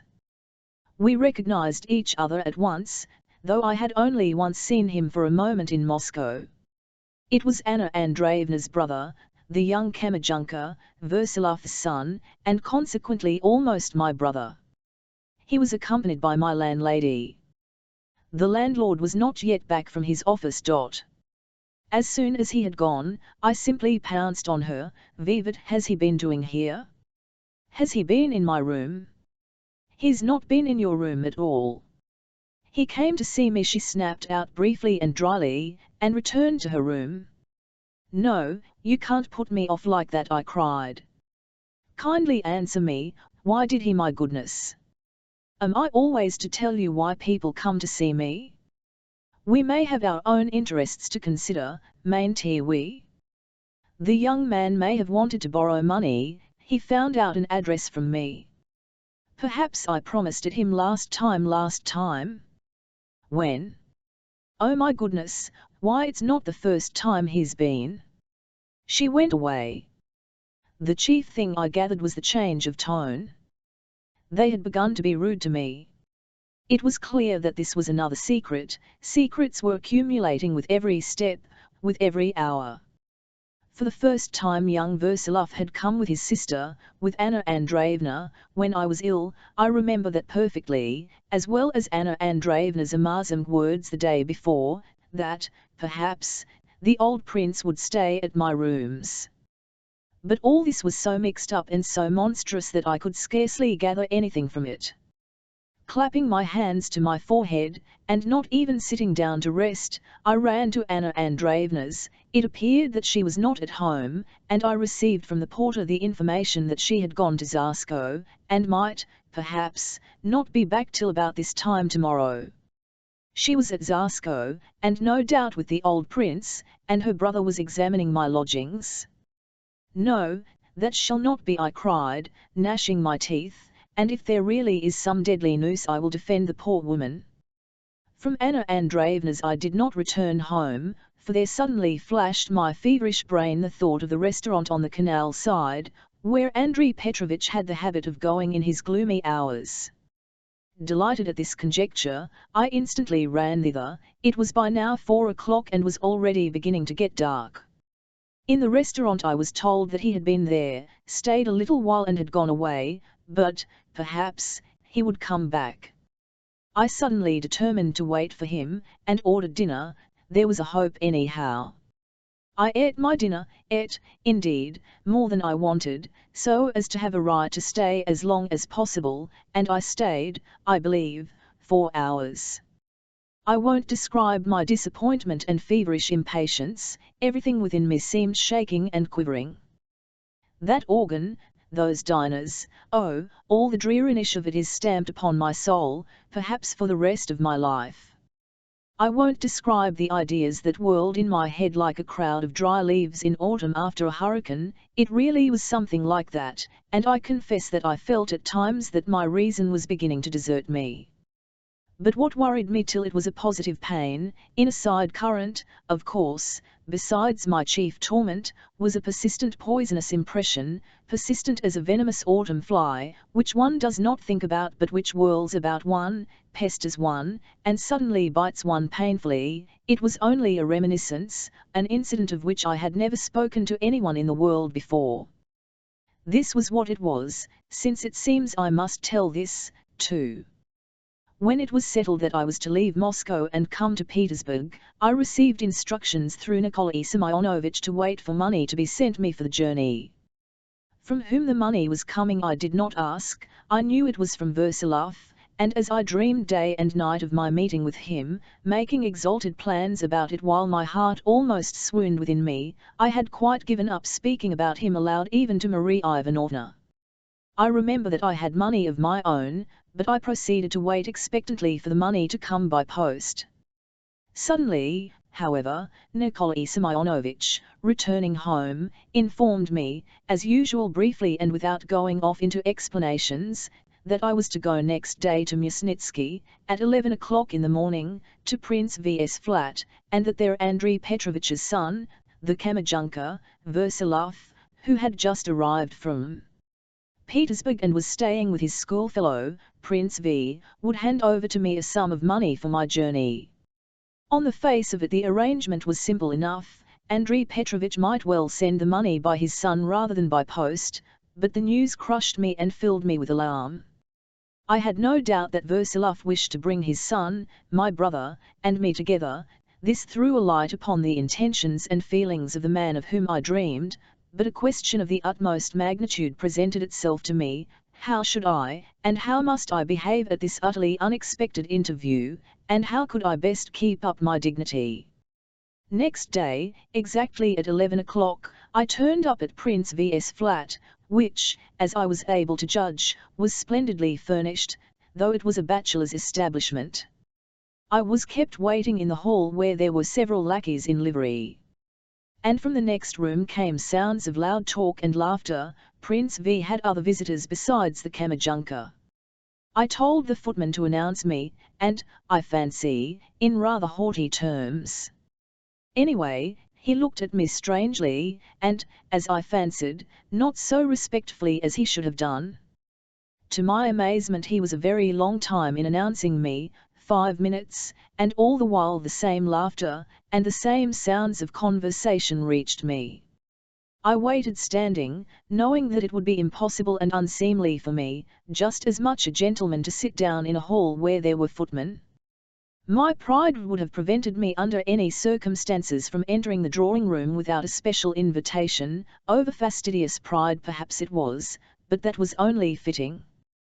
To my amazement the 2 lackeys who were left in the hall had the impertinence to sit down. I turned away to avoid noticing it, and yet I could not help quivering all over, and suddenly turning and stepping up to one of the footmen, I ordered him to go at once and take in my name again. In spite of my stern expression and extreme excitement, the lackey looked at me lazily, without getting up, and the other one answered for him, "It's been taken in, don't disturb yourself."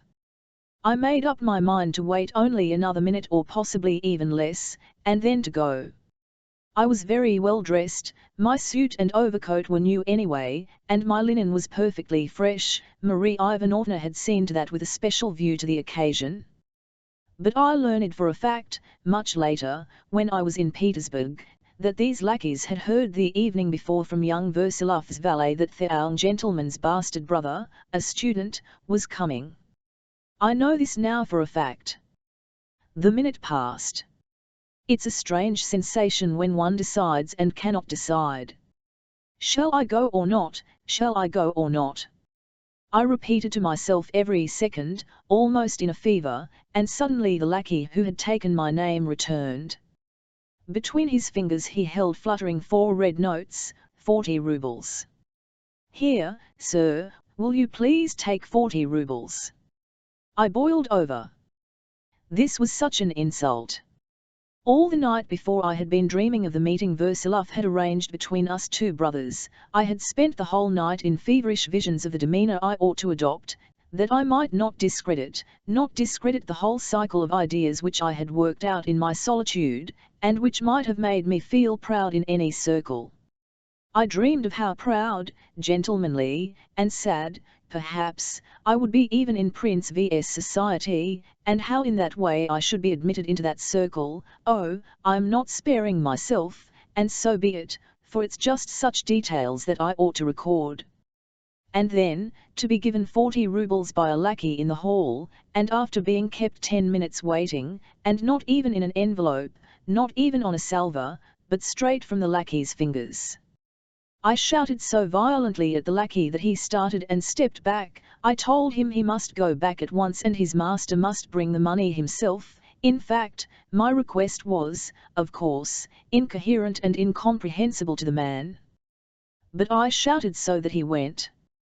To make things worse, my shouting was heard in the room, and the talk and laughter suddenly subsided. Almost at the same time I heard footsteps, dignified, quiet, unhurried, and a tall figure of a handsome and haughty-looking young man, he seemed to me then even thinner and paler than when I met him today, appeared in the doorway a yard from the door leading into the passage. He was wearing a magnificent red silk dressing gown and slippers, and had a pince-nez on his nose. Without uttering a word he fixed me with his pince-nez and proceeded to stare at me. I one stepped towards him like a wild beast, and began glaring at him defiantly.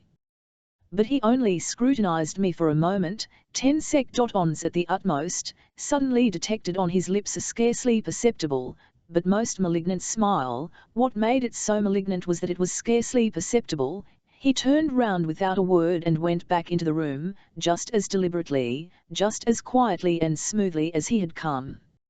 Oh, these insolent fellows are trained by their mothers from childhood to be insolent. I lost my head, of course. Oh, why did I lose my head? Almost at that moment the same lackey reappeared with the same notes in his hand. Be so good as to take this, it is sent you from Petersburg, but his honor can't see you, perhaps another time, when he's more at leisure. I felt that these last words were his own addition. But I was still overwhelmed with confusion. I took the money and walked to the door. I took it simply because I was confused. I ought not to have taken it, but the lackey, no doubt wanting to mortify me further, ventured upon a regular flunkey's impertinence. He flung the door extra wide open before me, and pronounced with exaggerated emphasis and dignity, as I went out, "This way, if you please." "You blackguard!" I roared at him, and I raised my hand, but I did not bring it down, "and your master's a blackguard, too. Tell him so directly," I added, and went down the stairs. "Don't you dare! If I were to report that to my master, you would be taken, that very minute, with a note to the police station. And don't you dare threaten." I went down the stairs. It was a grand open staircase, and above I could be watched as I went down the red-carpeted stairs. All 3 lackeys came out and stood looking over the banisters. I made up my mind to keep quiet. Of course, to brawl with lackeys was impossible. I walked the whole length of the stairs without increasing my pace. I believe I even moved more slowly.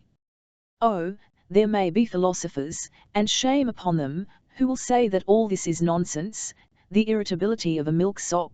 Let them say so, but for me it was a wound which has not healed to this day, even to the present moment, when I am writing this, when all is over and even avenged. Oh, I swear I am not given to harboring malice and I am not revengeful. No doubt I always, even before my illness, wanted to revenge myself when I was insulted, but I swear it was only to revenge myself by magnanimity. Let me revenge myself magnanimously, but so that he felt it and understood, and I should have been avenged. And, by the way, I must add, that though I am not revengeful I have acts de memory for injuries, in spite of being magnanimous. I wonder whether others are the same? Then, oh, then I went with generous feelings, perhaps absurd, but no matter, better they were absurd and generous, than not absurd but mean, vulgar and mediocre. I never told anyone of that meeting with my brother, even Marie Ivanovna, even Lisa. That interview was exactly like an insulting slap in the face. And now I see ame across this gentleman when I least expected to meet him. He smiles to me, takes off his hat and says bonsoir in quite a friendly way. That give one something to think about, of course, but the wound was reopened. After sitting for more than 4 hours in the restaurant I suddenly rushed away as though I were in a fit, again to Versailles's of course, and again, of course, I did not find him at home. He had not been to the house at all. The nurse was bored, and she asked me to send Darya Onizimovna, as though I had thoughts for that.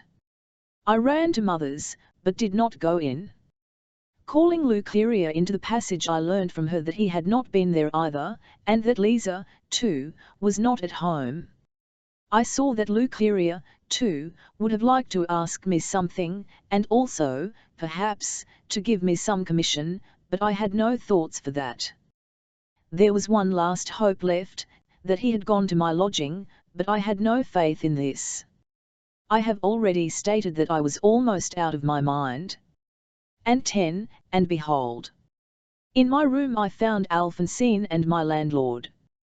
They were coming out, it is true, and in Pyotr Ippolitovitch's hand was a candle.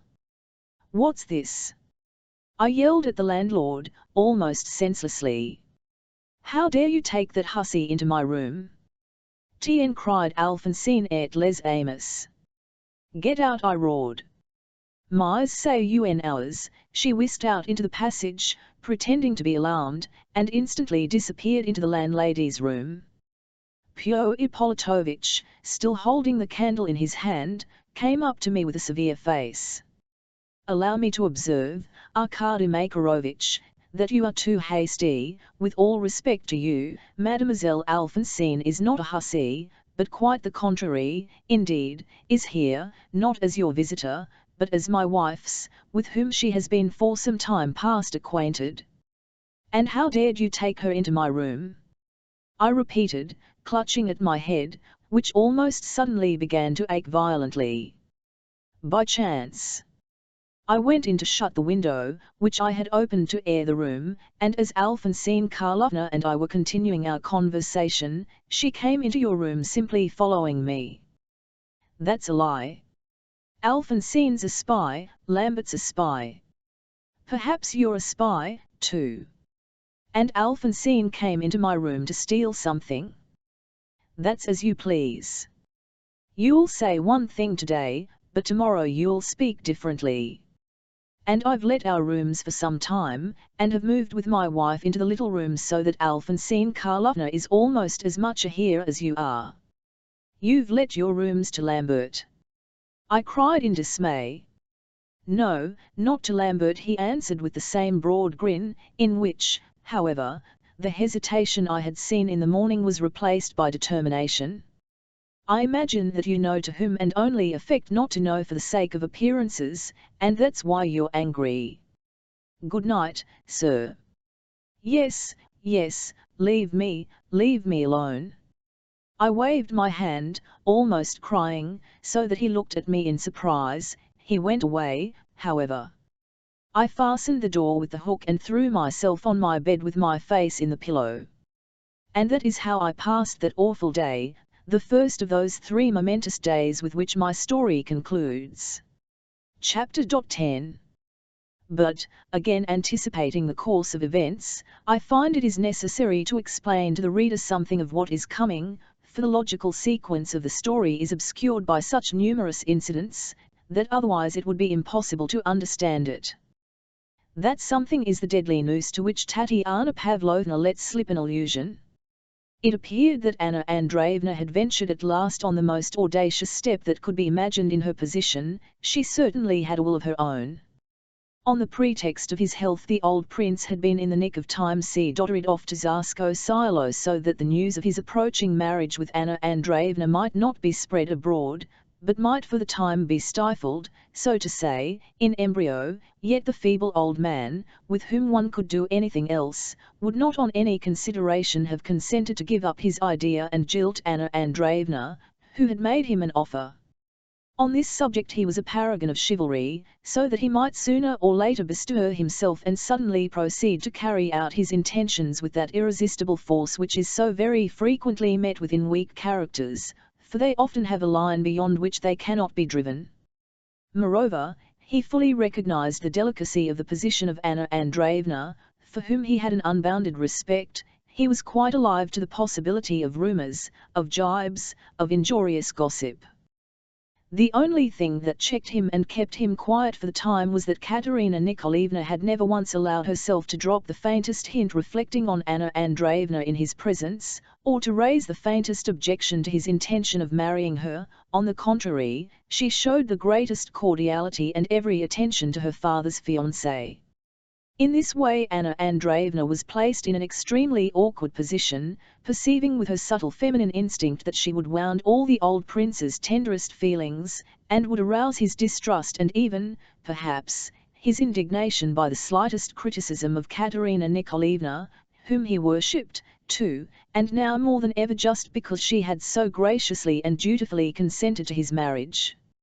And so for the present the conflict was waged on that plane.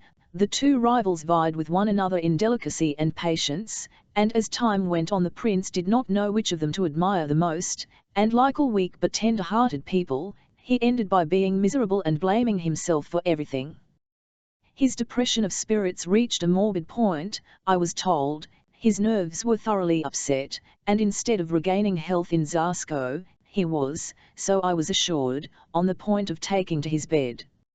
Here I may note in parenthesis what I only learnt long afterwards, that Byring had bluntly proposed to Katerina Nikolaevna that they should take the old gentleman abroad, inducing him to go by some sort of strategy, letting people know privately meanwhile that he had gone out of his mind, and obtaining a doctor's certificate to that effect abroad. But Katerina Nikolaevna would not consent to that on any account, so at least it was declared afterwards. She seems to have rejected the project with indignation. All this is only a rather roundabout rumour, but I believe it. And just when things had reached this apparently hopeless position, Anna Andreevna suddenly learned through Lambert that there was in existence a letter, in which the daughter had consulted a lawyer about declaring her father insane. Her proud and revengeful mind was roused to the utmost. Recalling previous conversations with me and putting together many trifling circumstances, she could not doubt the truth of it. Then, inevitably, the plan of a bold stroke matured in her resolute, inflexible, feminine heart. That plan was to tell the prince all about it, suddenly, with no preliminaries or negotiations, to frighten him, to give him a shock, to prove to him that what inevitably awaited him was the lunatic asylum, and if he were perverse, if he refused to believe and expressed indignation, to show him his daughter's letter, as though to say, since there was once an intention of declaring him insane, it might well be tried again in order to prevent his marriage. Then to take the frightened and shattered old man to Petersburg, straight to my lodging. It was a terrible risk, but she had complete confidence in her powers. Here I will digress for a moment to observe that the later course of events proved that she had not been mistaken as to the effect of this blow. What is more, the effect of it exceeded her expectations. The news of the existence of this letter had, perhaps, a far stronger effect on the old prince than she or any of us had anticipated. I had no idea until then that the old prince had heard of this letter before, but like all weak and timid people he did not believe the rumour, and did his utmost to dismiss it from his mind in order to preserve his serenity. What is more, he reproached himself for his baseness in being ready to believe it. I may add that the fact, that is the existence of the letter, had a far greater effect on Katerina Nikolaevna than I had expected. In fact, this scrap of paper turned out to be of far greater consequence than I, carrying it in my pocket, had imagined. But I am running too far ahead. But why, I shall be asked, to my lodgings? Why convey the old prince to my pitiful little den, and alarm him, perhaps, by the sordidness of his surroundings? If not to his own home, where all her plans might be thwarted at once, why not to some sumptuous private apartments, as Lambert urged? But it was just on this that Anna Andreevna reckoned in her desperate step. Her chief object was to confront the prince with the document, but nothing would have induced me to give it up. And as there was no time to lose, Anna Andreevna, relying on her power to carry off the position, resolved to begin without the document, bringing the old prince straight to me. For what purpose? To catch me by that same step, so to say, to kill two birds with one stone. She reckoned on working upon me by the sudden blow, the shock, the unexpectedness of it. She anticipated that when I found the old man in my room, when I saw his helplessness and his alarm, and heard them all imploring me, I should give in and show the document. I must confess her calculation was crafty and clever, and showed psychological insight. What is more, she was very nearly successful. As for the old man, Anna Andreevna had succeeded in bringing him away, and had forced him to believe her simply by telling him that she was bringing him to me. All this I learned later. The mere statement that the letter was in my hands extinguished in his timid heart the last doubts of the fact, so great were his love and respect for me. I may remark, too, that Anna Andreevna herself never for a moment doubted that I still had the letter and had not let it go out of my hands. Her great mistake was that she had a wrong conception of my character and was cynically reckoning on my innocence, and even my sentimentality, and, on the other hand, she imagined that even if I had made up my mind to give up the letter, to Katerina Nikolaevna for instance, I should only do so under conditions, and she made haste to anticipate those conditions by the suddenness, the unexpectedness of her master stroke. And, finally, Lambert confirmed her in all this. I have mentioned already that Lambert's position at this time was most critical. The traitor would have liked above everything to lure me from Anna Andreevna so that with him I might sell the letter to Mme. Armakov, which he, for some reason, considered a more profitable course, but since nothing would induce me to give up the document till the last moment, he decided, at any rate, to act with Anna Andreevna also, that he might not risk losing everything, and therefore he did his utmost to force his services on her till the very last hour, and I know that he even offered to procure a priest, if necessary, but Anna Andreevna had asked him, with a contemptuous smile, not to suggest this. Lambert struck her as horribly coarse, and aroused her utmost aversion, but to be on the safe side she still accepted his services, as a spy for instance. By the way, I do not know for certain to this day whether they bought over Pyotr Ippolitovich, my landlord, and whether he got anything at all from them for his services, or whether he simply worked for them for the joy of intrigue, but that he acted as a spy upon me, and that his wife did also, I know for a fact. The reader will understand now that though I was to some extent forewarned, yet I could not have guessed that the next day, or the day after, I should find the old prince in my lodgings and in such circumstances. Indeed, I never could have conceived of such audacity from Anna Andreevna. One may talk freely and hint at anything one likes, but to decide, to act, and to carry things out, well, that really is character. To continue. I waked up late in the morning. I slept in sound and dreamless sleep, as I remember with wonder, so that I waked up next morning feeling unusually confident again, as though nothing had happened the day before. I intended not going first to Mother's but straight to the church of the cemetery, with the idea of returning to Mother's after the ceremony and remaining the rest of the day.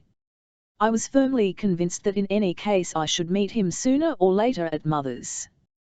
Neither Alphonsine nor the landlord had been at the flat for a long time. I would not on any account question the landlady, and, indeed, I made up my mind to cut off all relations with them for the future, and even to give up my lodgings as soon as I could, and so, as soon as my coffee had been brought, I put the hook on the door again. But suddenly there was a knock at the door, and to my surprise it turned out to be Trichatov. I opened at once and, delighted to see him, asked him to come in, but he refused. I will only say 2 words from the door. Or, perhaps, I will come in, for I fancy one must talk in a whisper here, only I won't sit down. You are looking at my horrid coat. Lambert took my great coat. He was, in fact, wearing a wretched old great coat, which did not fit him. He stood before me without taking off his hat, a gloomy, dejected figure, with his hands in his pockets. I won't sit down, I won't sit down. Listen, Dolgoruki, I know nothing in detail, but I know that Lambert is preparing some treachery against you at once, and you won't escape it, and that's certain. And so be careful, I was told by that pock-marked fellow, do you remember him? But he did not tell me anything more about it, so I can't tell you. I've only come to warn you, goodbye. But sit down, dear Trichatov, though I'm in a hurry I'm so glad to see you. I cried. I won't sit down, I won't sit down, but I shall remember you were glad to see me. Oh, Dolgoruki, why deceive others? I've consciously of my own free will consented to every sort of abomination, to things so vile, that I can't speak of them before you. Now we are at the pock-marked fellow *s goodbye. I am not worthy to sit down with you.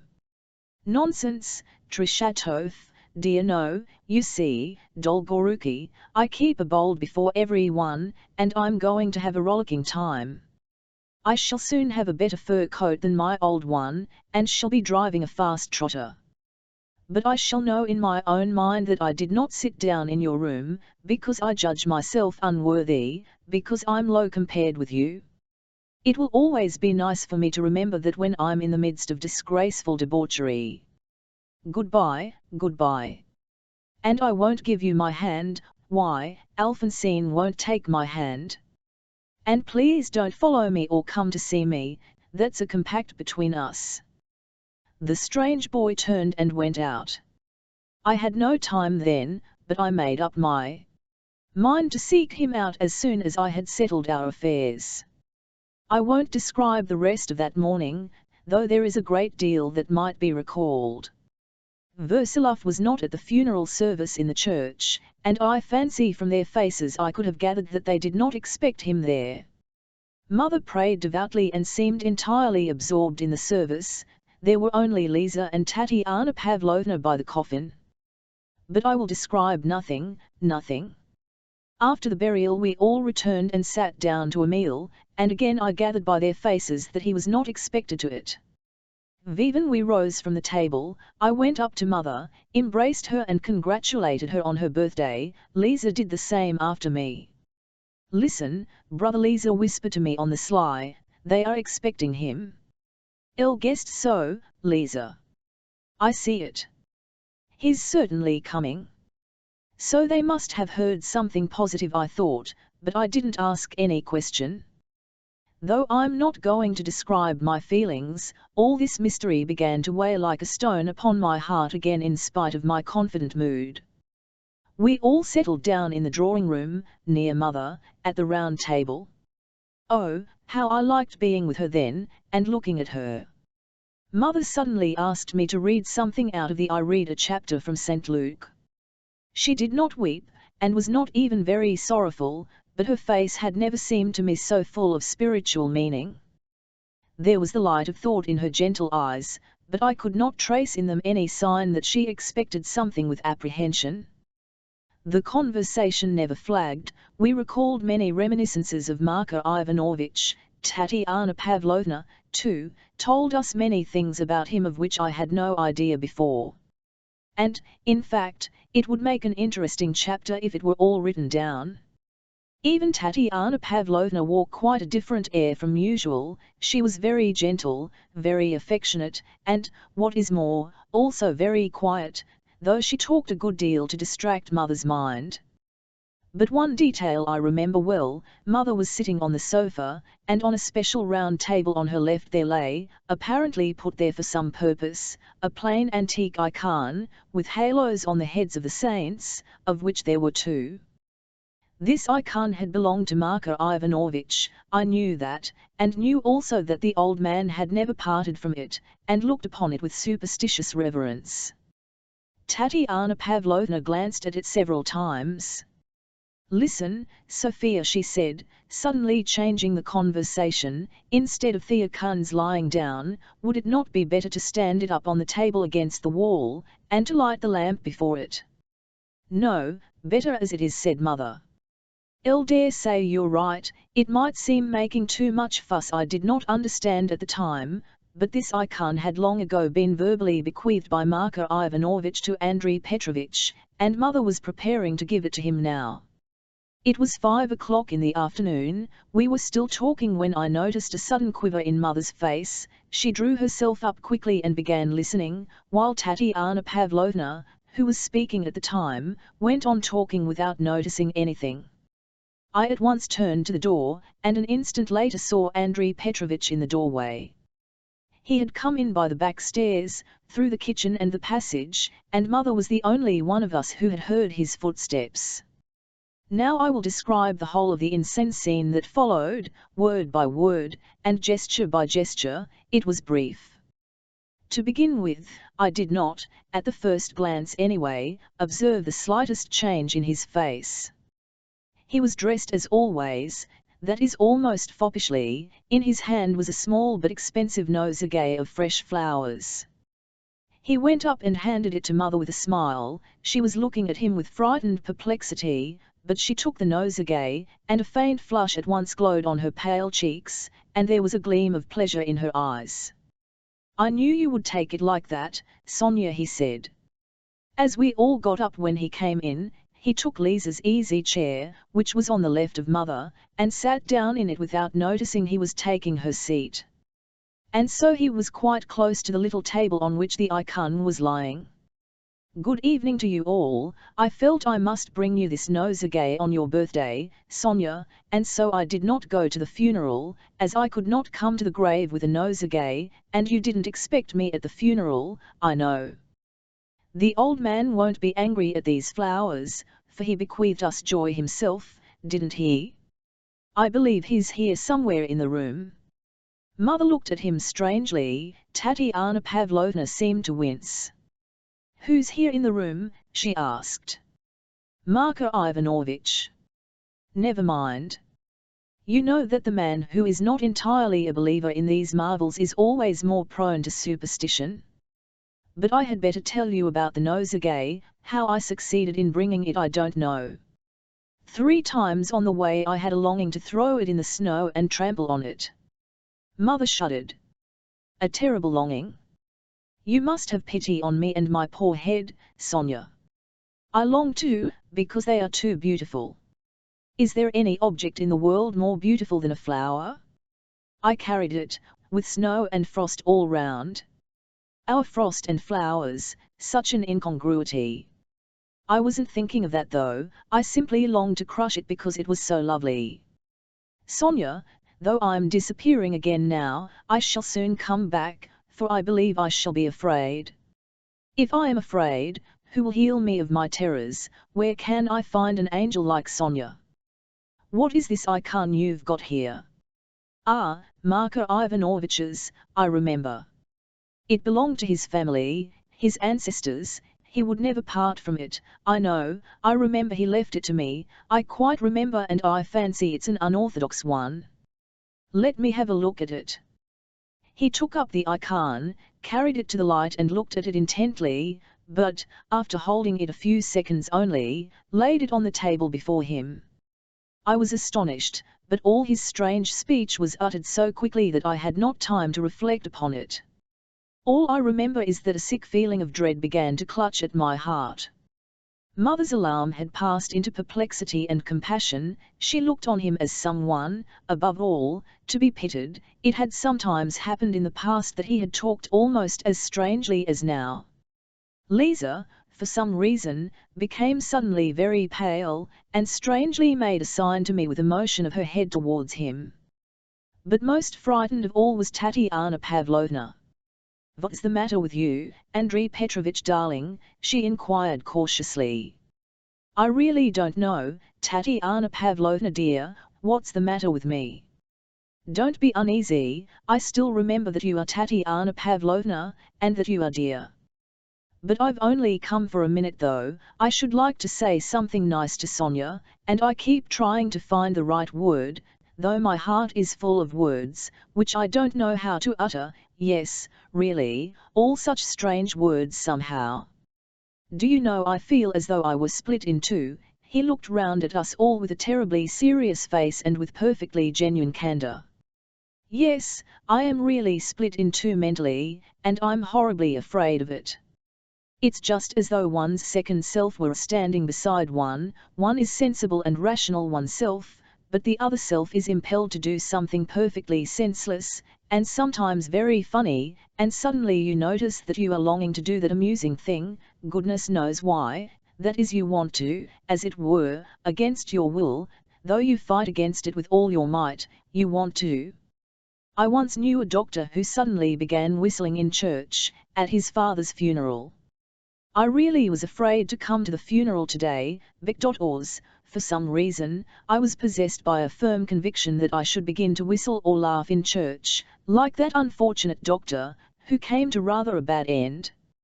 And I really don't know why, but I've been haunted by the thought of that doctor all day. I am so haunted by him that I can't shake him off. Do you know, Sonia, here I've taken up the icon again. He had picked it up and was turning it about in his hand, and do you know, I have a dreadful longing now, this very second, to smash it against the stove, against this corner. I am sure it would break into two halves, neither more nor less. What was most striking was that he said this without the slightest trace of affectation or whimsical caprice. He spoke quite simply, but that made it all the more terrible, and he seemed really frightened of something. I noticed suddenly that his hands were trembling a little. "Andrei Petrovich," cried Mother, clasping her hands. "Let the icon alone, let it alone, Andrei Petrovich, let it alone, put it down," cried Tatiana Pavlovna, jumping up. "Undress, sad, go to bed. Arkady, run for the doctor."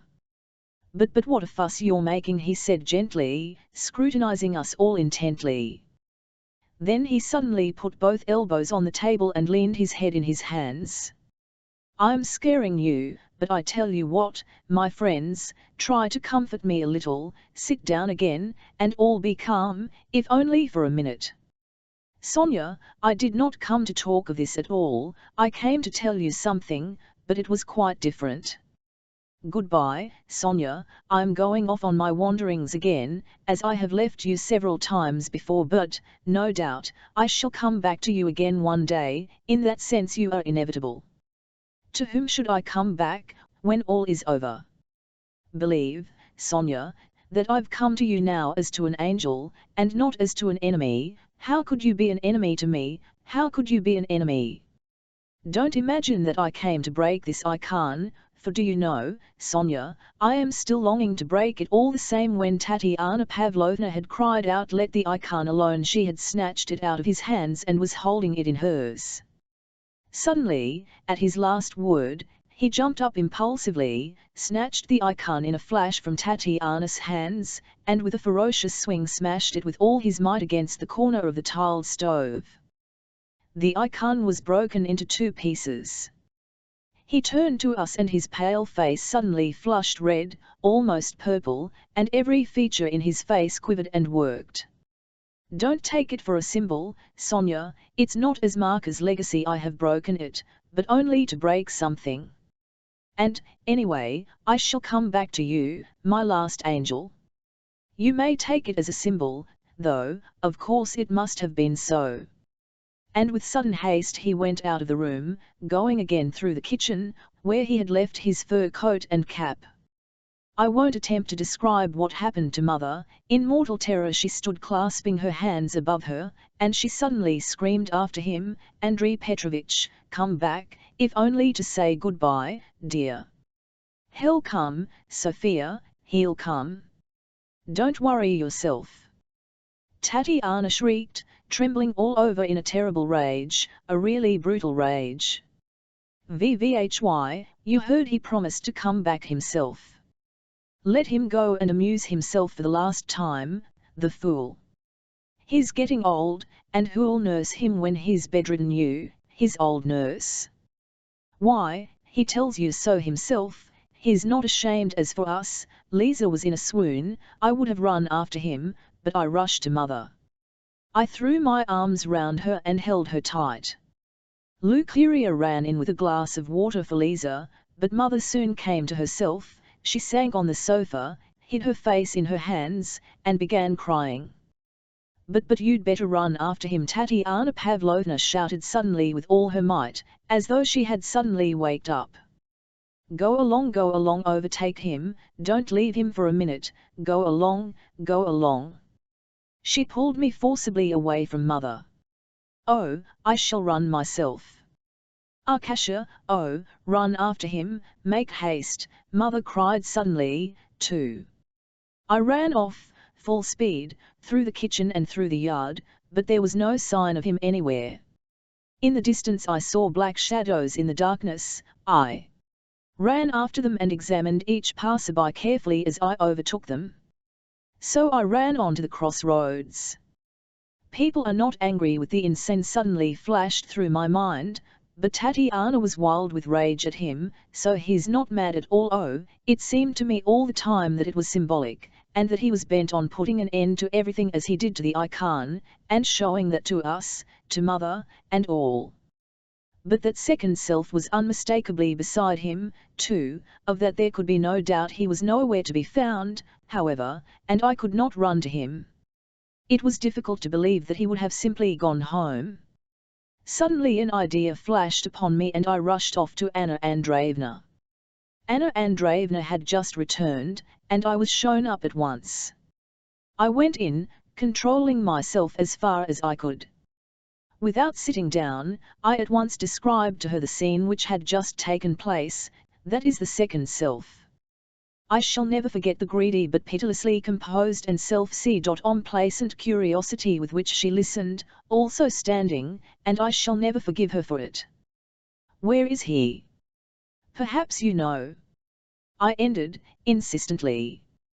"Tatiana Pavlovna sent me to you yesterday. I sent for you, yesterday.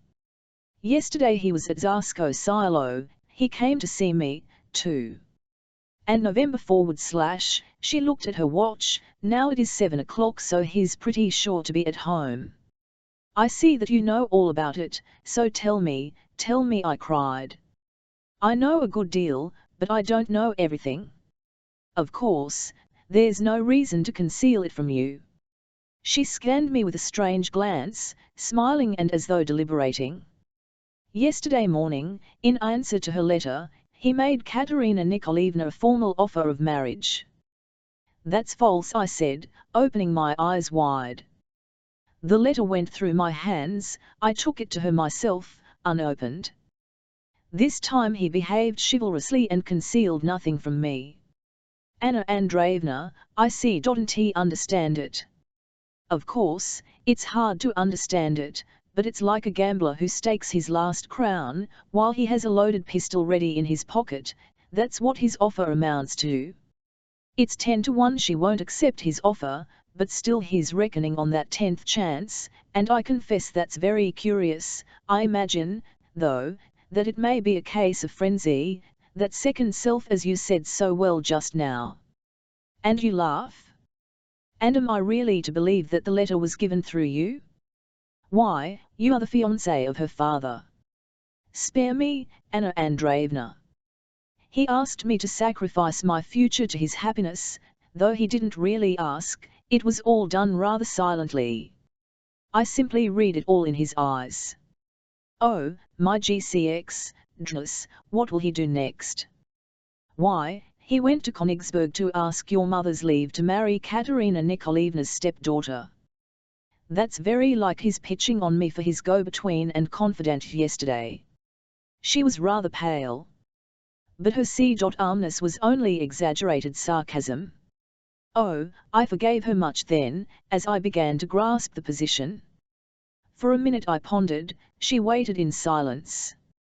"Do you know," I laughed suddenly, "you delivered the letter because there was not the slightest risk for you, because there's no chance of a marriage, but what of him? Of her, too? Of course she will reject his offer, and then, what may not happen then? Where is he now, Anna Andreevna?" I cried. "Every minute is precious now, any minute there may be trouble. He's at home. I have told you so. In the letter to Katerina Nikolaevna, which I delivered, he asked her in any case to grant him an interview in his lodgings today at 7 o'clock this evening. She promised.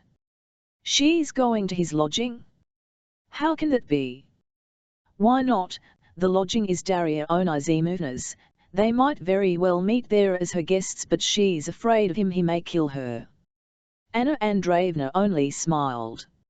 In spite of the terror which I detected in her myself, Katerina Nikolaevna has always from the first cherished a certain reverence and admiration for the nobility of Andrei Petrovitch's principles and the loftiness of his mind. She is trusting herself to him this once, so as to have done with him forever. In his letter he gave her the most solemn and chivalrous promise that she should have nothing to fear. In short, I don't remember the words of the letter, but she trusted herself, so to speak, for the last time and so to speak, resurrecting with the same heroic feelings. There may have been a sort of chivalrous rivalry on both sides. But the second self, the second self! I exclaimed, besides, he's out of his mind. Yesterday, when she gave her promise to grant him an interview, Katerina Nikolaevna probably did not conceive of the possibility of that. I suddenly turned and was rushing out to him, to them, of course. But from the next room I ran back for a second. But, perhaps, that is just what would suit you, that he should kill her, I cried, and ran out of the house. I was shaking all over, as though in a fit, but I went into the lodging quietly, through the kitchen, and asked in a whisper to see Darya Onizimovna. She came out at once and fastened a gaze of intense curiosity upon me. His Honour, he's not at home. But in a rapid whisper I explained, bluntly and exactly, that I knew all about it from Anna Andreevna, and that I had just come from her. Darya Onizimovna, where are they? They are in the room where you sat the day before yesterday, at the table. Darya Onizimovna, let me go in. That's impossible. Not in there, but in the next room. Darya Onizimovna, Anna Andreevna wishes it. Perhaps, if she didn't wish it, she wouldn't have told me herself. They won't hear me, she wishes it herself, and if she doesn't wish it, said Darya Onizimovna, her eyes still riveted me. Darya Onizimovna, I remember your Olya, let me in. Her lips and chin suddenly began to quiver. Dear friend, for Olya's sake, for the sake of your feeling. Don't desert Anna Andreevna. My dear. You won't desert her, will you? You won't desert her. No, I won't. Give me your solemn promise, you won't rush out upon them, and won't call out if I hide you in there. I swear on my honour, Darya Onizimovna. She me by my coat, led me into a dark room, next to the one where they were sitting, guided me, almost noiselessly, over the soft carpet to the doorway, stationed me at the curtain that hung over it, and lifting the curtain a fraction of an inch showed me them both. I remained, she went away. Of course, I remained. I knew that I was eavesdropping, spying on other people's secrets, but I remained. How could I help remaining with the thought of the second self in my mind? Why, he had smashed the icon before my eyes. They were sitting facing one another at the table at which we had yesterday drunk to his resurrection. I got a good view of their faces. She was wearing a simple black dress, and was as beautiful and apparently calm as always. He was speaking, she was listening with intense and sympathetic attention. Perhaps there was some trace of timidity in her, too. He was terribly excited. I had come in the middle of their conversation, and so for some time I could make nothing of it. I remember she suddenly asked, and I was the cause. No, I was the cause, he answered, and you were only innocently guilty. You know that there are the innocently guilty. Those are generally the most unpardonable crimes, and they almost always bring their punishment, he added, laughing strangely. And I actually thought for a moment that I had forgotten you and could laugh at my stupid passion, but you know that. What is he to me, though, that man you're going to marry? Yesterday I made you an offer, forgive me for it, it was absurd, and yet I had no alternative but that. What could I have done but that absurd thing? I don't know. As he said this, he laughed hopelessly, suddenly lifting his eyes to her, till then he had looked away as he talked. If I had been in her place, I should have been frightened at that laugh, I felt that. He suddenly got up from his chair. Tell me, how could you consent to come here? He asked suddenly, as though remembering the real point. My invitation and my whole letter was absurd.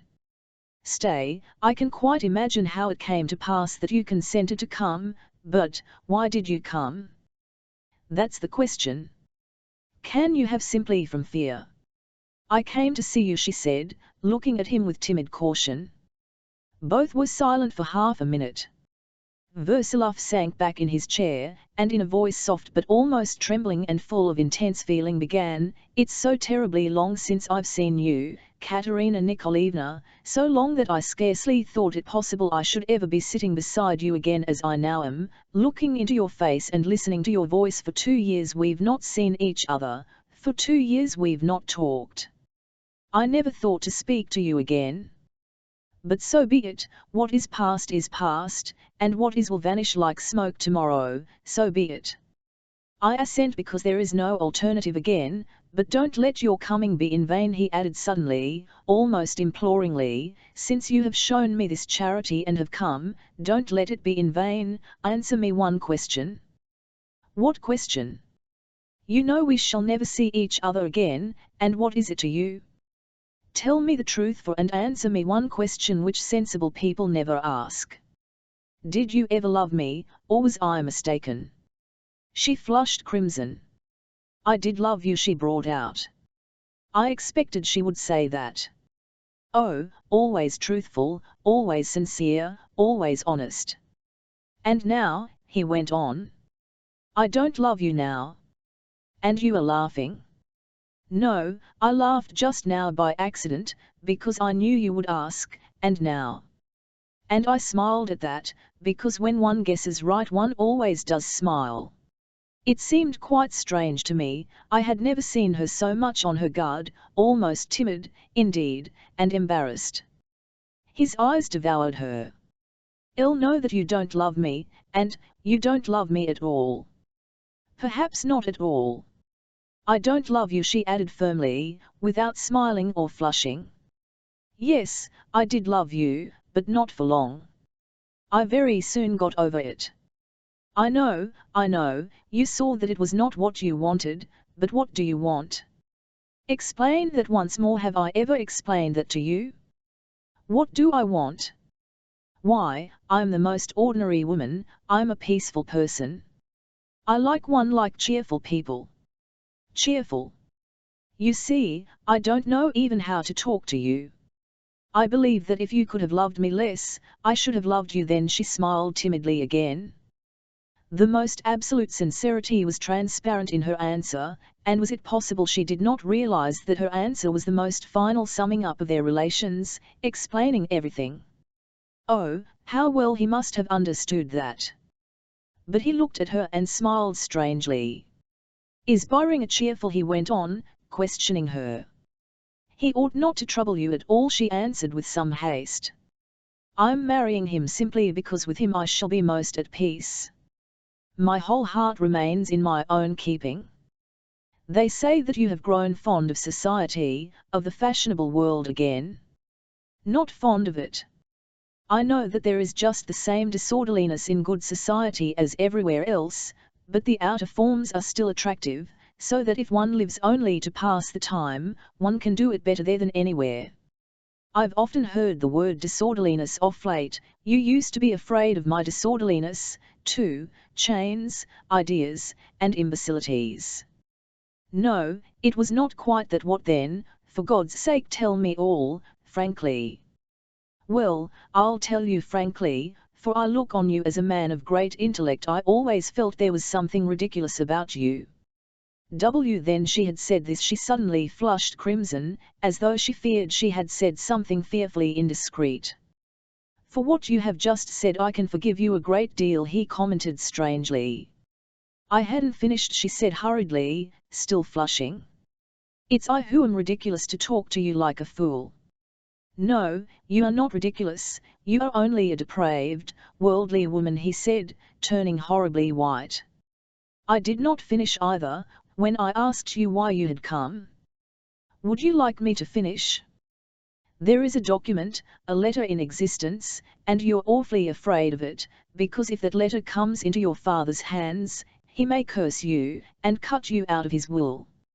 You're afraid of that letter, and you've come for that letter," he brought out. He was shaking all over, and his teeth were almost chattering. She listened to him with a despondent and pained expression of face. "I know that you can do all sorts of things to harm me," she said, as if warding off his words, "but I have come not so much to persuade you not to persecute me, as to see you yourself. I've been wanting to meet you very much for a long time. But I find you just the same as ever," she added suddenly, as though carried away by a special and striking thought, and even by some strange sudden emotion. "Did you hope to see me different, after my letter about your depravity? Tell me, did you come here without any fear? I came because I once loved you, but do you know, I beg you not to threaten me, please, with anything. While we are now together, don't remind me of my evil thoughts and feelings. If you could talk to me of something else I should be very glad. Let threats come afterwards, but it should be different now. I came really to see you for a minute and to hear you." "Oh, well, if you can't help it, kill me straight off, only don't threaten me and don't torture yourself before me," she concluded, looking at him in strange expectation, as though she really thought he might kill her. He got up from his seat again, and looking at her with glowing eyes, said resolutely, "While you are here you will suffer not the slightest annoyance." "Oh yes, your word of honor," she said, smiling. "No, not only because I gave my word of honor in my letter, but because I want to think of you all night to torture yourself. I picture you in my mind whenever I'm alone. I do nothing but talk to you. I go into some squalid, dirty hole, and as a contrast you appear to me at once. But you always laugh at me as you do now." He said this as though he were beside himself. "I have never laughed at you, never," she exclaimed in a voice full of feeling, and with a look of the greatest compassion in her face. "In coming here I tried my utmost to do it so that you should have no reason to be mortified," she added suddenly. "I came here to tell you that I almost love you. Forgive me, perhaps I used the wrong words," she went on hurriedly. He laughed. "How is it you cannot dissemble?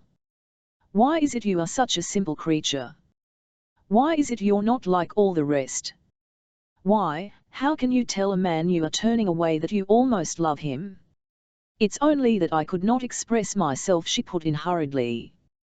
"I used the wrong words. It's because I've always felt abashed and unable to talk to you from the first time I met you, and if I used the wrong words, saying that I almost love you, in my thought it was almost so that's why I said so, though I love you with that general love with which one loves everyone and which one is never ashamed to own." He listened in silence, fixing his glowing eyes upon her. "I am offending you, of course," he went on, as though beside himself. "This must really be what they call passion. All I know is that in your presence I am done for, in your absence, too. It's just the same whether you are there or not, wherever you may be you are always before me. I know, too, that I can hate you intensely, more than I can love you. But I've long given up thinking about anything now, it's all the same to me. I am only sorry I should love a woman like you." His voice broke, he went on, as it were, gasping for breath. "What is it to you? You think it wild of me to talk like that?" He smiled a pale smile. "I believe, if only that would charm you, I would be ready to stand for 30 years like a post on one leg. I see you are sorry for me, your face says I would love you if I could but I can't. Yes? Never mind, I've no pride. I'm ready to take any charity from you like a beggar, do you hear? A beggar has no pride." She got up and went to him. "Dear friend," she said, with inexpressible feeling in her face, touching his shoulder with her hand, "I can't hear you talk like that. I shall think of you all my life as someone most precious, great-hearted, as something most sacred of all that I respect and love. Andrei Petrovich, understand what I say. Why, it's not for nothing I've come here now, dear friend, dear to me then and now. I shall never forget how deeply you stirred my mind when first we met. Let us part as friends, and you will be for me the most earnest and dearest thought in my whole life. Let us part and then I will love you, only let us part. Listen," he brought out, perfectly white, grant me one charity more, don't love me, don't live with me, let us never meet, I will be your slave if you summon me, and I will vanish at once if you don't want to see me, or hear me, only don't marry anyone. It sent a pang to my heart to hear those words. That naively humiliating entreaty was the more pitiful, the more heart-rending for being so flagrant and impossible. Yes, indeed, he was asking charity. Could he imagine she would consent? Yet he had humbled himself to put it to the test, he had tried entreating her. This depth of spiritual degradation was insufferable to watch. Every feature in her face seemed suddenly distorted with pain, but before she had time to utter a word, he suddenly realized what he had done. "I will strangle you," he said suddenly, in a strange distorted voice unlike his own. But she answered him strangely, too, and she, too, spoke in a different voice, unlike her own. "If I granted you charity," she said with sudden firmness, "you would punish me for it afterwards worse than you threaten me now, for you would never forget that you stood before me as a beggar." "I can't listen to threats from you," said, looking at him with indignation, almost defiance. "Threats from you mean, from such a beggar?" "I was joking," he said softly, smiling. "I won't touch you, don't be afraid, go away and I'll do my utmost to send you that letter, only go, go. I wrote you a stupid letter, and you answered my stupid letter in kind by coming, we are quits. This is your way." He pointed towards the door. She was moving towards the room in which I was standing behind the curtain. "Forgive me if you see and she said, stopping in the doorway. "Vivat if we meet some day quite friends and recall this scene with laughter," he said suddenly, but his face was quivering all over like the face of a man in convulsions. "Oh, God grant we may," she cried, clasping her hands, though she watched his face timidly, as though trying to guess what he meant. "Go along. Much sense we have, the pair of us, but you are one of my own kind. I told you a mad letter, and you agreed to come to tell me that you almost love me. Yes, we are possessed by the same madness. Be always as mad, don't change, and we shall meet as friends, that I predict, that I swear. And then I shall certainly love you, for I feel that even now." The woman in her could not resist flinging those last words to him from the doorway. She went out. With noiseless haste I went into the kitchen, and scarcely glancing at Darya Onizimovna, who was waiting for me, I went down the back staircase and across the yard into the street, but I had only time to see her get into the sledge that was waiting for her at the steps. I ran down the street. Chapter 11. Around to Lambert.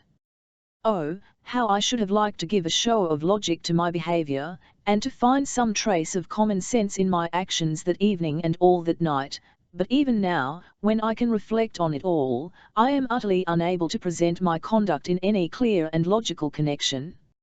It was a case of feeling, or rather a perfect chaos of feelings, in the midst of which I was naturally bound to go astray. It is true there was one dominant feeling, which mastered me completely and overwhelmed all the others, but, need I confess to it? Especially as I am not certain I ran to Lambert, beside myself of course. I positively scared Alphonsine and him for the first minute. I have always noticed that even the most profligate, most degraded Frenchmen are in their domestic life extremely given to a sort of bourgeois routine, a sort of very prosaic daily ceremonial of life established once and forever. Lambert quickly realized, however, that something had happened, and was delighted that I had come to him at last, and that I was in his clutches. He had been thinking of nothing else day and night. Oh, how badly he needed me! And behold now, when he had lost all hope, I had suddenly appeared of my own accord, and in such a frantic state, just in the state which suited him. "Lambert, wine!" I cried, "let's drink, let's have a jolly time. Alphonsine, where's your guitar?" I won't describe the scene, it's unnecessary. We drank, And I told him all about it, everything. He listened greedily. I openly of my own accord suggested a plot, a general flare-up. To begin with, we were by letter to ask Katerina Nikolaevna to come to us. That's possible, Lambert assented, gloating over every word I said. Secondly, we must send a copy of the document in full, that she might see at once that she was not being deceived.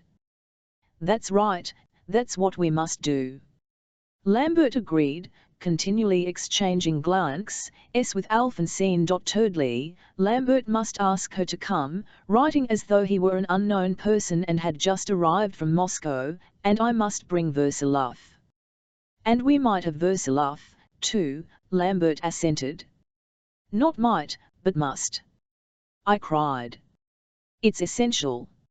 It's for his sake it's all being done. I explained, taking one sip after another from my glass.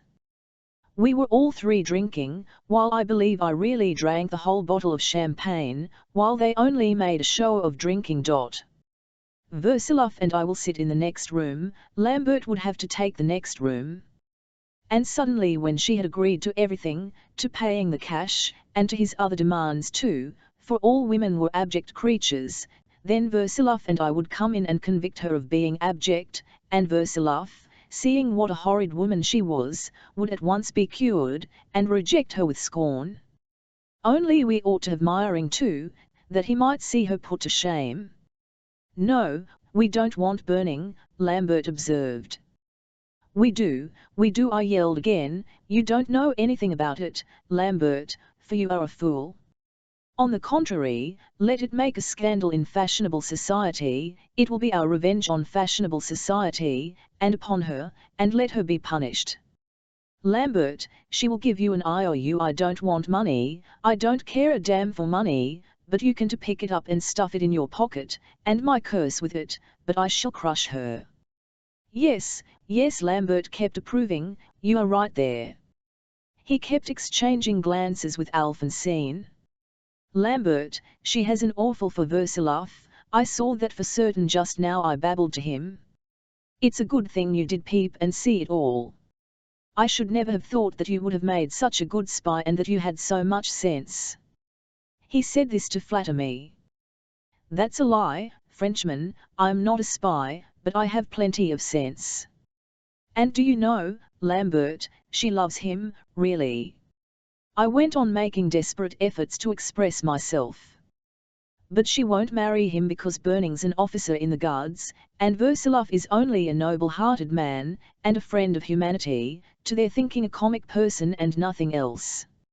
Oh, she understands his passion and gloats over it, flirts, is carried away by it, but won't marry him. She's a woman, she's a serpent. Every woman is a serpent, and every serpent is a woman. He must be cured, we must tear the scales off his eyes, let him see what she is and be cured. I will bring him to you, Lambert. Just so, Lambert kept repeating, filling up my glass every minute. He was in a perfect tremble of anxiety to avoid contradicting or offending me and to make me go on drinking. It was so coarse and obvious that even at the time I could not help noticing it. But nothing could have made me go away. I kept drinking and talking, and was desperately anxious to give full expression to what I was feeling. When Lambert brought in another bottle, Alphonsine was playing some Spanish air on the guitar, I was almost in tears. Lambert, do you know everything? I exclaimed with intense feeling. That man must be saved, for he's spellbound by sorcery. If she were to marry him, he would spurn her from him the day after the wedding, for that does happen sometimes. For such a wild, outrageous love is like a fit, like a deadly noose, like an illness, and, as soon as it is gratified, the scales fall from the eyes at once and the opposite feeling comes, loathing and hatred, the desire to strangle, to crush. Do you know the story of Avasage, Lambert? Have you read it? No, I don't remember, a novel, muttered Lambert. Oh, you know nothing?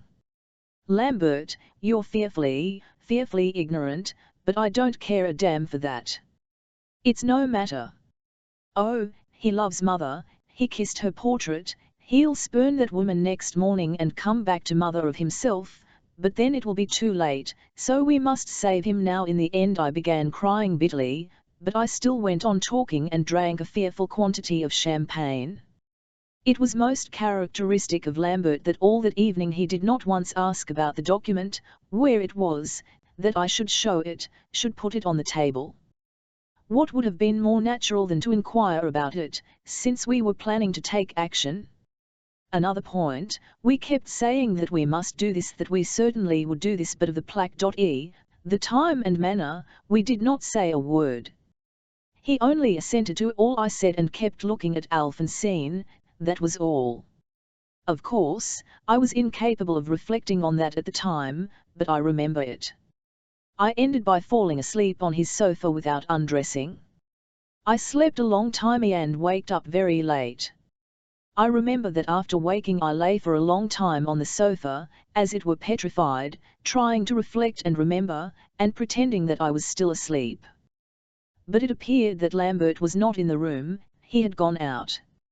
It was past 9 o'clock, the stove had been heated and was crackling exactly as it had done when I found myself the first time at Lambert's after that night. But Alphonsine was behind the screen keeping guard on me. I noticed it at once, for she had twice peeped out and glanced at me, but each time I shut my eyes and pretended to be asleep. I did this because I was overwhelmed and wanted to think over my position. I felt with horror all the ineptitude and loathsomeness of my confession to Lambert, my plotting with him, the blunder I had made in running to him. But, thank God, the letter was still in my keeping, it was still sewn up in my side pocket, I felt with my hand, it was there. So all I had to do was to get up and run away. I need not care what Lambert thought of me afterwards. Lambert was not worth it. But I was ashamed of myself. I was my own judge, and, my God, what was there in my heart? But there's no need to describe that hellish, insufferable feeling, and that consciousness of filth and vileness. But yet I must confess it, for I feel the time has come. It must be recorded in my story. So let it be known that I meant to shame her, and planned to be almost a witness of her yielding to Lambert's demands. Oh, the baseness! Not for the sake of saving Versilov in his madness and bringing him back to mother, but because I was myself in love and jealous. Jealous of whom? Of Byring, of Versilov? Of anyone she might look at, or talk to at a ball, while I should be standing in a corner ashamed of myself. Oh, the hideousness of it! In short, I don't know of whom I was jealous on her account, but all I felt and knew the evening before was that as certainly as twice two make four, she was lost to me, that woman would spurn me and laugh at me for falseness and absurdity. She was truthful and honest, while I was a spy, using letters to threaten her. All this I have kept hidden in my heart ever since, but now the day has come and I make up my account, but, again, for the last time. Perhaps fully half, or perhaps even 75%. Of what I am saying is a libel upon myself. That night I hated her in a kind of delirium, and afterwards like a drunken rowdy. I have said already that it was a chaos of feelings and sensations in which I could distinguish nothing clearly myself. But still I have had to confess it, for though only a part of what I felt, it was certainly present. With an overpowering sense of disgust, and a firm determination to cancel all that had happened, I suddenly jumped up from the sofa, but as I jumped up, Alphonsine instantly popped out. I seized my overcoat and cap and told her to tell Lambert that I had been raving the evening before, that I had slandered a woman, that I had been joking, and that Lambert must not dare come near me again. All this I expressed in a blundering fashion, talking hurriedly in French, and, of course, anything but clearly, but, to my surprise, Alphonsine understood everything perfectly, and what was most surprising of all, she seemed positively relieved at something. Oh, she said approvingly, c'est unhunty. Undamita genero, vous. Soyez tranquille, j'ai fait avoir raison à Lambert. Oh, vu, so that I was even at that moment puzzled to explain the sudden change in her attitude, and consequently I suppose in Lambert's. I went away, however, saying nothing. All was in confusion within me, and I was hardly capable of reasoning. Oh, afterwards I could explain it all, but then it was too late. Oh, what a hellish plot it was! I will pause here and explain it beforehand, as otherwise it will be impossible for the reader to understand it. The fact was that at my very first interview with Lambert, when I was thawing in his lodging, I had muttered to him like a fool that the letter was sewn up in my pocket. Then I had suddenly fallen asleep for a time on the sofa in the corner, and Lambert had promptly felt my pocket and was convinced that there was a piece of paper sewn up in it. Several times afterwards he made sure that the paper was still there. When we were dining, for instance, at the Tartars, I remember that he several times put his arms round my waist on purpose. Grasping the importance of the letter, he made a separate plan of his own of which I had no suspicion at all. I, like a fool, imagined all the time that he urged me to come home so persistently to get me to join his gang and to act only in concert with him, but, alas! He invited me with quite a different object.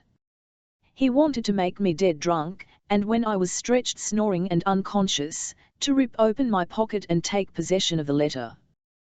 This was precisely what he and Alphonsine had done that night. Alphonsine had unpicked the pocket, taking out the letter, her letter, the document I had brought from Moscow. They had taken a piece of plain note paper the same size, put it in the pocket and sewn it up again, as if nothing had happened, so that I might notice no difference. Alphonsine had sewn it up. And I, up to the very end, for another day and a half, still went on believing that I was in possession of the secret, and that Katerina Nikolaevna's fate was still in my hands. A last word, that theft of the letter was the cause of everything and of all the other disasters that followed. The last 24 hours of my story have come and I am at the end.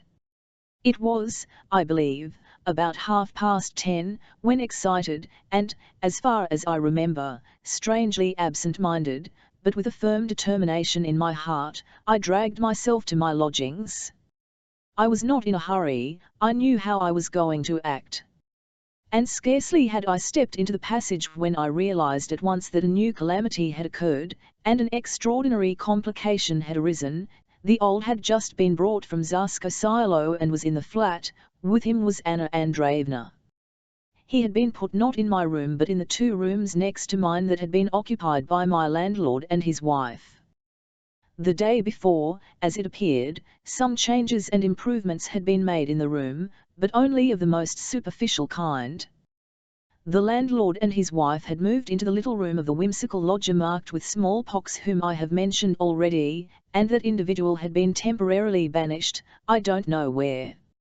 I was met by the landlord, who at once whisked into my room. He looked less sure of his ground than he had done the evening before, but was in an unusual state of excitement, so to say, at the climax of affair. I said nothing to him, but, moving aside into a corner and clutching my head in my hands, I stood so for a moment. He thought for the first moment that I was putting it on, but at last his fortitude gave way, and he could not help being scared. "Can anything be wrong?" he muttered. "I've been waiting for you to ask," he added, seeing I did not answer, "whether you preferred that door to be opened so that you may have direct access to the prince's rooms, instead of going by the passage." He pointed to the door at the side, always locked, which led to the landlord's rooms, now the old prince's apartments. "Look here, Pyotr Ippolitovich," I turned to him with a stern air, "I'll humbly beg you to go to Anna Andreevna and ask her to come here at once to discuss the situation." "Have they been here long?" "Going on for an hour." "Go and fetch her then." He went and brought the strange reply that Anna Andreevna and Prince Nikolai Ivanitch were impatiently expecting me in the next room, so Anna Andreevna would not come. I smoothed out my coat, which was creased from sleeping in it that night, brushed it, washed, combed my hair. I did all this deliberately, realizing how necessary it was to be careful, and I went into the old prince. The prince was sitting on the sofa at a round table, and Anna Andreevna in another corner, at another table covered with a cloth, on which the landlady's samovar, polished as it had never been before, was boiling for tea. I walked in with the same stern look on my face, and the old man instantly noticed this and winced, and the smile on his face was instantly replaced by a look of terror, but I could not keep it up. I instantly laughed and held out my hands to him. The poor old fellow simply flung himself into my arms. I realized unmistakably at once the condition of the man I had to deal with. To begin with, it was as clear as twice to make four that in the interval since I had seen him last they had turned the old man, till lately almost hale, and to some extent rational, and not altogether without willpower, into a sort of mummy, a scared and mistrustful child. I may add, he quite knew why they had brought him here, and everything had been done as I have explained already. He was suddenly shocked, crushed, and overwhelmed by being told of his daughter's treachery and of a possible madhouse. He had allowed himself to be carried off, so scared that he hardly knew what he was doing. He was told that I was in possession of the secret and that I had the proof that would establish the fact conclusively. I may mention at once, it was just that proof that would establish the fact which he dreaded more than anything in the world. He was expecting me to go into him with a sort of death sentence in my face and a document in my hand, and was immensely delighted that I was ready meanwhile to laugh and chatter of other things. While we were embracing he shed tears. I must confess I shed a tear also. I felt suddenly very sorry for him. Alphonsine's little lapdog broke into a bark as shrill as a bell, and made dashes at me from the sofa. He had not parted from this tiny dog since he had had it and even slept with it. "Oh, je dis question il de coeur," he exclaimed, indicating me to Anna Andreevna. "But how much stronger you look, Prince, how well and fresh and strong you look," I observed. Alas! It was just the opposite. He looked like a mummy and I only said it to cheer him up. "N'est-ce pas," he repeated joyfully. "Oh, I've regained my health wonderfully. But drink your tea, and if you'll give me a cup I'll drink some with you." "That's delightful. Let us drink the cup that cheers, or how does it go, that's in some poem. Anna Andreevna, give him some tea, il prend tuyas par les sentiments, give us some tea, my dear." Anna Andreevna poured out the tea, but suddenly turning to me began with extreme solemnity, "Arkady Makarovich, we both, my benefactor, Prince Nikolai Ivanitch and I, have taken refuge with you. I consider that we have come to you alone, and we both beg of you to shelter us. Remember that the whole fate of this saintly, this noble and injured man, is in your hands. We await the decision, and count upon the justice of your heart." But she could not go on. The old prince was reduced to terror and almost trembling with alarm. "Apres, n'est-ce pas, chere, he kept repeating, holding out his hands to her.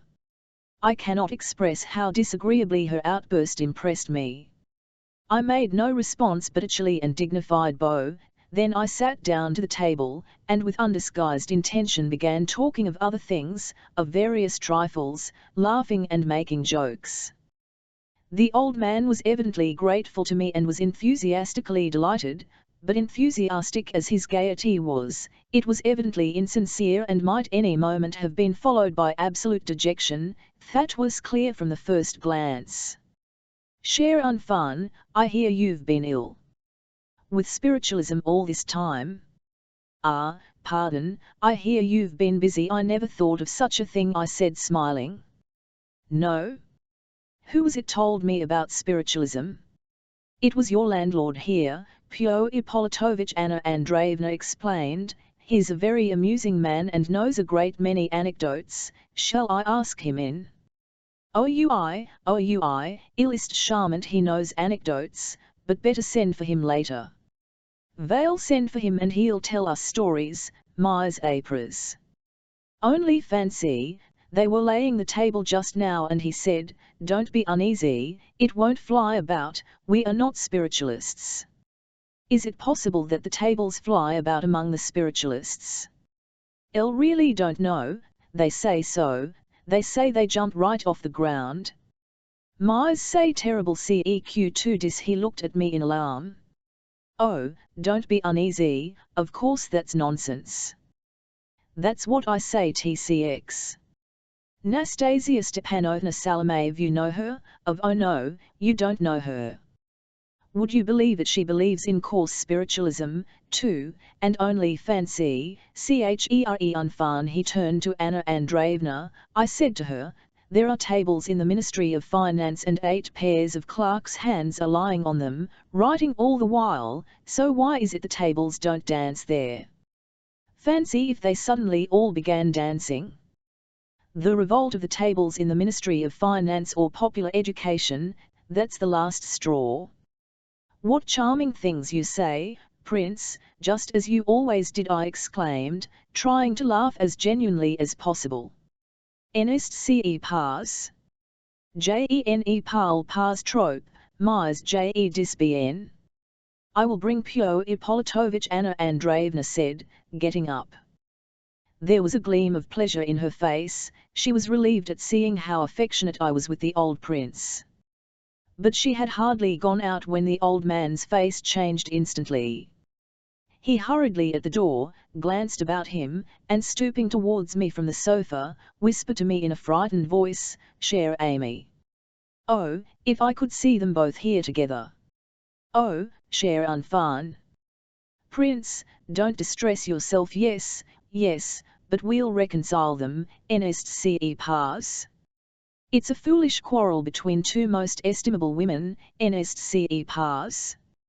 You are my only hope. We'll set everything straight here, and what a queer place this is." He looked about him almost fearfully, "and that landlord, you know, he's got such a face. Tell me. He's not dangerous?" The landlord? Oh no, how could he be dangerous? Say ea. So much the better. 11 Semble questionil ist beat, ce gentle homme. Cher enfant, for Christ's sake don't tell Anna Andreevna that I'm afraid of everything here. I praised everything from the first moment. I praised the landlord too. Listen, do you know the story of what happened to von Son? Do you remember? Well, what of it? Rend it out. Mais je suis libre ici, n'est-ce pas? What do you think? Nothing could happen to me here of the same sort. But I assure you, dear Prince, upon my word.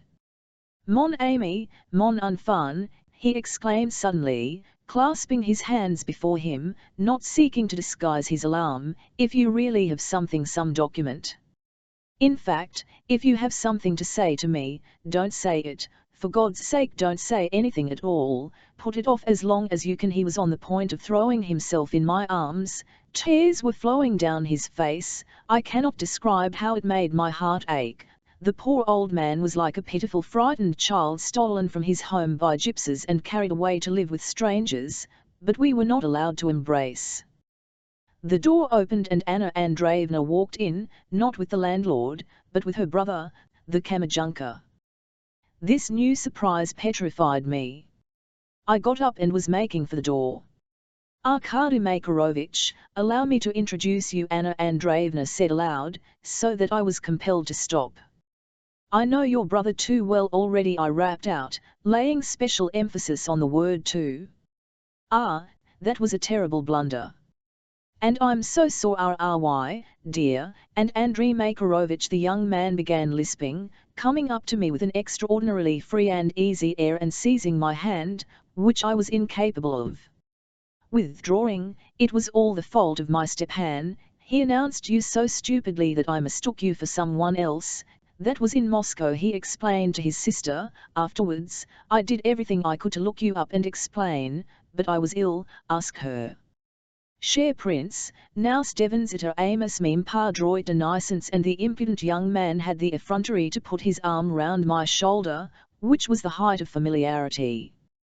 I drew back, but overcome by embarrassment preferred to beat a hasty retreat, without saying a word. Going back to my room, I sat down on my bed in uncertainty and agitation. I felt suffocated by the atmosphere of intrigue, but I could not deal Anna Andreevna such a direct and crushing blow. I suddenly felt that she, too, was dear to me, and that her position was an awful one. As I had expected, she came into my room herself, leaving the prince with her brother, who immediately began telling him some society scandal, as fresh as hot cakes, which at once distracted the impressionable old man's attention and cheered him up. I got up from the bed in silence, with a look of inquiry. "I have told you everything, Arkady Makarovich," she began directly. "Our fate is in your hands. But I told you beforehand that I cannot. The most sacred duties prevent me doing what you desire, yes? Is that your answer? Well, let me perish, but what of the old prince? Vivat do you expect? Why, he'll be out of his mind by the evening. No, he'll go out of his mind if I show him the letter in which his daughter writes to a lawyer about certifying him insane." I cried with heat. "That's what would be too much for him. Do you know he won't believe that letter? He's told me so already." I lied, saying he had said this of the letter, but it was effective. "He has said so already? I thought so. In that case I'm lost. He's been crying already and asking to go home." "Tell me, what's your plan exactly?" I asked insistently. She flushed from exasperated haughtiness, so to speak, but she controlled herself. "With that letter of his daughter's in our hands, we are justified in the eyes of the world. I should send it at once to Prince V and to Boris Mihailovich Pelestchev, the friends of his childhood, both persons highly respected and influential in society, and I know that some years ago they were indignant with the conduct of his greedy and merciless daughter. They will of course reconcile him with his daughter at my request. I shall insist on it myself, but the position of affairs will be completely changed. And my relations, too, the Fenariatovs, will, I judge, make up their minds to support my rights, but what weighs most with me is his happiness. I want him to understand and appreciate who is really devoted to him. Of course I've always reckoned most on your influence with him, Arkady Makarovich, you are so fond of him. And who does care for him except you and me? He has done nothing but talk about you these last few days. He was pining for you, his young friend.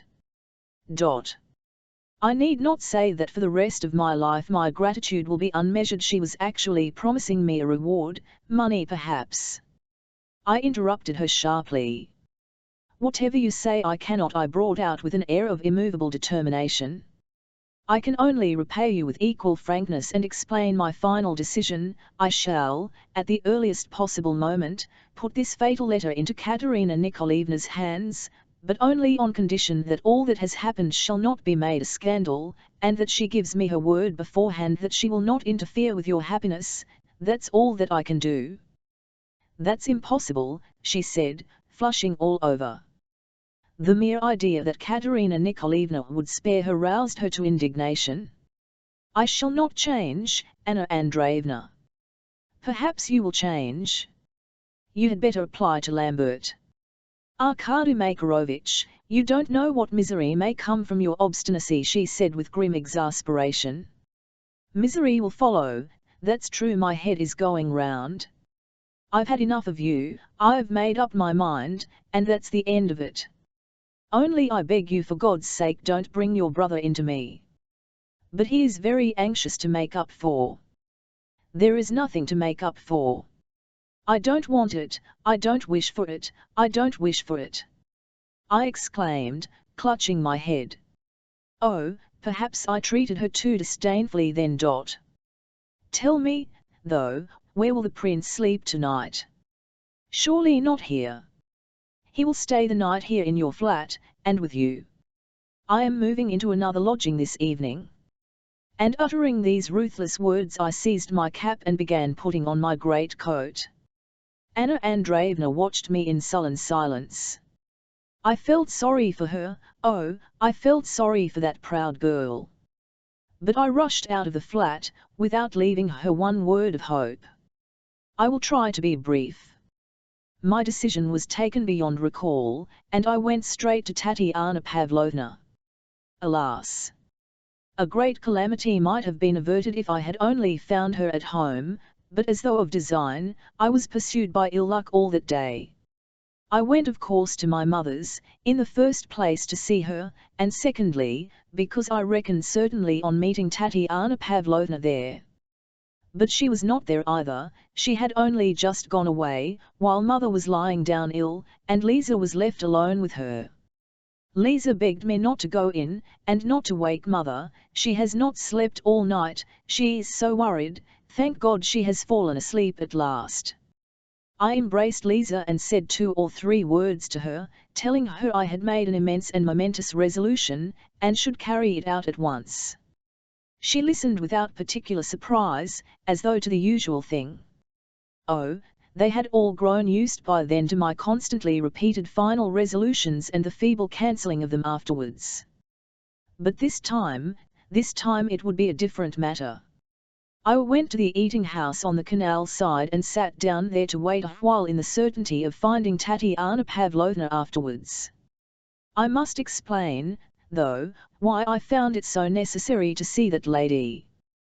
The fact is that I wanted to send her at once to Katerina Nikolaevna, to ask her to come back with her, meaning in Tatiana Pavlovna's presence to return the letter, explaining everything once for all. In short, I wanted nothing but what was fitting, I wanted to put myself right once and for all.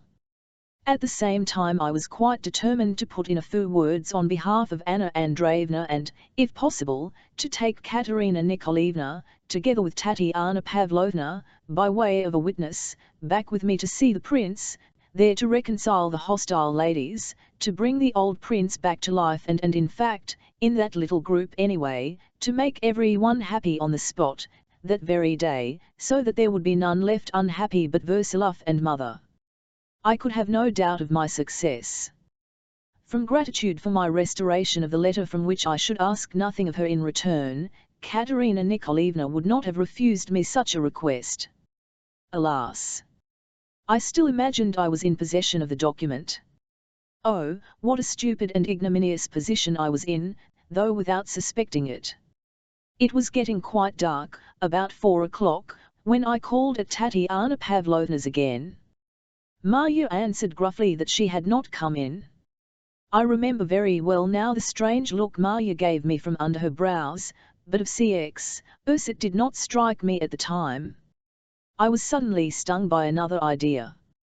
As I went down the stairs, from Tatiana Pavlovna's, vexed and somewhat dejected, I thought of the poor old prince, who had held out his hands to me that morning, and I suddenly reproached myself bitterly for having deserted him, perhaps indeed from feeling personally aggrieved. I began uneasily imagining that something really very bad might have happened in my absence, and hurriedly went home. At home, however, all that had been happening was this. Vivan Anna Andreevna had gone out of my room in a rage. That morning, she had not yet lost heart. I must mention that she had already, that morning, sent to Lambert, then she sent to him again, and as Lambert appeared to be still absent from home, she finally dispatched her brother to look for him. In face of my opposition the poor girl was resting her last hopes on Lambert and his influence on me. She expected him with impatience, and only wondered that after hovering round her and never leaving her side till that day, he should now have suddenly deserted her and vanished. Alas! She could not possibly have imagined that Lambert, being now in possession of the document, had made entirely different plans, and so, of CX, was keeping out of the way and hiding from her on purpose. And so in her anxiety and growing uneasiness Anna Andreevna was scarcely capable of entertaining the old man. His uneasiness was growing to threatening proportions, he kept asking strange and timorous questions, he began looking suspiciously at her, and several times fell to weeping. Young Versilov did not stay long.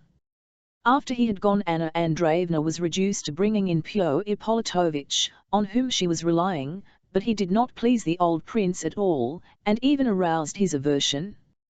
In fact the old prince, for some reason regarded Pyotr Ippolitovich with increasing distrust and suspicion. As ill luck would have it, the landlord launched again into a disquisition on spiritualism, and described all sorts of tricks which he said he had seen himself at Chaunce's. He declared that one medium had, before the whole audience, cut off people's heads, so that blood flowed, and everyone saw it, and afterwards put them back on their necks, and that they grew on again, also in the sight of the whole audience, and all this happened in the year 1859. The old prince was so frightened, and at the same time for some reason was so indignant, that Anna Andreevna was obliged to get rid of the storyteller promptly. Fortunately, dinner arrived, ordered expressly the evening before from somewhere near, through Lambert and Alphonsine, from a remarkable French cook who was out of a place, and wanted to find a situation in a nobleman's family or a club. The dinner and the champagne that accompanied it greatly cheered the old prince. He ate a great deal and was very jocose. After dinner he felt heavy and drowsy, of course, and as he always took a nap after dinner, Anna Andreevna made up a bed for him. He kept kissing her hand as he fell asleep and declaring that she was his paradise, his hope, his houri, his golden flower. In fact, he dropped into the most oriental expressions. At last he fell asleep, and it was just then I came back. Anna Andreevna came in to me hurriedly, clasped her hands before me and said, that not for her own sake, but for the prince's she besought me not to go away, but to go into him as soon as he waked up. He will be lost without you, he will have a nervous attack, I'm afraid he may break down before night. She added that she herself would be compelled to be away possibly for a couple of hours, and so she would be leaving the prince in my sole charge. I promised her warmly that I would remain till the evening, and that when the prince waked up I would do my very best to entertain him. And I will do my duty, she declared with energy. She went out. I may add, anticipating events, that she went out to look for Lambert herself. This was her last hope. She also went to her brothers, and to her relations, the Fenariatovs. It may well be understood what her state of mind must have been when she returned. The old prince waked up about an hour after her departure. I heard him groan through the wall, and at once ran into him. I found him sitting on the bed in his dressing gown, but so terrified by his isolation, the light of the solitary lamp, and the strange room, that when I went in he started, jumped up and screamed. I flew up to him, and when he recognized me, he began embracing me with tears of joy. I was told that you had moved into another lodging, that you had taken fright, and run away. Who can have told you that? Vivo could. You see, I may have imagined it myself, or someone may have told me. Only fancy, I've just had a dream, an old man with a beard c.ame in centimetre wrying an icon broken in two, and all at once he said, so shall your life be broken in two. Good heavens! You must have heard from someone that Versilov broke an icon in two yesterday. Enest ce pas? I heard so, I heard so. I heard from Daria Onizimovna yesterday morning. She brought my trunk here and the dog. And so you dreamed of it? Yes, I suppose so, and that old man kept shaking his finger at me. Where is Anna Andreevna? She'll be back directly. Vivia from? Has she gone away, too? He exclaimed piteously. No, no, she'll be here directly, and she asked me to stay with you. I. And so our Andrei Petrovich has gone off his head, so rapidly and unexpectedly. I always predicted that that's how he'd end. Stay, my dear. He suddenly clutched me by my coat, and drew me towards him. The landlord, he whispered, brought in some photographs just now, horrid photographs of women, naked women in various oriental poses, and began showing them me in a glass. I admired them, of course, though I did not like them, but you know that's just as they brought horrid women to that poor fellow, so as to make him drunk more easily. Why, you are talking of von Son, but that's enough, Prince. The landlord's a fool and nothing more. A fool and nothing more. Same on opinion. My dear, rescue me from here if you can. He suddenly clasped his hands before me. Prince, I will do everything I can. I am entirely at your service. Prince, wait a little and perhaps I will put everything right. Dear Ernest ce pass. We'll cut and run and we'll leave my trunk here to look as though we are coming back. Here should we run to? And what of Anna Andreevna? No, no, we'll go with Anna Andreevna. Oh, mon cher, there's a regular muddle in my head. Stay, there in my bag on the right, is Katia's portrait. I slipped it in on the sly so that Anna Andreevna, and still more, that Daria Onizimovna should not notice it. Take it out, for goodness sake make haste, be careful, mind we are not caught. Couldn't you fasten the door with the hook? I did in fact, find in the bag a photograph of Katerina Nikolaevna in an oval frame. He took it in his hands, carried it to the light, and tears suddenly flowed down his thin yellow cheeks. C'est un Angie, c'est un Angie du ciel, he exclaimed, I'll never have been as GCX, to her as I ought and see what's happened now. Cher unfun, I don't believe a word of it, not a word of it. My dear, tell me, can you imagine, they are wanting to put me in a madhouse? J'ai des choses charmantes et tout le monde rit and all of a sudden they take a man like that to a madhouse. That's never happened. I cried, that's a mistake. I know her feelings. You know her feelings, too. That's splendid. My dear, you've given me new life. How could they say things against you? My dear, fetch Katia here, and let them kiss each other before me, and I will take them home, and we'll get rid of the landlord. He stood up, clasped his hands, and fell on his knees before me. Cher, he whispered, shaking like a leaf in a sort of insane terror, my dear, tell me the whole truth, where will they put me now? My God! I cried, raising him up, and making him sit on the bed, why you don't believe in me at last, do you think that I'm in the plot too? I won't let anyone lay a finger on you. Siestka, don't let them, he faltered, clutching me tightly by the elbow with both hands, and still trembling. Don't let anyone touch me. And don't tell me lies yourself about anything, for will they take me away from here? Listen, that landlord, Hippolyte or whatever his name is, isn't a doctor. A doctor.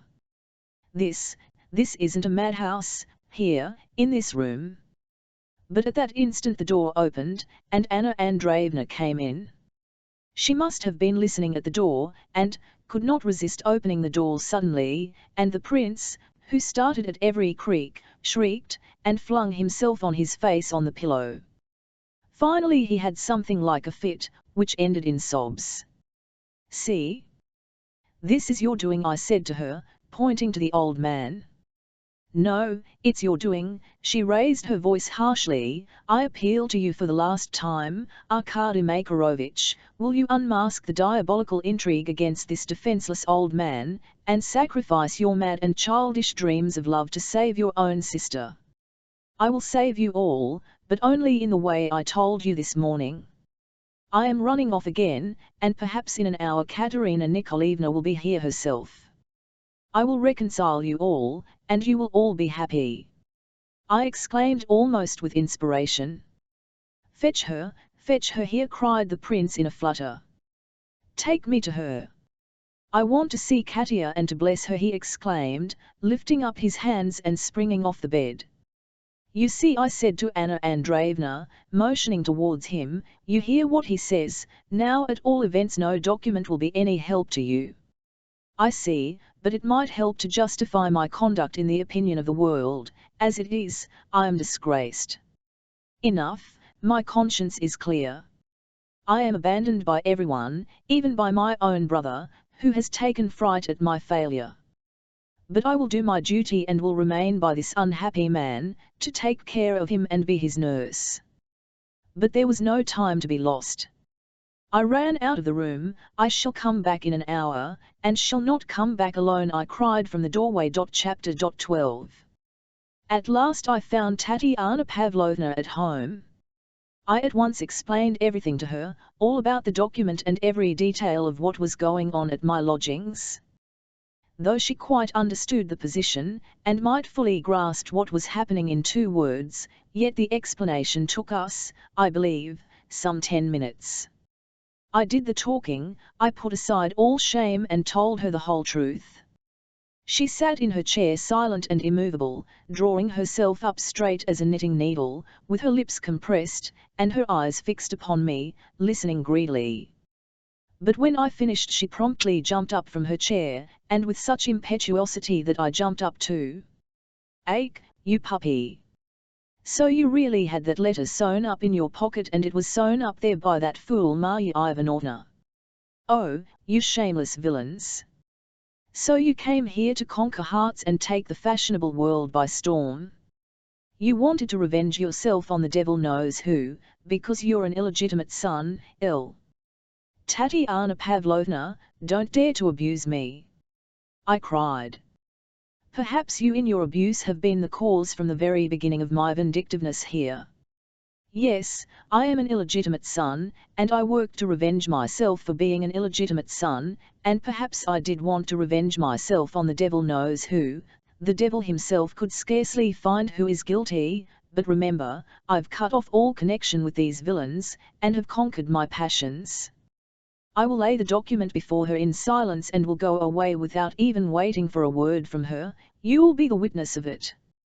Give me the letter, lay it on the table at once, but you are lying, perhaps. It's sewn up in my pocket. Marya Ivanovna sewed it up herself, and when I had a new coat made here I took it out of the old one and sewed it up in the new coat. Here it is, feel it, I'm not lying. Give it me, take it out," Tatiana Pavlovna stormed. "Not on any account, I tell you again. I will lay it before her in your presence, and will go away without waiting for a single word, but she must know and see with her eyes that it is my doing, that I'm giving it up to her of my own accord, without compulsion and without recompense. Showing off again? You're in love, puppy, eh? You may say horrid things to me as much as you like. I've deserved them, but I'm not offended. Oh, I may seem to her a paltry boy who has been keeping watch on her and plotting against her, but let her recognize that I have conquered myself and put her happiness above everything on earth. Never mind, Tatiana Pavlovna, never mind. I keep crying to myself, courage and hope. What if this is my first step in life? Anyway, it is ending well, it is ending honorably. And what if I do love her?" I went on fervently with flashing eyes. "I am not ashamed of it. Mother is a heavenly angel, but she is an earthly queen. Versilov will go back to mother, and I've no cause to be ashamed to face her. You know, I once heard what Versilov and she were saying. I stood behind the curtain. Oh, we are all 3 possessed by the same madness. Oh, do you know whose phrase that is possessed by the same madness? They are his words, Andrei Petrovich's. But do you know, perhaps there are more than 3 of us possessed by the same madness? Yes, I don't mind betting, you're a 4th, possessed by the same madness. Shall I say it? I will bet that you've been in love with Andrei Petrovich all your life, and perhaps you are so still. I repeat, I was carried away by excitement and a sort of happiness, but I could not finish. She suddenly, with superhuman quickness, seized me by the hair and twice shook me backwards and forwards with all her might. Then she suddenly abandoned me and retreated into the corner, and hid her face in her handkerchief. "You young puppy! Never dare say that to me again," she brought out, crying. All this was so unexpected, that I was naturally thunderstruck. I stood gazing at her, not knowing what to do. "Phoo, you stupid! Come here and give me a kiss, though I am an old fool," she said suddenly, laughing and crying, "and don't you ever dare to say that to me again. But I love you and have always loved you, you stupid." I kissed her. I may mention in parenthesis that Tatiana Pavlovna and I were friends from that time forward.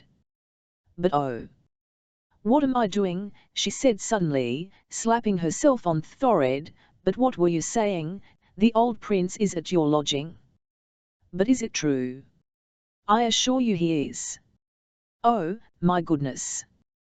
Ache, it makes me sick. She hurried to and fro about the room. And they are doing what they like with him there. Eck, is there nothing will frighten the fools? And ever since the morning? Oh, Anna Andreevna. Oh, the nun. And she of course, Militrissa, knows nothing about it. What Militrissa? Why, your earthly queen, your ideal. Ache, but what's to be done now?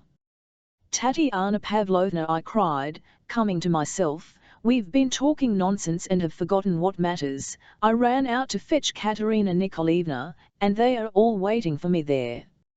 And I explained that I should give up the letter only on condition that she promised to be reconciled to Anna Andreevna at once, and even agree to the marriage. Quite right, Tn, Tatiana Pavlovna interposed, and I've said the same thing to her 100 times. Why, he'll die before the wedding, he won't be married anyhow, and if he leaves money to Anna in his will, why their names are in it as it is, and will remain there. Surely it's not only the money that Katerina Nikolaevna cares about. No, she has been afraid all along that the letter was in Anna's hands, and I was afraid of it, too. We were keeping watch on her.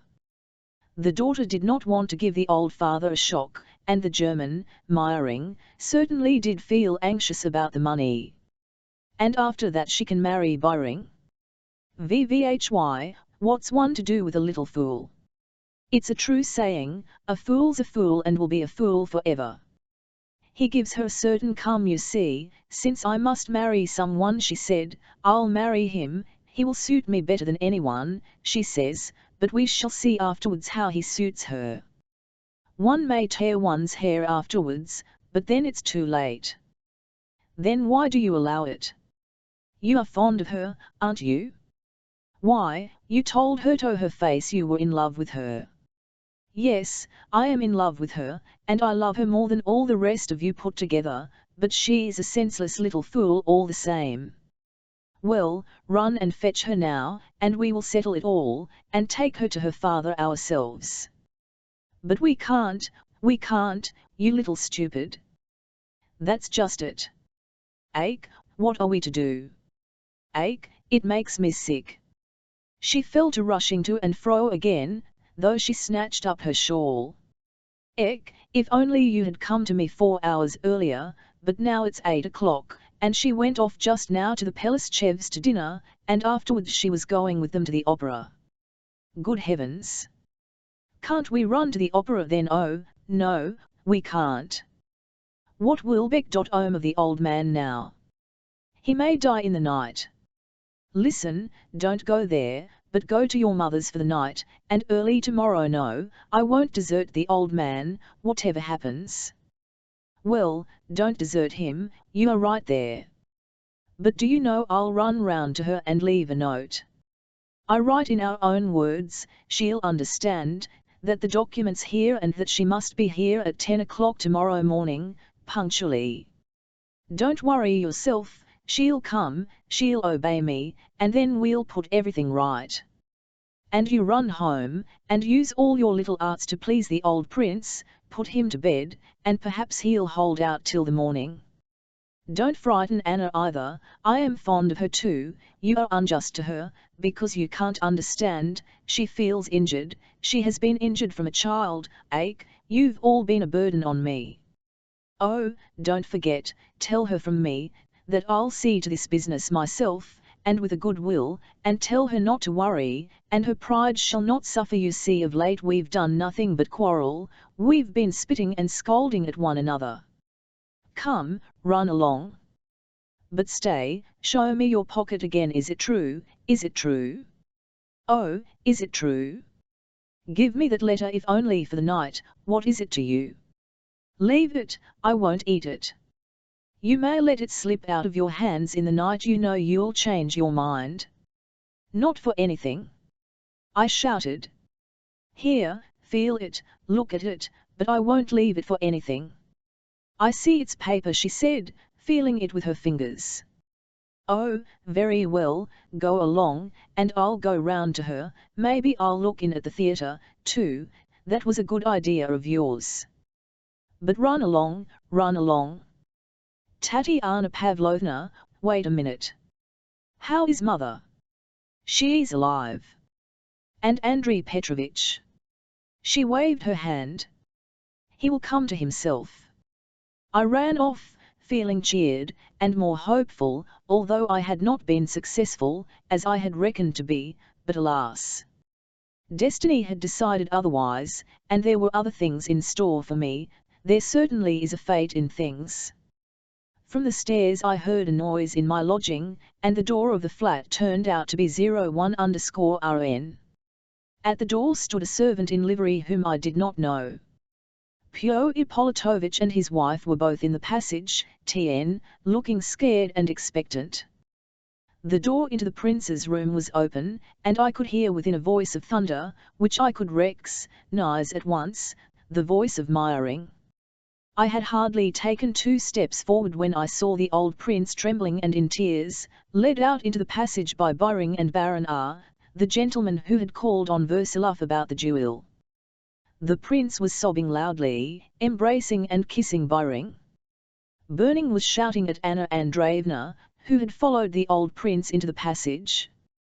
Burning was threatening her, and I believe stamped at her. In fact, the coarse German soldier came to the surface in spite of his aristocratic breeding. It afterwards came out that he had somehow got hold of the notion that Anna Andreevna was guilty of something positively criminal, and certainly would have to answer for her conduct before a court of law. In his ignorance he exaggerated it as the ignorant commonly do, and so considered he had the right to be unceremonious in the extreme. He had not yet got to the bottom of the business. He had been informed of it by an anonymous letter, which I shall have to refer to later, and he had rushed round in that state of fury in which even the most sharp-witted people of his nationality are sometimes prepared to fight like brigands. Anna Andreevna had met all this outburst with the utmost dignity, but I missed that. All I saw was that, after bringing the old man into the passage, Byring left him in the hands of Baron R., and rushing impetuously back to her, shouted, probably in reply to some remark of hers, "You're an intriguing adventuress, you're after his money. You've disgraced yourself in society and will answer for it in a court of law. You're taking advantage of an unfortunate invalid and driving him to madness, and you're shouting at me bec.ors I'm a woman, and there's no one to defend me. Oh, yes, you are his betrothed, a fine betrothed," Byring chuckled, with spiteful violence. Baron, Baron.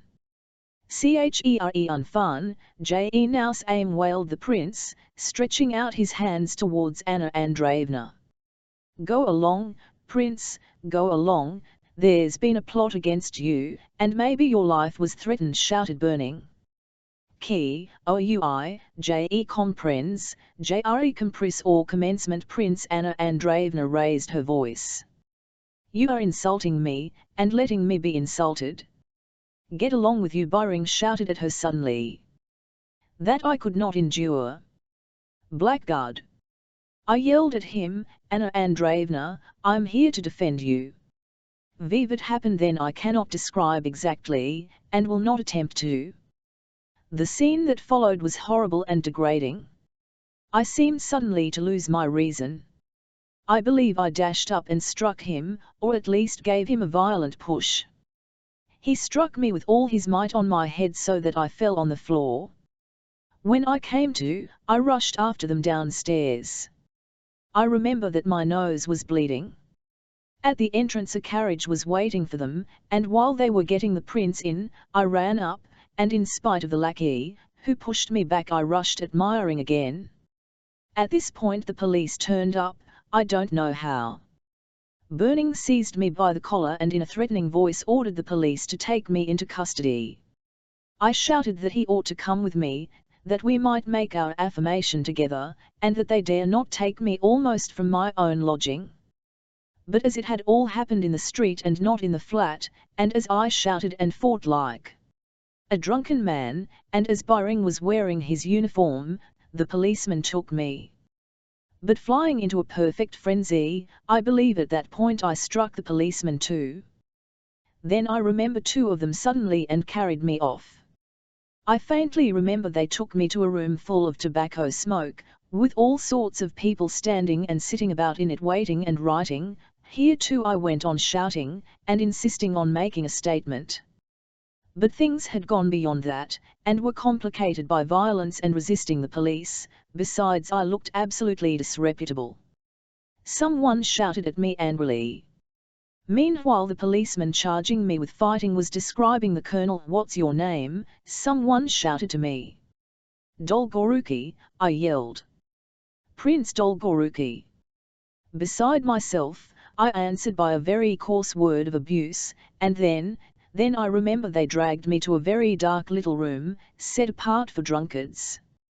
Oh, I'm not complaining.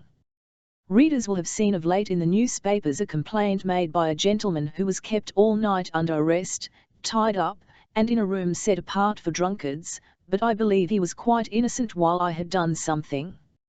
I threw myself on the common bed which I shared with two unconscious sleepers.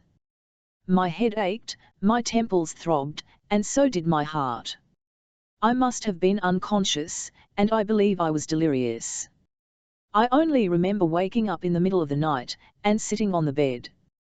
I remembered everything at once and understood it in all its bearings, and, with my elbow propped on my knees and my head in my hands, I sank into profound meditation. Oh, I am not going to describe my feelings, and there is no time to do it, but I will note one thing only: perhaps I never spent moments more consolatory to my soul than those moments of reflection in the middle of the night on that prison bed. This will perhaps strike the reader as strange, and he may be inclined to set it down to brag and the desire to be original, and yet it was just as I have said. It was one of those minutes which come perhaps to every one, but only come once in a lifetime. At such moments men decide their fate, define their point of view, and say to themselves once and for all, that's where the truth lies, and that is the path to take to attain it. Yes, those moments were the light of my soul. Insulted by haughty Burning and expecting to be insulted next day by that aristocratic lady, I knew that I could revenge myself on them, but I decided not to revenge myself. I decided, in spite of every temptation, that I would not the letter, and publish it to the whole world. The idea had been floating in my mind. I repeated to myself that next day I would put that letter before her, and, if need be, instead of gratitude, would bear her ironical smile, but in any case I would not say a word but would go away from her forever. There is no need to enlarge on this, however. What would happen next day here, how I should be brought before the authorities, and what they would do with me, I almost forgot to think about. I crossed myself with love in my heart, lay down on the bed, and fell into a sound childlike sleep. I waked up late, when it was daylight. I found myself alone in the room. I sat down to wait in silence and waited about an hour. It must have been about 9 o'clock when I was suddenly summoned. I might go into greater detail, but it is not worth while, for all this is now irrelevant. I need only record what matters. I must note, however, that to my great astonishment I was treated with unexpected courtesy. I was questioned, I answered, and I was at once allowed to depart. I went out in silence, and to my satisfaction saw in their faces some surprise at a man who was able to keep up his dignity even in such circumstances. If I had not noticed that, I should not have recorded it. Tatiana Pavlovna was waiting for me at the entrance. I will explain in a couple of words why I was let off so easily. Early in the morning, by 8 o'clock perhaps, Tatiana Pavlovna had flown round to my lodging, that is to Pyotr Ippolitovich's, expecting to find the old prince still there, and she heard at once of all the horrors of the previous day, above all that I had been arrested. She instantly rushed off to Katerina Nikolaevna, who on returning from the theatre the evening before had had an interview with the father who had been restored to her. Tatiana Pavlovna waked her up, alarmed her and insisted that I should be at once released. With a note from her she flew at once to Byring's and demanded from him forthwith another note, to the proper authorities, with an urgent request from Byring himself that I should be released, as I had been arrested through a misunderstanding. With this note she presented herself to the prison and her request was respectfully granted. Now I will go on with my story. Tatiana Pavlovna pounced on me, put me in a sledge, and took me home with her. She immediately ordered the samovar, and washed and brushed me herself in the kitchen. In the kitchen she told me in a loud voice that at 11:30 Katerina Nikolaevna would come herself, as they had agreed that morning, to meet me. Marya overheard this. A few minutes later she brought in the samovar, and 2 minutes later, when Tatiana Pavlovna called her, she did not answer. It appeared that she had gone out for something. I beg the reader to make special note of this. It was about 9:45, I believe. Though Tatiana Pavlovna was angry at her disappearance without asking leave, she only thought she had gone out to the shop, and immediately forgot about it. And, indeed, we had no thoughts to spare for it. We talked away without ceasing, for we had plenty to talk about, so that at least, scarcely noticed Marya's disappearance. I beg the reader to make a note of that. As for me, I was in a sort of delirium. I poured out my feelings, and above all we were Katerina Nikolaevna, and the thought that in an hour I should meet her at last, and at such a turning point in my life, made me tremble and quiver. At last, when I had drunk 2 cups of tea, Tatiana Pavlovna suddenly stood up, took a pair of scissors from the table, and said, "Let me have your pocket, I must take out the letter, we can't unpick it when she's here." "Yes," I exclaimed and unbuttoned my coat. "Am that a muddle it's in? Who sewed it up?" I did, Tatiana Pavlovna." "Well, I can see you did. Come, here it is." We took it out. The old envelope was the same, but inside was a blank sheet of paper. "What's this?" cried Tatiana Pavlovna, turning it round and round. "The matter with you?" "What's?" But I was standing pale and speechless. And I suddenly sank helplessly into a chair. I really almost fainted. "What does it mean?" wailed Tatiana Pavlovna. "Where is your letter, Lambert?" I jumped up suddenly, slapping myself on the forehead as I guessed. With breathless haste I explained to her, the night at Lambert's and our plot. I had, however, confessed that to her the night before. "They've stolen it, they've stolen it!" I cried, stamping on the floor and clutching at my hair. "That's terrible," cried Tatiana Pavlovna, grasping what had happened. "What time is it?" It was about 11. "Eck, there's no Mary. Marya, that is it, mistress." Marya responded from the kitchen. "Are you here? What are we to do now?" "I will fly to her." "Slow coach." "Ah, slow coach, and I to Lambert," I yelled, "and I will strangle him if need be." "Mistress," Marya piped suddenly from the kitchen, "here's a person asking for you very particularly." But before she had time to finish, the person burst in from the kitchen, making a great outcry and lamentation. It was Alphonsine. I will not describe the scene in detail. The scene was a fraud and a deception, but I must say Alphonsine acted it splendidly. With tears of repentance and with violent gesticulations she babbled, in French, of course, that she had unpicked the letter herself, that it was now in Lambert's hands, and that Lambert, together with that brigand cet homme, meant to entice Mme la Générale to shoot her, immediately within an hour. That she knew all this from them, and that she had suddenly taken fright because she saw they had a pistol, le pistolet, and now she had rushed off to us, that we might go, might save, might warn. That cet homme, in fact, it all sounded very probable. The very stupidity of some of Alphonsine's expressions only increased its apparent truthfulness. "What homme?" cried Tatiana Pavlovna. "Tien, j'aurais oublié son nom. Un homme frotiens, Versilov." "Versilov, it cannot be, I cried. Oh, yes, it can, wailed Tatiana Pavlovna. Come, tell us, my good woman, without dancing about, don't wave your arms about, what do they want? Explain, my good woman, I don't believe they mean to shoot her. My good woman did explain as follows, NB, it was all a lie. I must remind the reader again, Versilov was to sit at the door, and when she went in Lambert was to show her cette lettre, then Versilov was to rush in and they would. Oh! Ils feront lo vengeance. That she, Alphonsine, was afraid there would be trouble, because she had had a share in the business herself. Cette dame, la générale, would certainly come at once, because they had sent her a copy of the letter, and she would see at once that they really had the letter, and would go to interview them, but only Lambert had written the letter, so she knew nothing about Versilov, and Lambert had introduced himself as a stranger who had come from a lady in Moscow, une dame de Moscow, N.B. Marie Ivanovna. ACH, I feel sick. Ache, I feel sick, exclaimed Tatiana Pavlovna. Sauvez la, cried Alphonsine.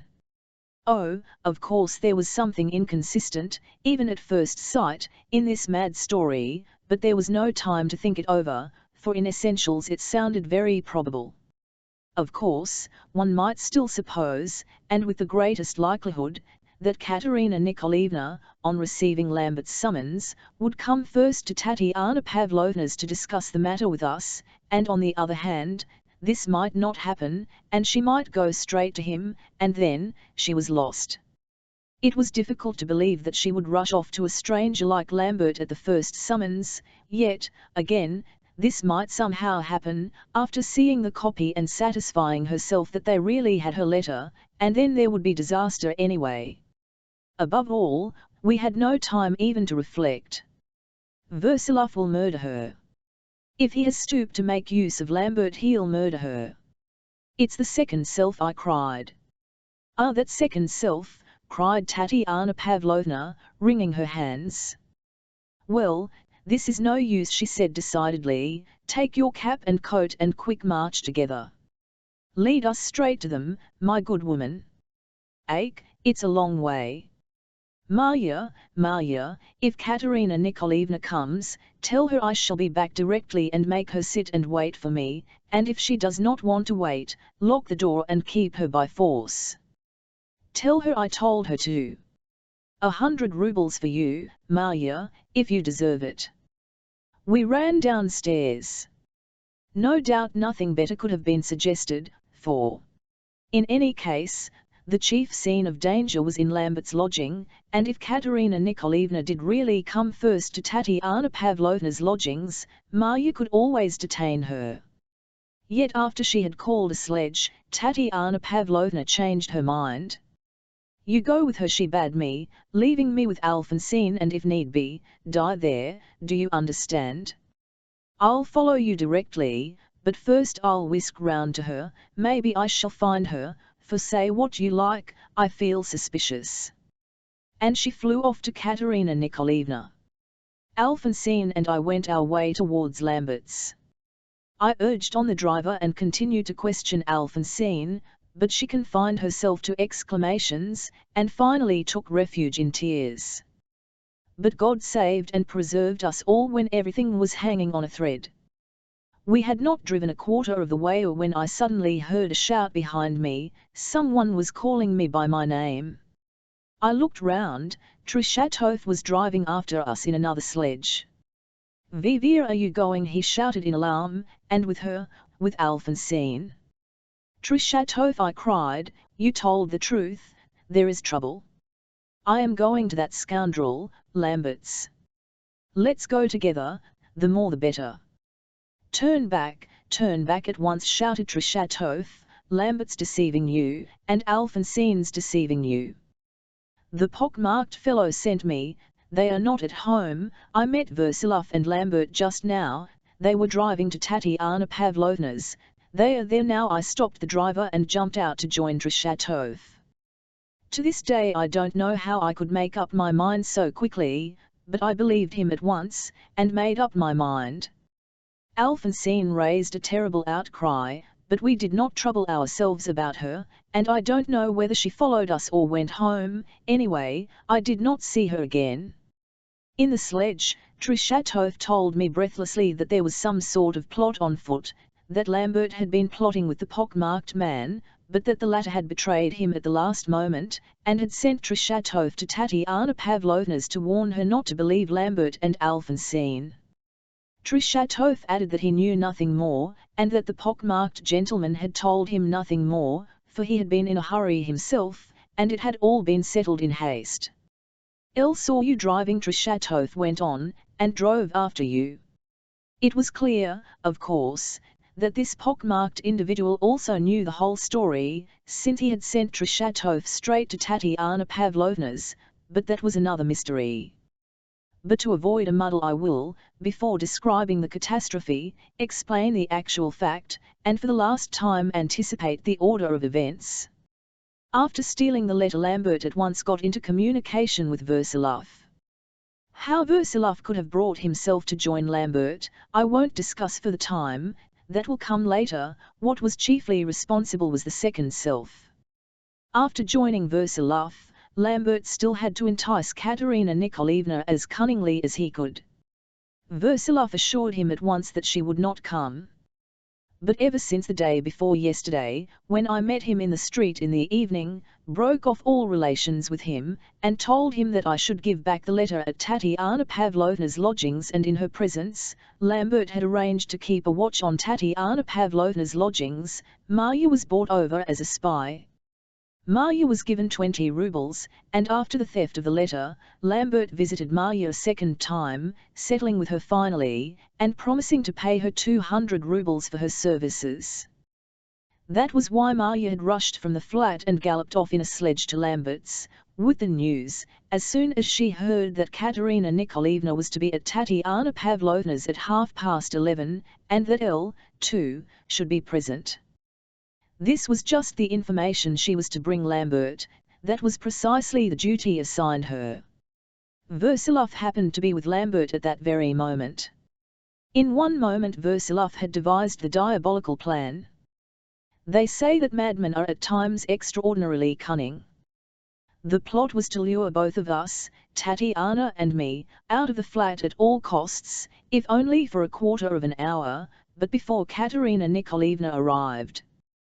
Then they meant to wait in the street, and as soon as Tatiana Pavlovna and I had come out, to run into the flat, which Marya was to open to them, and there to await Katerina Nikolaevna.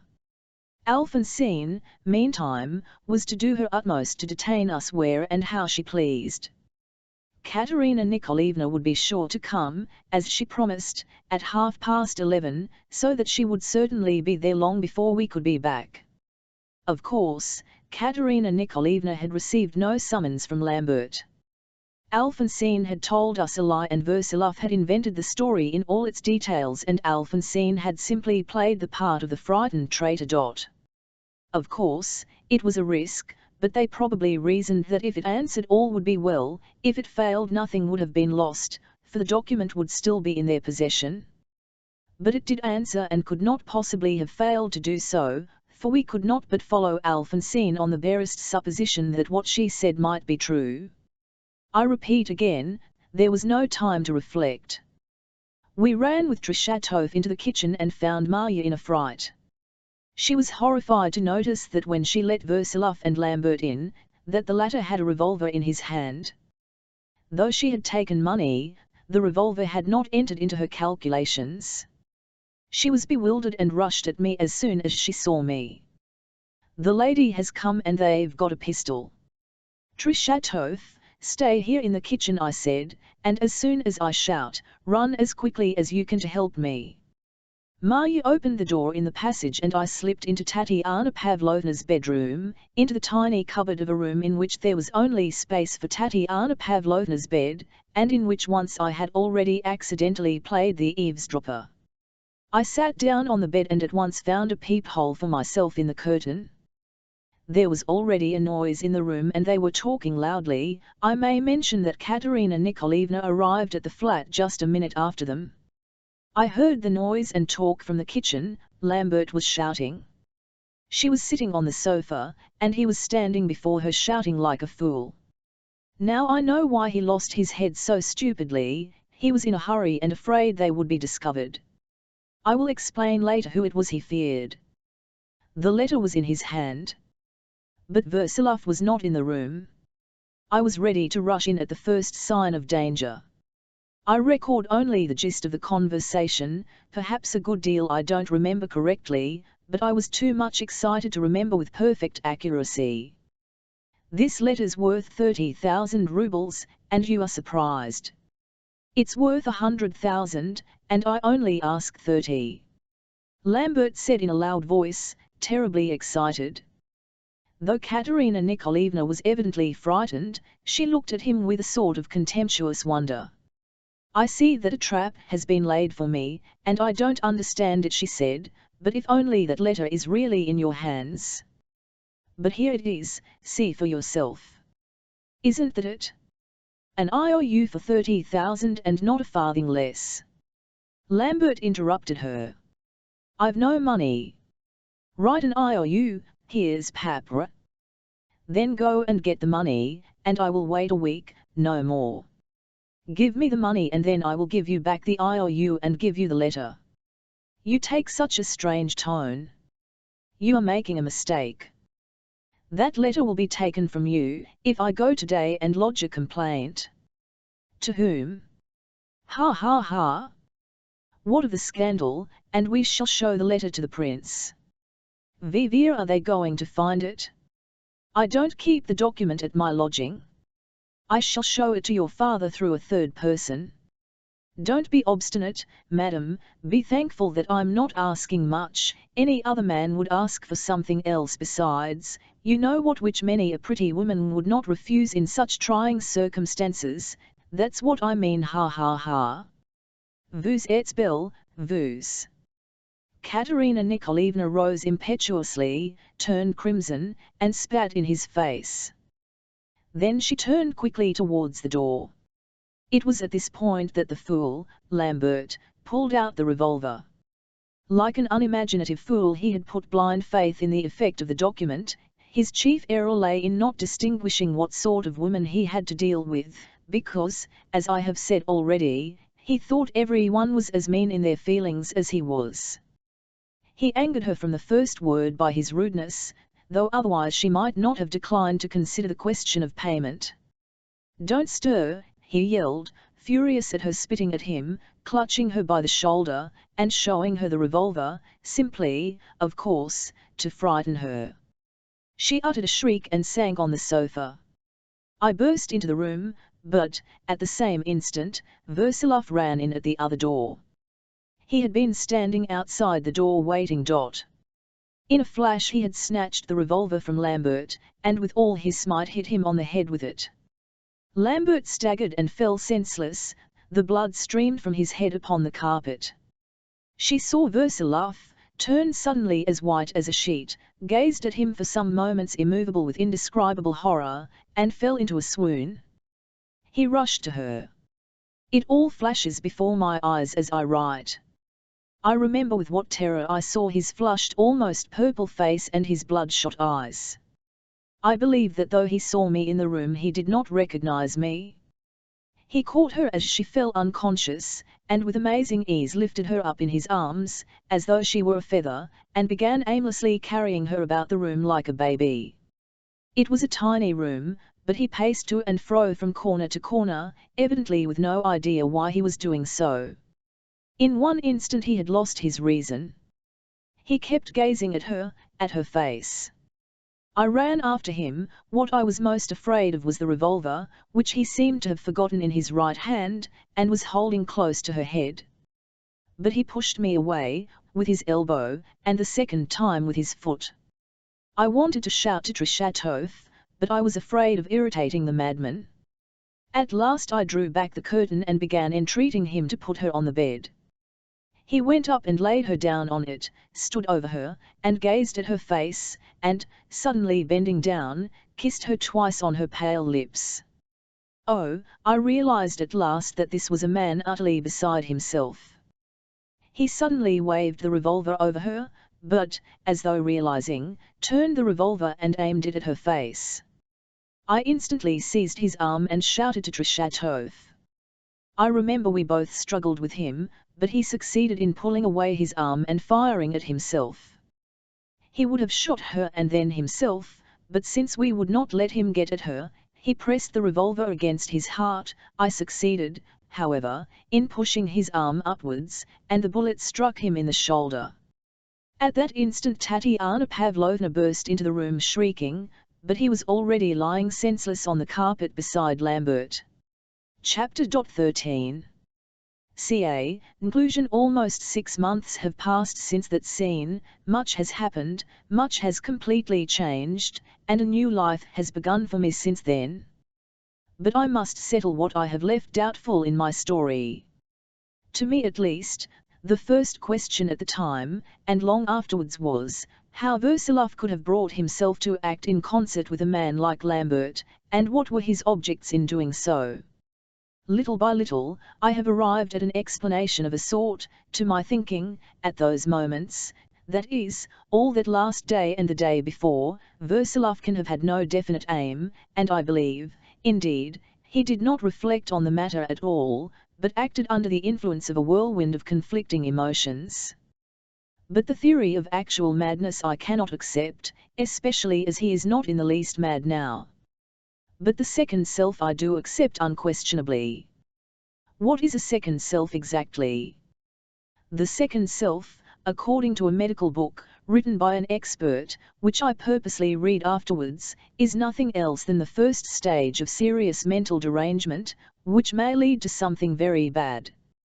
And in that scene at my mother's, Versilov himself had with strange frankness described the duality of his will and feelings. But I repeat again, though that scene at mother's and that broken icon were undoubtedly partly due to the influence of a real second self, yet I have ever since been haunted by the fancy that there was in it an element of a sort of vindictive symbolism, a sort of resentment against the expectations of those women, a sort of angry revolt against their rights and their criticism. And so hand in hand with the second self he broke the icon, as though to say that's how your expectations will be shattered. In fact, even though the second self did come in, it was partly simply a whim. But all this is only my theory, it would be hard to decide for certain. It is true that in spite of his adoration for Katerina Nikolaevna, he had a deep-rooted and perfectly genuine disbelief in her moral qualities. I really believe that he waited outside the door then, to see her humiliated before Lambert. But did he desire it, if even he waited for it? Again I repeat, I firmly believe that he had no desire, no intention even. He simply wanted to be there, to rush in afterwards, to say something, perhaps to insult, perhaps even to kill her. Anything might happen then, but when he came with Lambert he had no idea what would happen. I may add that the revolver was Lambert's and that he himself came unarmed. Seeing her proud dignity, and above all, exasperated by Lambert's blackguardliness in threatening her, he dashed in, and only then went mad. Did he mean to shoot her at that instant? In my opinion he did not know what he was doing, but he certainly would have shot her if we had not thrust aside his hand. His wound proved to be not a fatal one, and it healed, but he was ill in bed rather a long time, at mother's, of course. Now as I am writing these lines it is the middle of May, an exquisite spring day, and our windows are open. Mother is sitting beside him, he strokes her cheeks and hair and gazes into her face with tender emotion. Oh, this is only the half of the old Versilov, he never leaves mother's side now, and will never leave her again. He has even gained the gift of tears, as Marko Ivanovich, of precious memory, said in his story about the merchant. I fancy, however, that Versilov has a long life before him. With us he is perfectly good-natured and candid as a child, though he never loses his sense of proportion and self-control, and does not talk too freely. All his intellect and his moral nature have remained unchanged, though all his ideal side has become more marked. I may say frankly that I have never loved him so much as now, and I regret that I have neither time nor space to say more about him. I will, however, tell one recent anecdote about him, and there are many. He had quite Rex, veered by Lent, and in the 6th week declared that he would fast and take the sacrament. He had not taken the sacrament for 30 years or more, I believe. Mother was delighted. They began preparing Lenten dishes, rather expensive, dainty ones, however. In the next room I heard him on Monday and Tuesday chanting to himself, "The bridegroom cometh," and he was delighted with the verses and the chant. He spoke beautifully of religion several times during those days, but on Wednesday the fast suddenly came to an end. Something suddenly irritated him, some amusing contrast as he expressed it, laughing. He disliked something in the exterior of the priest, in the surroundings, whatever it was. He returned and said with a gentle smile, "My friends, I love God, but I am not fitted for that." The same day roast beef was served at dinner. But I know that even now Mother often sits beside him, and in a low voice, with a gentle smile, begins to talk to him of the most abstract subjects. Now she has somehow grown daring with him, but how this has come to pass I don't know. She sits beside him and speaks to him usually in a whisper. He listens with a smile, strokes her hair, kisses her hand, and there is the light of perfect happiness in his face. He sometimes has attacks that are almost like hysterics. Then he takes her photograph, the one he kissed that evening, gazes at it with tears, kisses it, recalls the past, gathers us all round him, but at such moments he says little. Katerina Nikolaevna he seems to have completely forgotten and has never once mentioned. Nothing has been said of marriage with my mother so far, either. They did think of taking him abroad for the summer, but Tatiana Pavlovna strongly opposed it, and he did not desire it himself. They will spend the summer at a villa, in some country place in the neighborhood of Petersburg. By the way, we are all still living at the expense of Tatiana Pavlovna. One thing I will add, I am dreadfully sorry that I have several times in this narrative allowed myself to take up a disrespectful and superior attitude in regard to Versilov. But as I wrote I imagined myself precisely at each of the moments I was describing. As I finish my narrative and write the last lines, I suddenly feel by the very process of recalling and recording, I have re-educated myself. I regret a great deal I have written, especially the tone of certain sentences and pages, but I will not cross them out or centimetre rect a single word. I have stated that he never says one word of Katerina Nikolaevna, but I really believe that he is quite cured of his passion. Of her I never speak except sometimes to Tatiana Pavlovna, and then in secret. Katerina Nikolaevna is now abroad. I saw her before she went away, and visited her several times. Since she has been abroad I have received 2 letters from her, and have answered them. But of what was in her letter and what we discussed I will say nothing. That is another story, a quite new story, and perhaps it is still in the future. Indeed there are some things of which I say nothing even to Tatiana Pavlovna, but enough of that. I will only add that she is not married, and that she is travelling, with the Pelestchevs. Her father is dead and she is the richest of widows. At this moment she is in Paris. Her rupture with Meyering took place very quickly, and as it were of itself, that is, extremely naturally. I will describe it, however. On the morning of that terrible scene, the 9ck marked man to whom Trichatov and his tall friend had gone over, succeeded in letting Byring know of the proposed crime. This was how Lambert still tried to persuade him to work with him, and, when he gained possession of letter, he told him all the details of the undertaking, up to the very last moment, that is, when Versilov suggested the trick to get rid of Tatiana Pavlovna. But at the last moment the pock-marked man, who had more sense than the rest, and foresaw the possibility of a serious crime being committed, preferred to betray Lambert. He reckoned Burning's gratitude as something more secure than the fantastic plan made by Lambert, who was clumsy and hot-headed, and by Versilov, who was almost mad with passion. All this I learned afterwards from Trichatov. I know nothing, by the way, of Lambert's relations with the pock-marked man, and I cannot understand why Lambert could not have acted without him. A question of far more interest for me is why Lambert needed Versiluf when, having the letter in his possession, he might perfectly well have dispensed with the latter's assistance. The answer is clear to me now. Versiluf was of use to Lambert from his knowledge of all the circumstances. Moreover, if their plans miscarried, or some accident happened, Lambert reckoned on throwing all responsibility on Versiluf. And since the latter did not want money, Lambert thought his help very opportune. But Burning did not arrive in time. When he reached the scene of action an hour later, Tatiana Pavlovna's flat wore a very different aspect.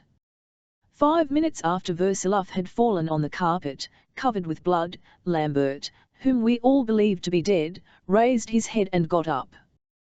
He looked about him with amazement, quickly grasped the position, went into the kitchen without saying a word, put on his coat, and disappeared forever. The document he left on the table. I have heard that he was not seriously ill but only slightly indisposed afterwards. The blow from the revolver had stunned him and drawn blood, but had done no further harm.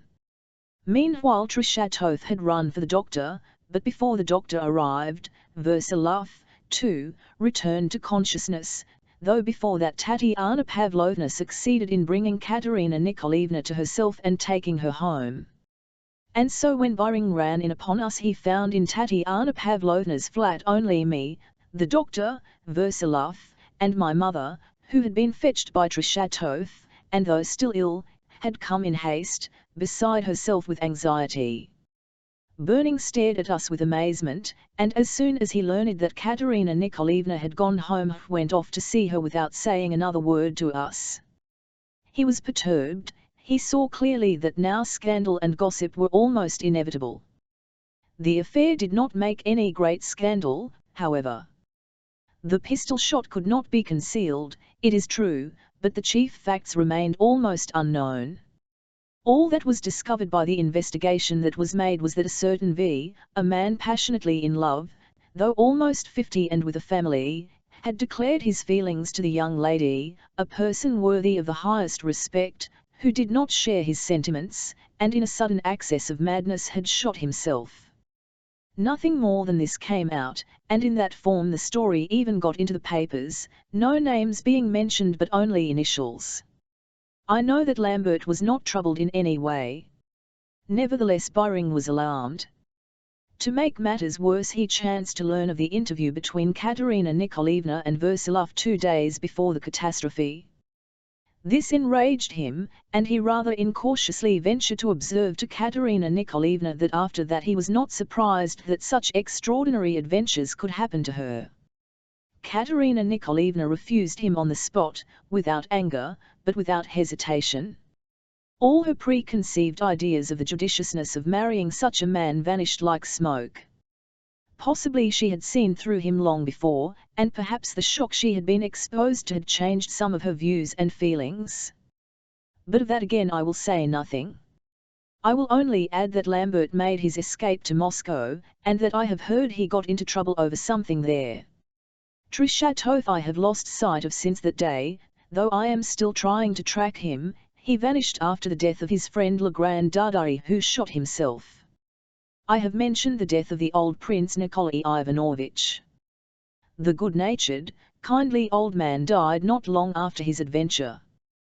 His death took place, however, quite a month later in his bed at night, from a stroke.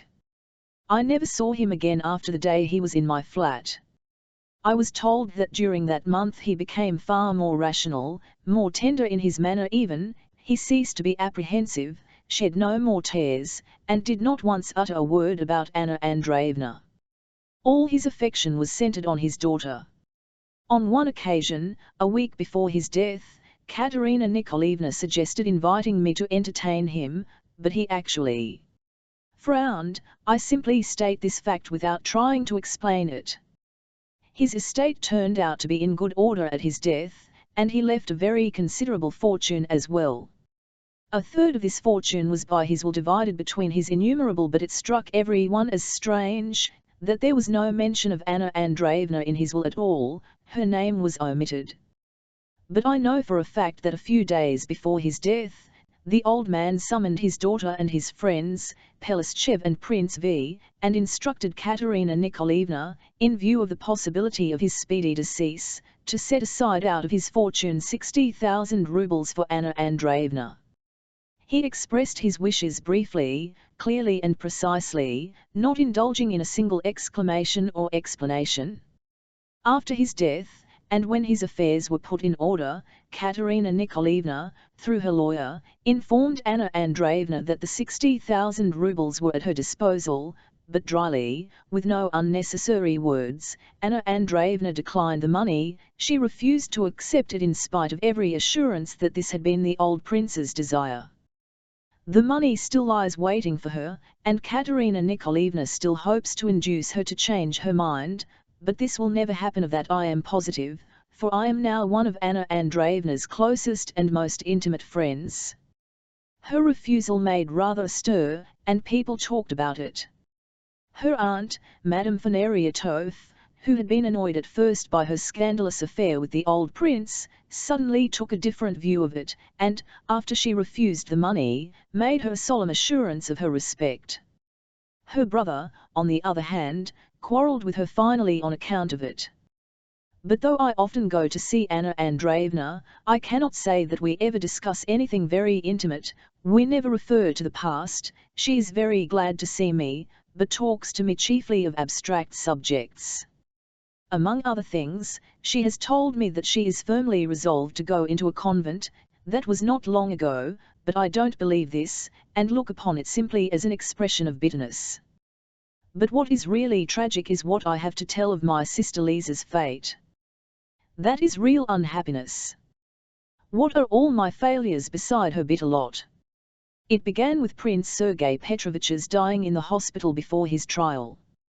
He died before Prince Nikolai Ivanovitch. Lisa was left to face the world with her unborn child. She did not shed tears and was outwardly calm. She became gentle and resigned, but all her old fire seemed to have vanished forever. She helped mother meekly, nursed Andrei Petrovitch through his illness, but became very silent and never seemed to notice anyone or anything, as though nothing mattered to her, as though she were simply passing by. When Versilov was better, she began to sleep a great deal. I used to take her books, but she did not read. She became terribly thin. I did not dare to try to comfort her, though I often went into her intending to, but in her presence I could not approach her, and I found no words to speak to her.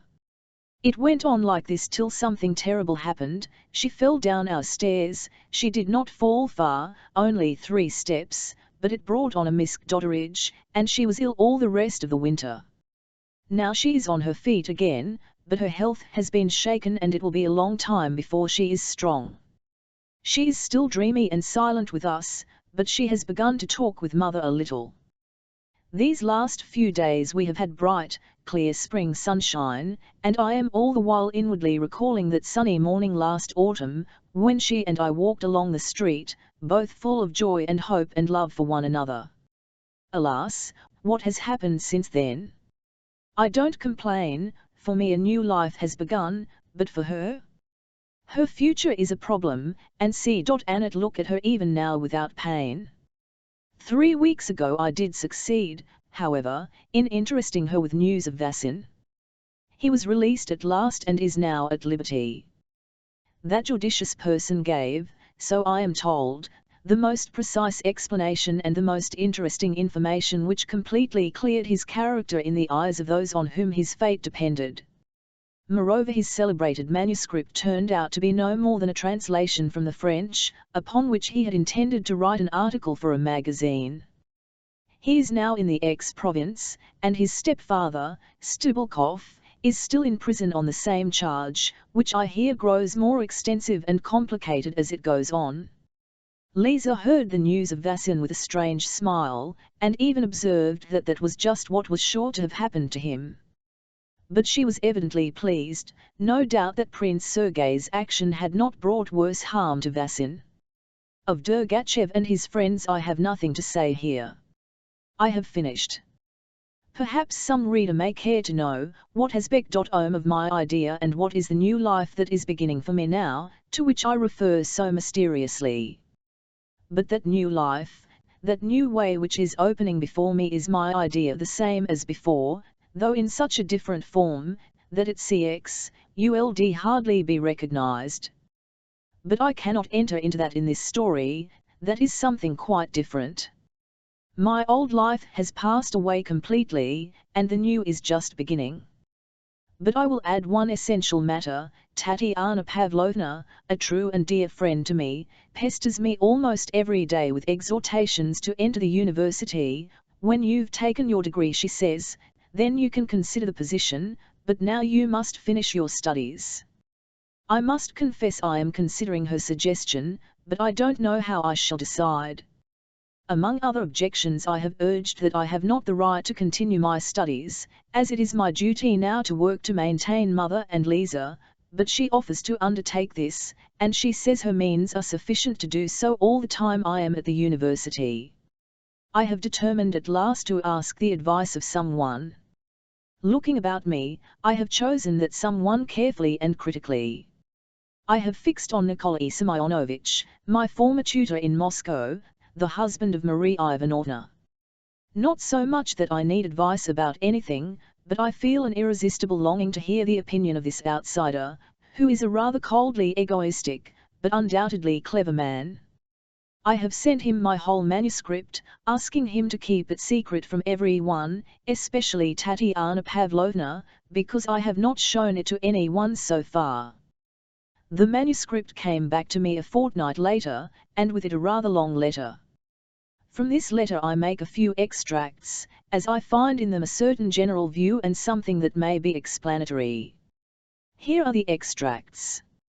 You could never have employed your leisure time more profitably, my ever-precious Arkady Makarovich, than in writing this autobiography. You have given yourself, so to say, an unflinching account of your first stormy steps on the path of life. I quite believe that you may by this exposition have to a great extent re-educated yourself, to use your own expression. I shall not, of course, venture upon the smallest criticism, though every page makes one reflect. For instance, the circumstance that you so long and so obstinately retained possession of the document is highly characteristic. But that is only one remark out of hundreds, which I permitted myself. I greatly appreciate also the fact of your deciding to confide to me, and apparently to me alone, the secret of your idea, to use your own expression. But your request that I should give you my opinion on that idea I must resolutely refuse. To begin with, it would be out of place in a letter, and secondly, I am not prepared to give an answer offhand. I must ruminate upon it further. I will only observe that your idea is distinguished by originality, whereas young men of the present generation, for the most part, throw themselves into ready-made ideas, of which there is always an ample provision, and which are a source of danger. Your idea, for did at any rate save you for the time from the ideas of Messrs. Dergachev and Company, certainly less original than yours. Finally, I am absolutely in agreement with that honoured lady, Tatiana Pavlovna, whom I had till now failed to esteem as she deserves, though I know her personally. Her plan that you should enter the university will be of the greatest possible benefit for you. Study and life will undoubtedly in 3 or 4 years widen the horizon of your ideas and aspirations, and if after the university you still desire to return to your idea, there will be nothing to prevent it. Now allow me, though you have not requested it, to give you frankly some thoughts and impressions that have occurred to my mind while perusing your extremely candid autobiography. Yes, I agree with Andrei Petrovich, that one might well feel anxiety about you and your solitary youth. And there are more than a few lads like you, and there really is always a danger of their talents leading them astray, either into secret sensuality, or a latent desire for lawlessness. But this thirst for lawlessness most frequently, perhaps, from a latent craving for discipline and amusing your own words. Youth is pure, just because it is youth. Perhaps in these precocious impulses of madness, there lie concealed a craving for discipline and a search for truth, And whose fault is it that some young of today see the truth and that discipline in such stupid and ridiculous things, that one cannot imagine how they can believe in them?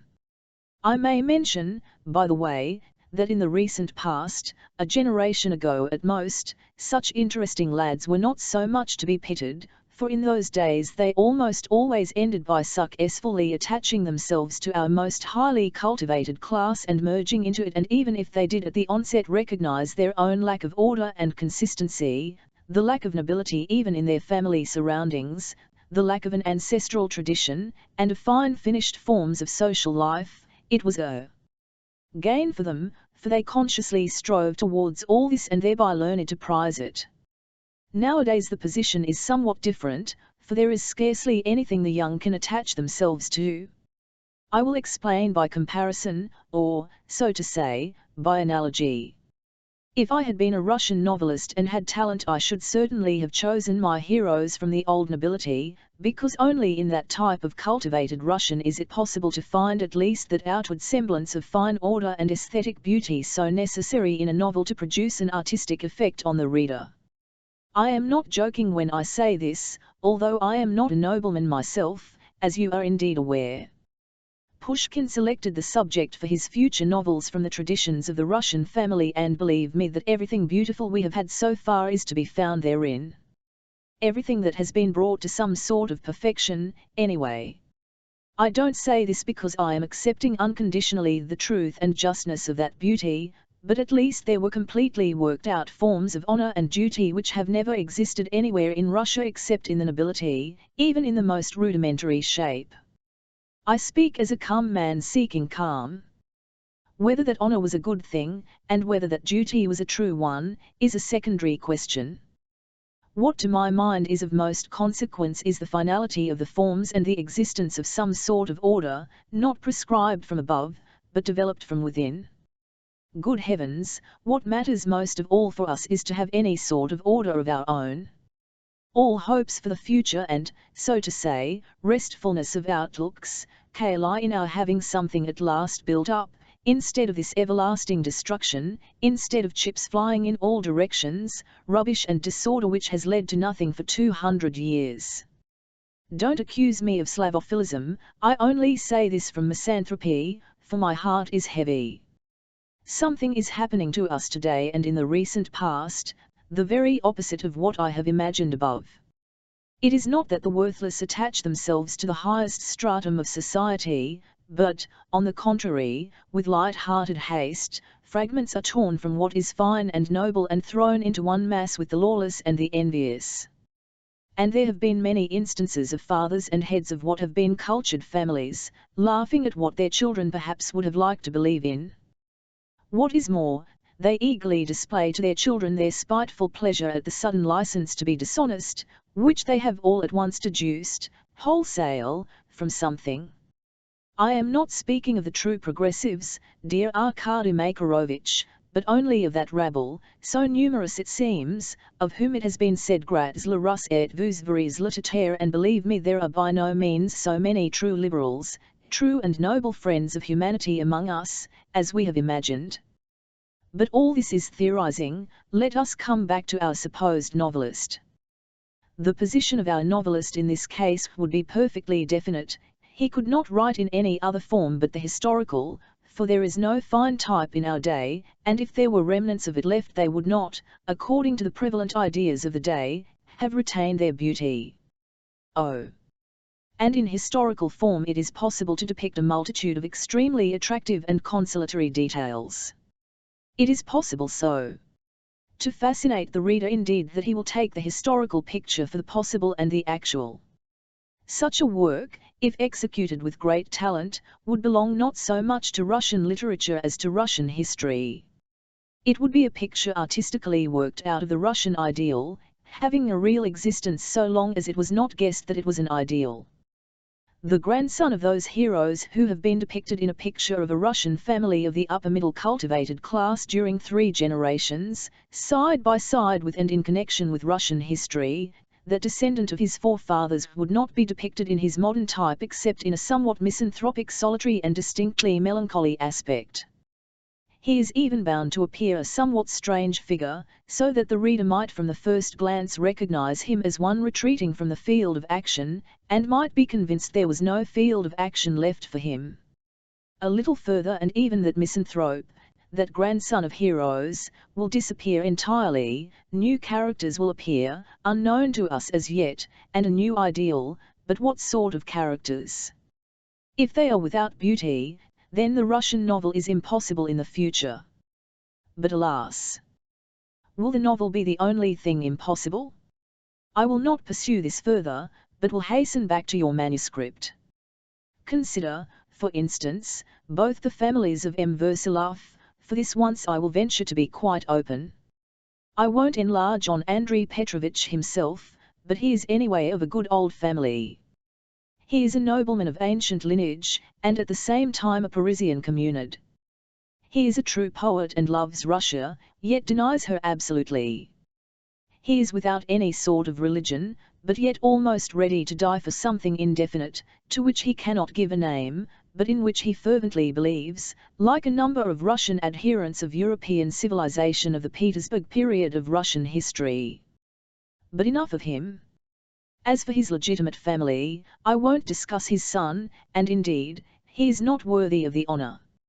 All who have eyes know what upstarts like that cx me to in Russia, and what they bring others to as well. Then his daughter, Anna Andreevna, she is surely a girl of strong character?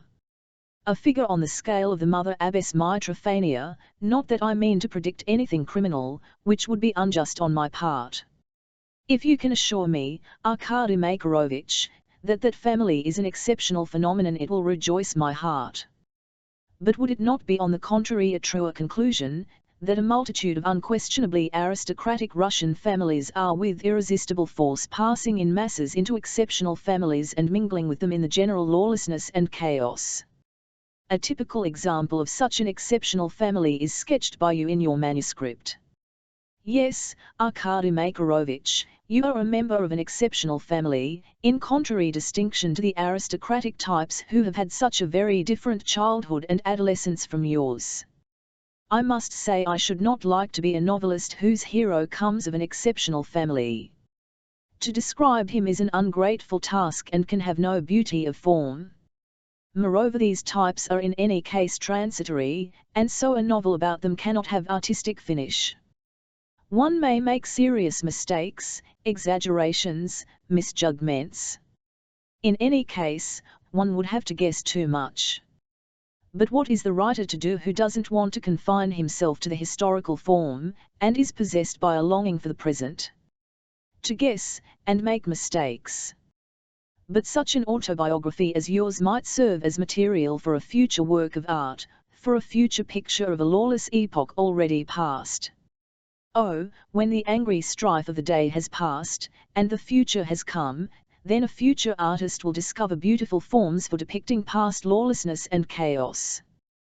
Then such autobiographies as yours, so long as they are sincere, will be of use and provide material. In spite of their chaotic and fortuitous character, they will preserve at any rate some faithful trace by which one may guess what may have lain hidden in the heart of some raw youth of that troubled time, a knowledge not altogether valueless, from raw youths are made up the generations.